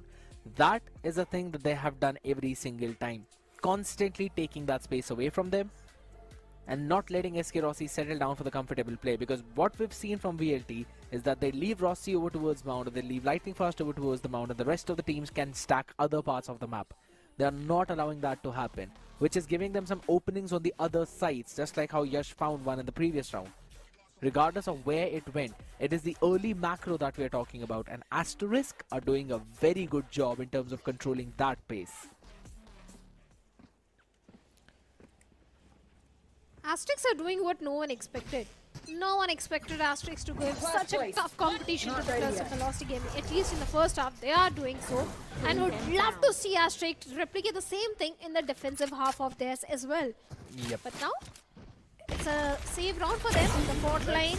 And Eskirossi with the top operator was just prepared. The timing of the Dark Hour was a bit delayed though. Because of that, Eskirossi was able to get one, but Wave answers back. The Nightfall investment is there. Every single trade going in the favor of Velocity Gaming, but that was bound to happen because it was an eco round for the players of Asterisk. Equalizer has been achieved. And you wanted to see back and forth round, Scared? Seems like your wishes are being granted nowadays a lot. A gift. I pray to become a billionaire. Pray for me also. If I become a billionaire, I'll obviously lend you some money. By some, you mean 90% effort? Or maybe 80% of it? I like the optimism. But okay. As of now, again, it's going to be a showstopper right now in the hands of Yash, who sends it out, and his optimism pays off. Gets Lightning Fast there, and eventually Madeline though answers back on the back of that fault line. So it's going to be a flood retake. Oh, Damara! He just owns Wave there. Remaining. A 3K for Damara indeed. And a 6th one coming for the players of Velocity Gaming now, because Nier is the last man, and a 4K for Damara. I was just waiting for this Damara to pop off. Last round Seems in like the he's half. certainly doing that now. But chances of a 7-5 happening are also pretty high, because Velocity Gaming, now they have got the momentum rolling in their favor. They have got 4 back-to-back rounds. And Damara has got the overdrive. The overdrive has certainly been a big tool for this man. And his step up was crucial. So was Madeline after getting that first one. Just lines up both of them and then catches the last one. Still waiting. Mark 4. Oh my goodness, that's a big horn. Wheels out a lot though, and on the back of it, VLT will readjust a bit. Russ all the way towards the stairs now, and that's where Damara is. And Eskirossi holds the side down with his alarm bot. Trademark out there. Madeline controls tree. And I like the idea of Asterisk now looking to explore over towards the B of the other parts of the map, but that's where Lightning Fast is a good util as well used up.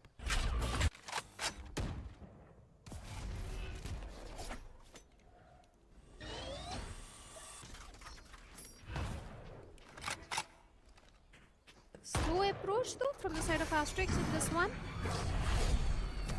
Because they have the weaponry disadvantage as well. It's only Guardians and Stingers which they have to deal with. Rolling Thunder is there and finally being invested. And Velocity was kind of expecting this. They were prepared, but look at that great paranoia from the side of Lightning Fast. The entire team of Asterisk was flashed. And Damara is Lightning Fast. A complete mode on behind the paranoia. Oh my god, a great flash from the side of Velocity Gaming. And maybe a 7th one also coming for Velocity now because it's only wave. He gets one. But still a 1v3 situation. And he's down to 8 HP. The HP is not there to work around with. Still trying for that one way. And seems like Russ will land the final blow in the 7th one. For Velocity Gaming, a 7-5 swap. Still a doable swap for Asterisk. Seems like a doable swap though, but there's one more thing doable for all of you people, and that is to grab onto those Omen laptops, because this is the best time to upgrade to them as they offer Intel Core i7 processors with 14 Gen and also a cashback of up to 10,000 INR if you quickly scan that QR code for the details, and you might as well stand a chance to win those HyperX wireless headsets that are worth 11,000 only in 499. And fun fact, Shadow, there's also the brownie points of those exchange benefits of up to 21,000 rupees. Make sure you quickly scan that QR code because the offer is only valid till 31st of March. You don't want to miss on that out, just like how Asterisk don't want to miss out on winning this one. As we quickly move, swap those sides, and Asterisk are now ready to quickly take those fights, and that's a solid one by Yash. Indeed, a solid one as he gets one. Chris also gets one of his own. The timing is there towards the side of Wave, and Velocity was not just prepared for this one. And this is what I was saying, that pistol has never been a strength for the players of Velocity Gaming. It also gives a great opportunity for the opponent teams to scale up on those pistol rounds. Because hey, let's be honest, 4 rounds are a great advantage for anyone. I agree. Sometimes the score lines are 13-9, and it's those 4 rounds that eventually change the flow of the game. But on the back of it now, since both pistols,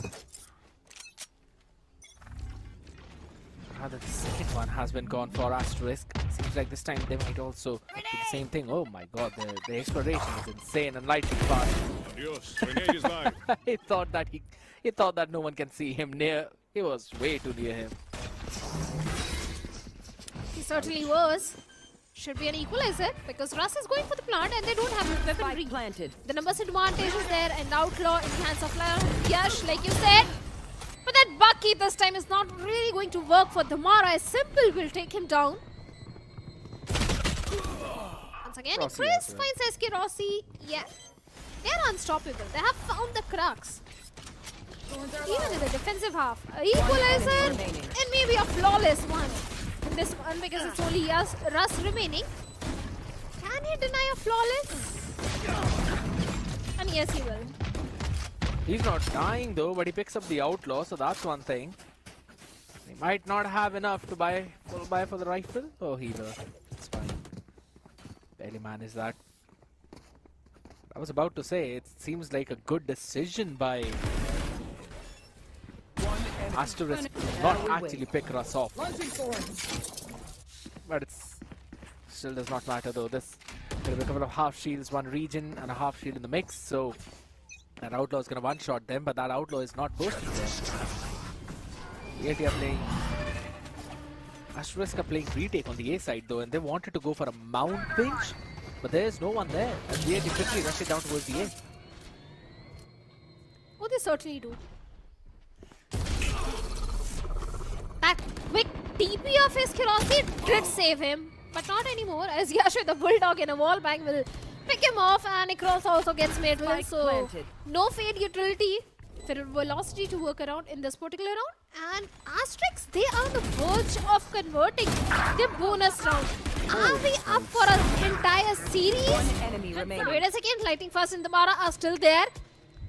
Winning an outnumbered fight and an outnumbered round in their favor, because Icarus is the last man standing. Suddenly, Velocity changed the entire course of the round. Wait, Lightning Fast, he does not know Icarus. One enemy remaining. He certainly doesn't. Move faster. Oh, he does not know.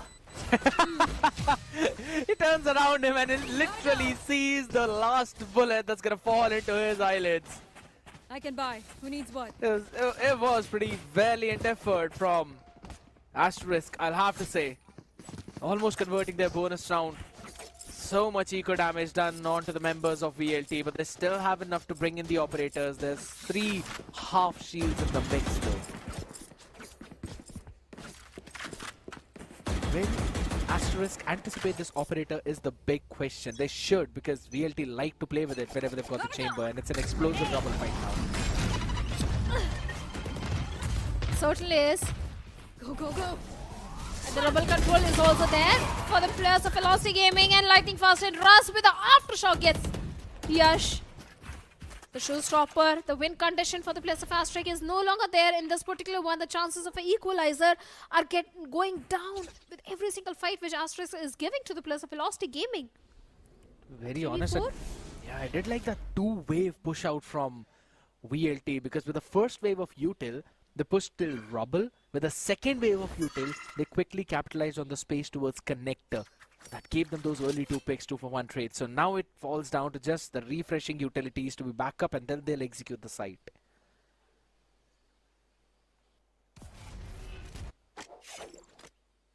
Let's see though if it really goes in the favor of the Asterisk, and yes it does. As simple gets 2. A quick spray adjustment. Discipline. That's the discipline Asterisk needed, not giving those peaks. Lovely approach. What a paranoia.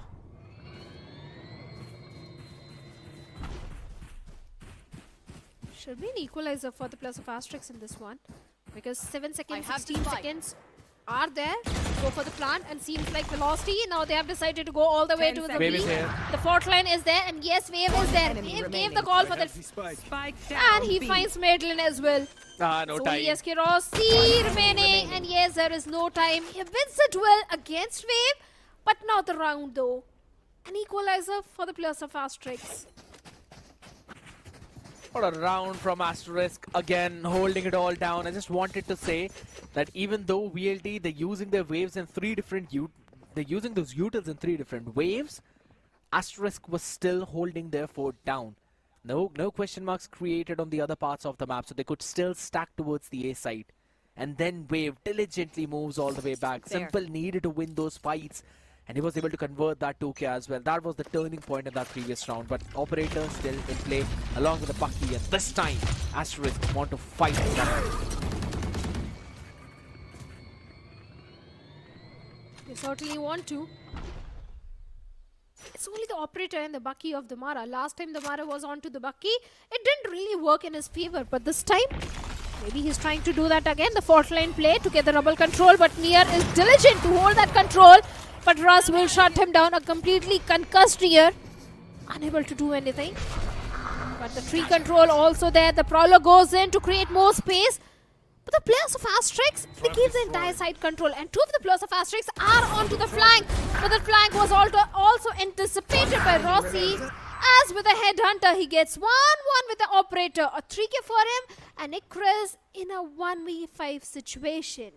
Now here's those basic ideas that need to be changed, right? If you're playing aggressively over towards the Rebel, the reason why there's normally Omen players in there is because of the fact that they've got the TPs to run out of there.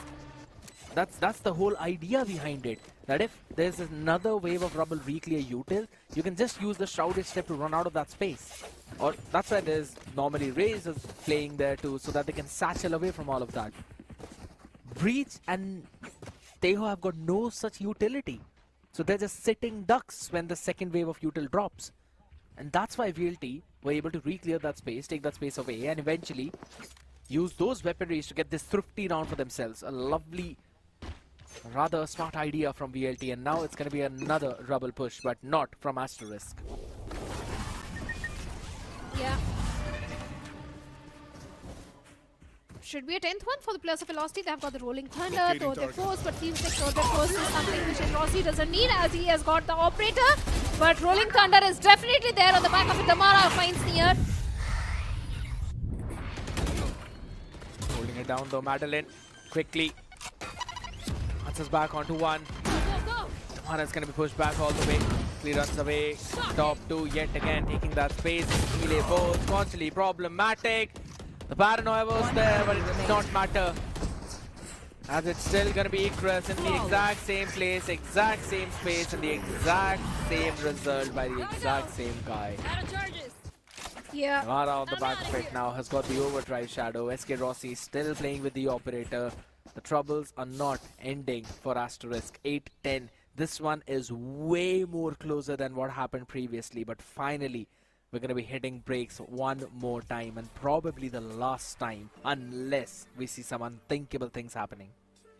Let's be honest, if Asterisk somehow pulls off this particular round, coming to an equalizer will be a great chance for the players of Asterisk, but if they lose this one, it's done and dusted pretty much. This map will go in the favor of Velocity Gaming and it will be a 2-0. But I'm sure even the players of Velocity Gaming are also impressed the way Asterisk are playing, because they are giving due respect to them. If you notice, every single round, they are not taking that unnecessary risk which they were taking in the map of Bind. Now they are being a little cautious. Yep. They understood the fact that now this is no joke. Asterisk are playing smart. You could see those signs of worry as well. Even SK Rossi was missing a few shots with the Operator back in the previous half. But now, this time in the second half, when they're on the attacking side, they've been doing a flawless job. That's why this break was also important, because Asterisk want to break that momentum of Rossi, want to break the momentum of VLT. But look at the Feds shadow. They've got enough to full buy for the entire half now, because even if they start to lose continuously, the loss bonus is going to hit. And now they're not using as much utility as they did like in the previous few rounds to take rubble. They're just walking it all the way down with probably only a flash.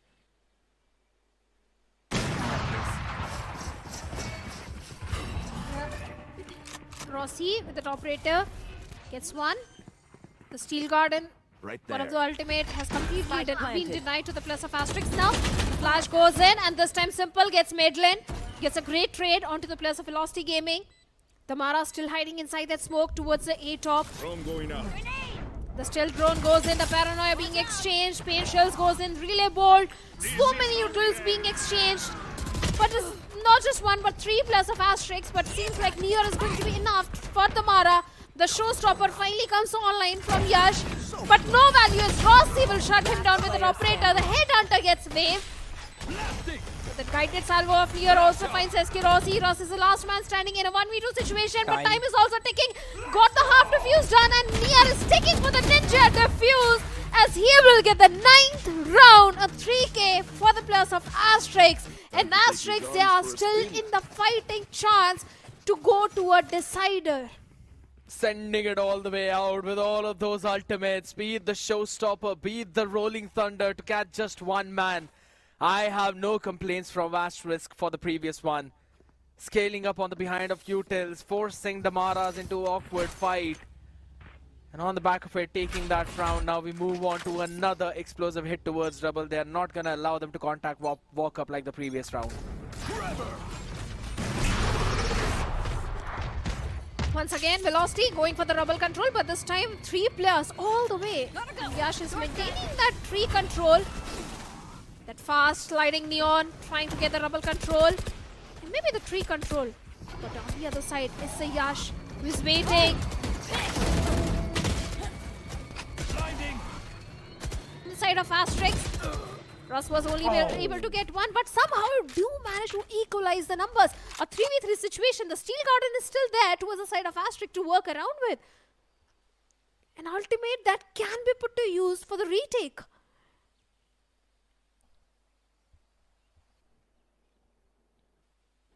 Three players spread throughout the map. A very thin, paper thin defense. Guess what? It's gonna get even more thinner as Russ finds another one, which will pull Icarus away from an empty B site. And SK Rossi is now in a position to lurk. 30 seconds left. One enemy remaining. Rossi gets one. Important one though. Russ goes for the plant, but seems like Sunset paranoia. It's only Wave in a 1v3 retake, 11th one for the players of Velocity Gaming. I love the way how the round suddenly gets shifted in the favor of the other team. For a second it looked like Asterisk, they do have a great advantage in their favor, but suddenly the tables turn and the advantage goes in the favor of Velocity Gaming and vice versa as well. These back and forth rounds, this is the sort of Valorant we always want to witness. I have to say, even Asterisk are doing a pretty flawless job in terms of playing the game. I was expecting them in such a situation, but they are performing against VLD, and I think so that's a pretty good pat on their backs. Confident booster, but right now, Tamara is just running high on confidence. Nia quickly shuts it down for a second though as Madeline with the shorty gets the trade. Remaining.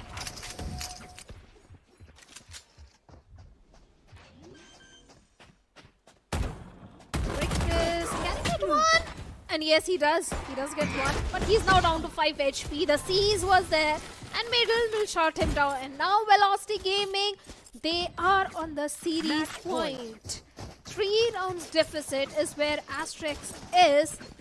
I won't say there is no chance for Asterisk to push this series to an OT. They do stand a solid chance to do that. Deny a back-to-back 3 rounds to the players of Velocity Gaming.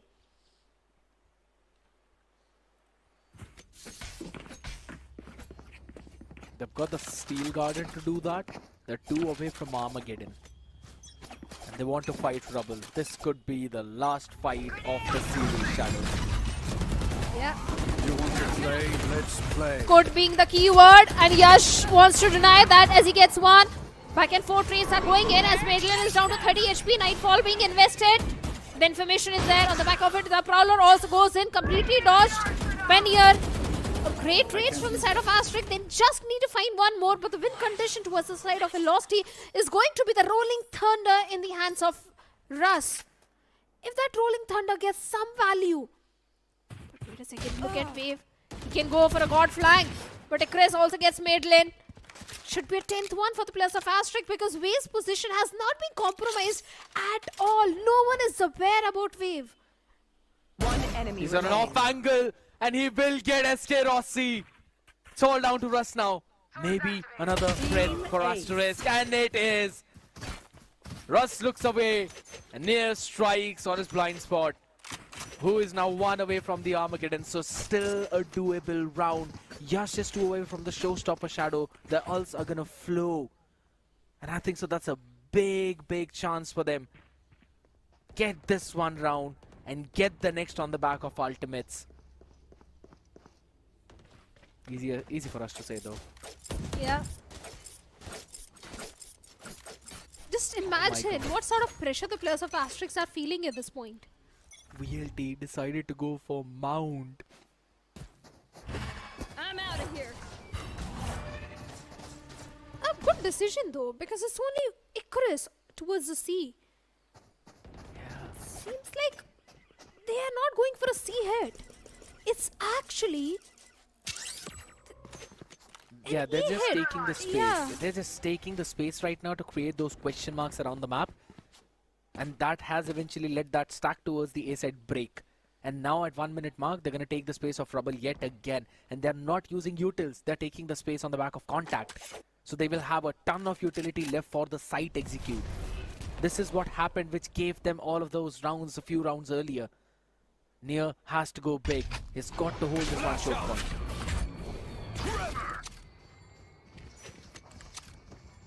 After creating few question marks with those 4 clients towards the tree.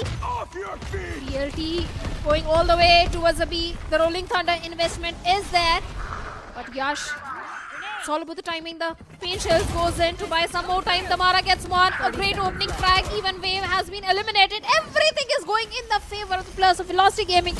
And like you said, could possibly the last round as Icarus gets one, but gets traded off instantly. And Yash, even he has been put to death by lightning fast. A 13-10 in the favor of Velocity Gaming, a 2-0. And Damara, great weapon though. I'm pretty sure that the name of that gun is also a Bucky. Doesn't look like a Bucky though, it looks like a Bulldog. That's what I said. The name is Bucky. Or rather, you know what? It actually seems like a headhunter which is oversized for the man.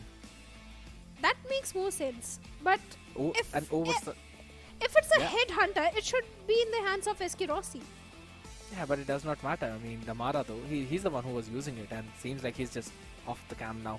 Oh, my man got revived! Surprise, surprise! But guess what? No surprises here in this series though. It was yet again another day in the office for VLT, winning it down, easy 2-0. Second one was definitely a bit more sweaty because there was a good amount of antis, or rather those plays being made by the side of Asterisk. Really impressed by that. Yes, there were certain moments where I wanted them to step up a bit more, and we know that they can. So they were doing a pretty solid job there, but overall it was again VLT's game to take.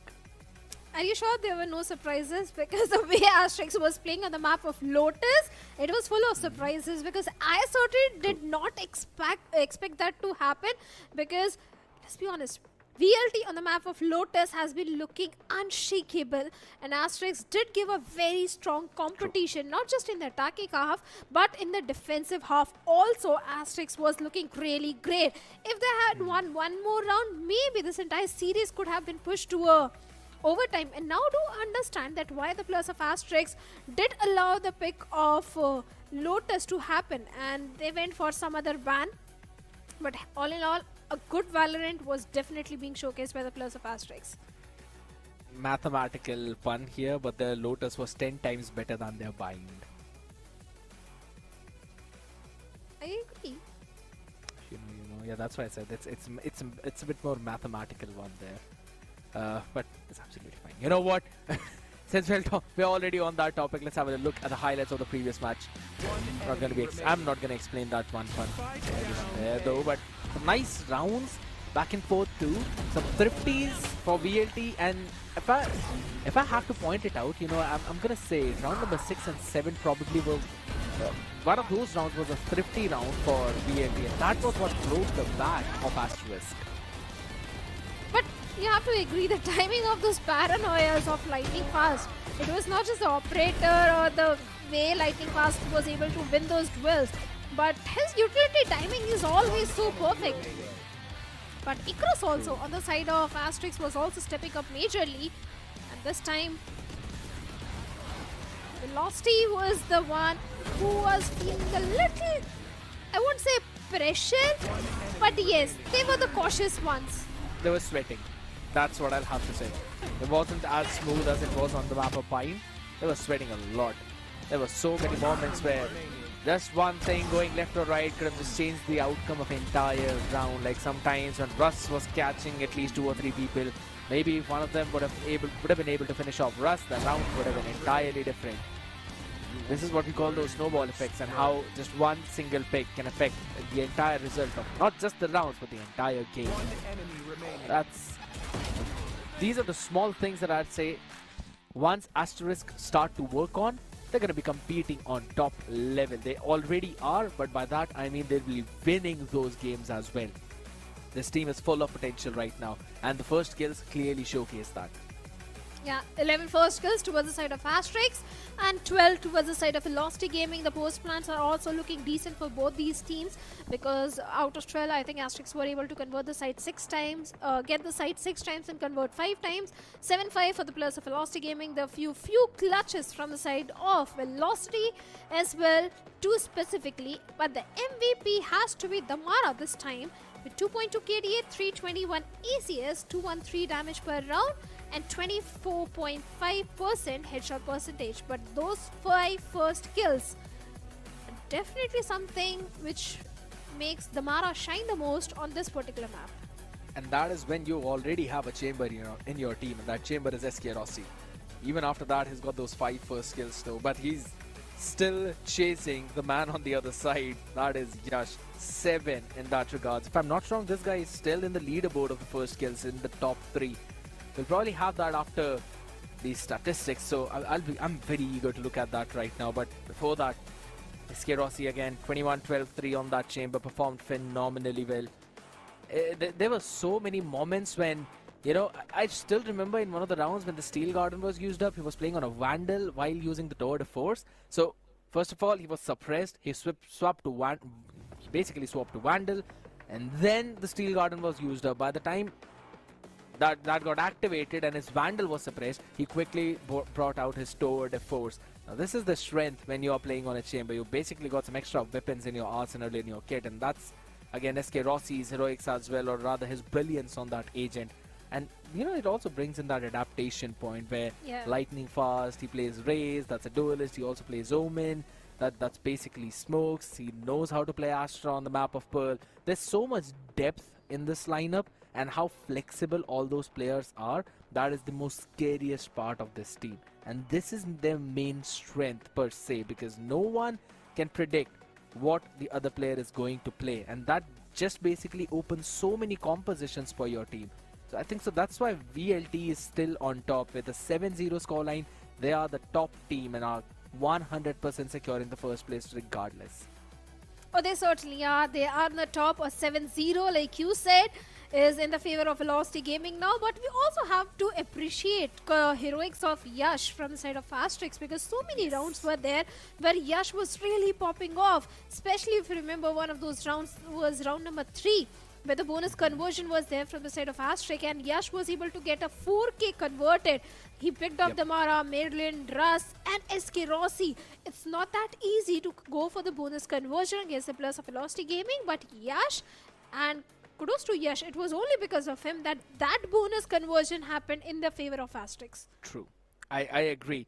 There were so many scenarios where they stepped up big time. Yash was also doing a phenomenal job. Wave as well in certain moments looked very crispy. Everyone else, to be honest, I would have to say even Ikris as well in certain moments was getting some crucial picks for the team.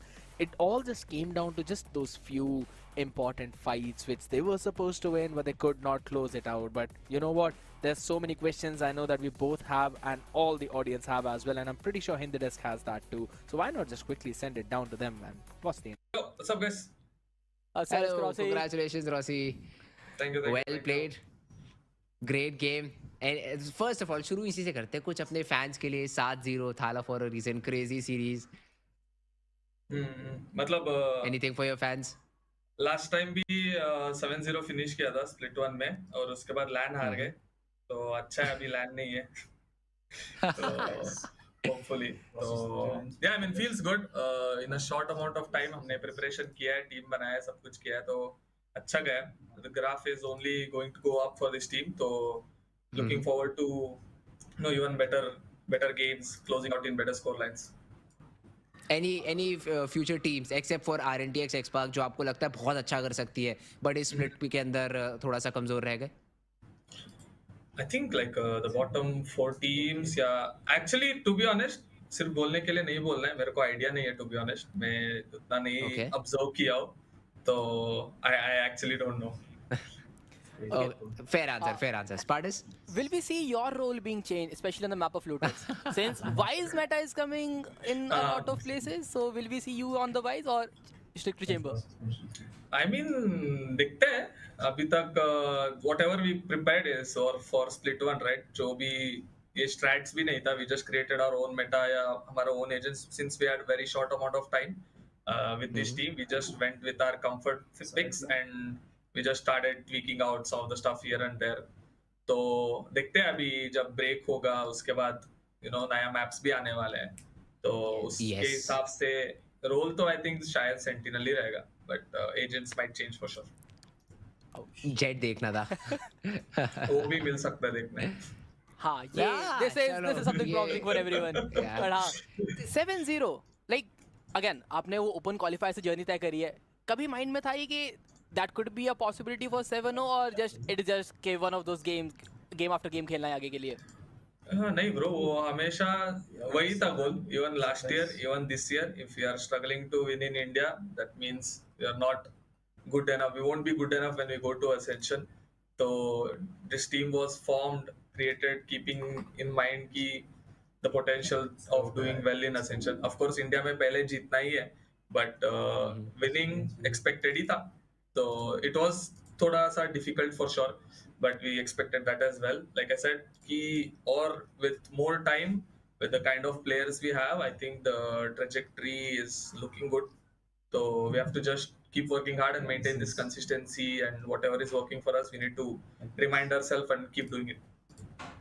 All right. Final question from my side, Rossi. Damara Madeline, ये India कब आ रहे हैं ताकि हम इन्हें देख सके split 2 में? आ जाएंगे, मतलब नेक्स्ट स्प्लिट के लिए तो रहेंगे. Before split 2? Definitely before split 2 हमारा नेक्स्ट प्रैक्टिस हम उनके साथ ही चालू करने वाले हैं साथ में. तो हाँ, आ जाएंगे next split. All right. Thank you so much, Rossi. Congratulations for all the victories. Best of luck for Split 2. Thank you guys. Thank you for casting and thank you for hosting me here. Bye-bye. Bye-bye.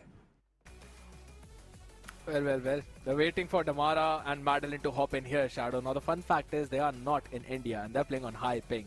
And even on high ping, they've been cracking those skulls open. Imagine what kind of beasts they will become once they will be here. To be honest, I really want to see a good head-to-head of Damara and Venka on Neon.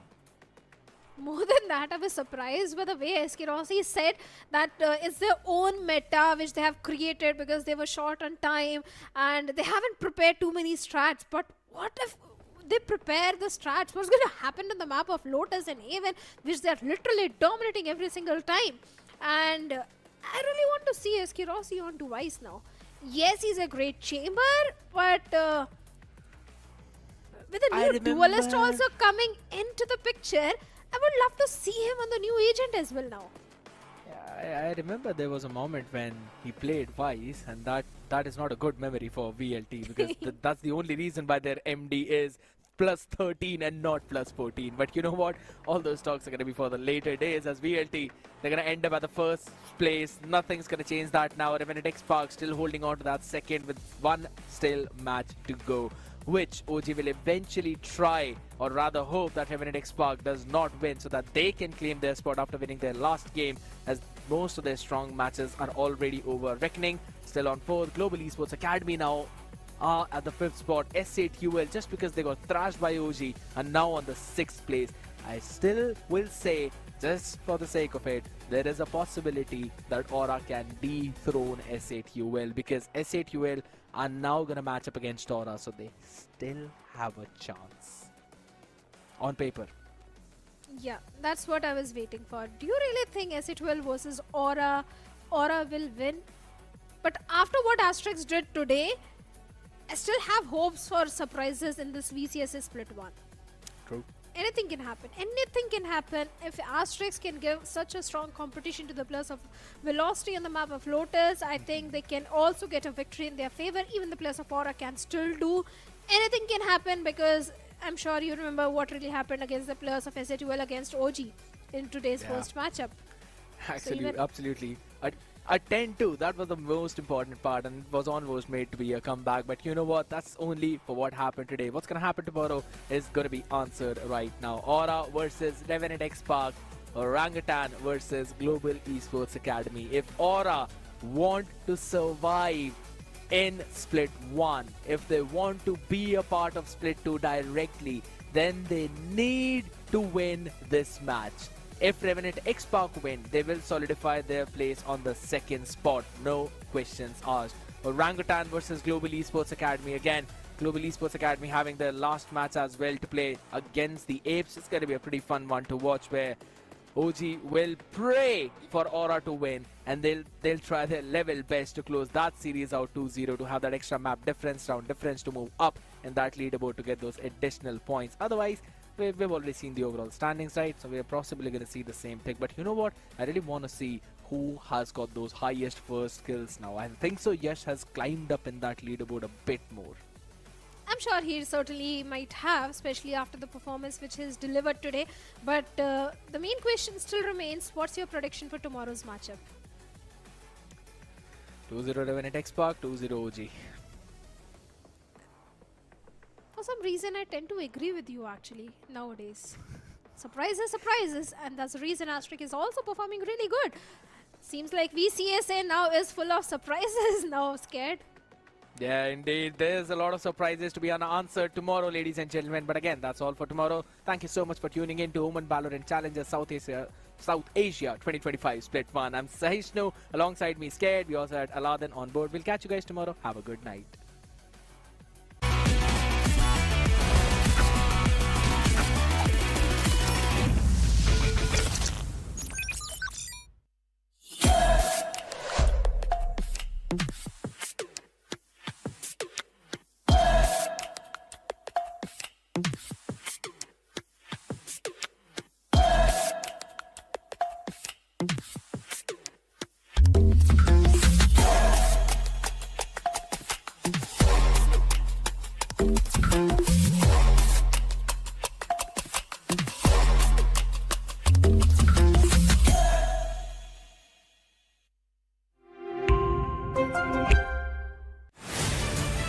To live your life the way you want.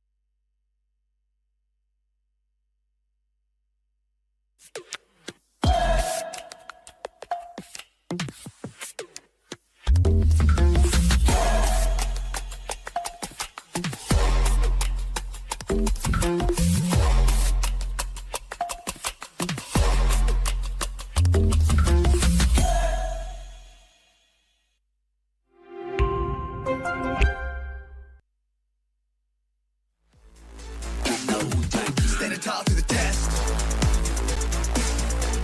I'm a true to respect. NODWIN 精神也很顽强，你掌握不了我是炫耀，天空变化莫测，境况让人牵涉，口是把的你也都没办法，你的安排像灾祸，在我看来你放就无奈的 Now we still go ape, hey.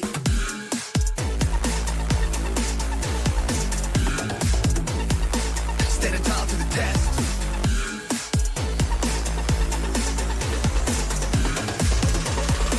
Standing tall to the test.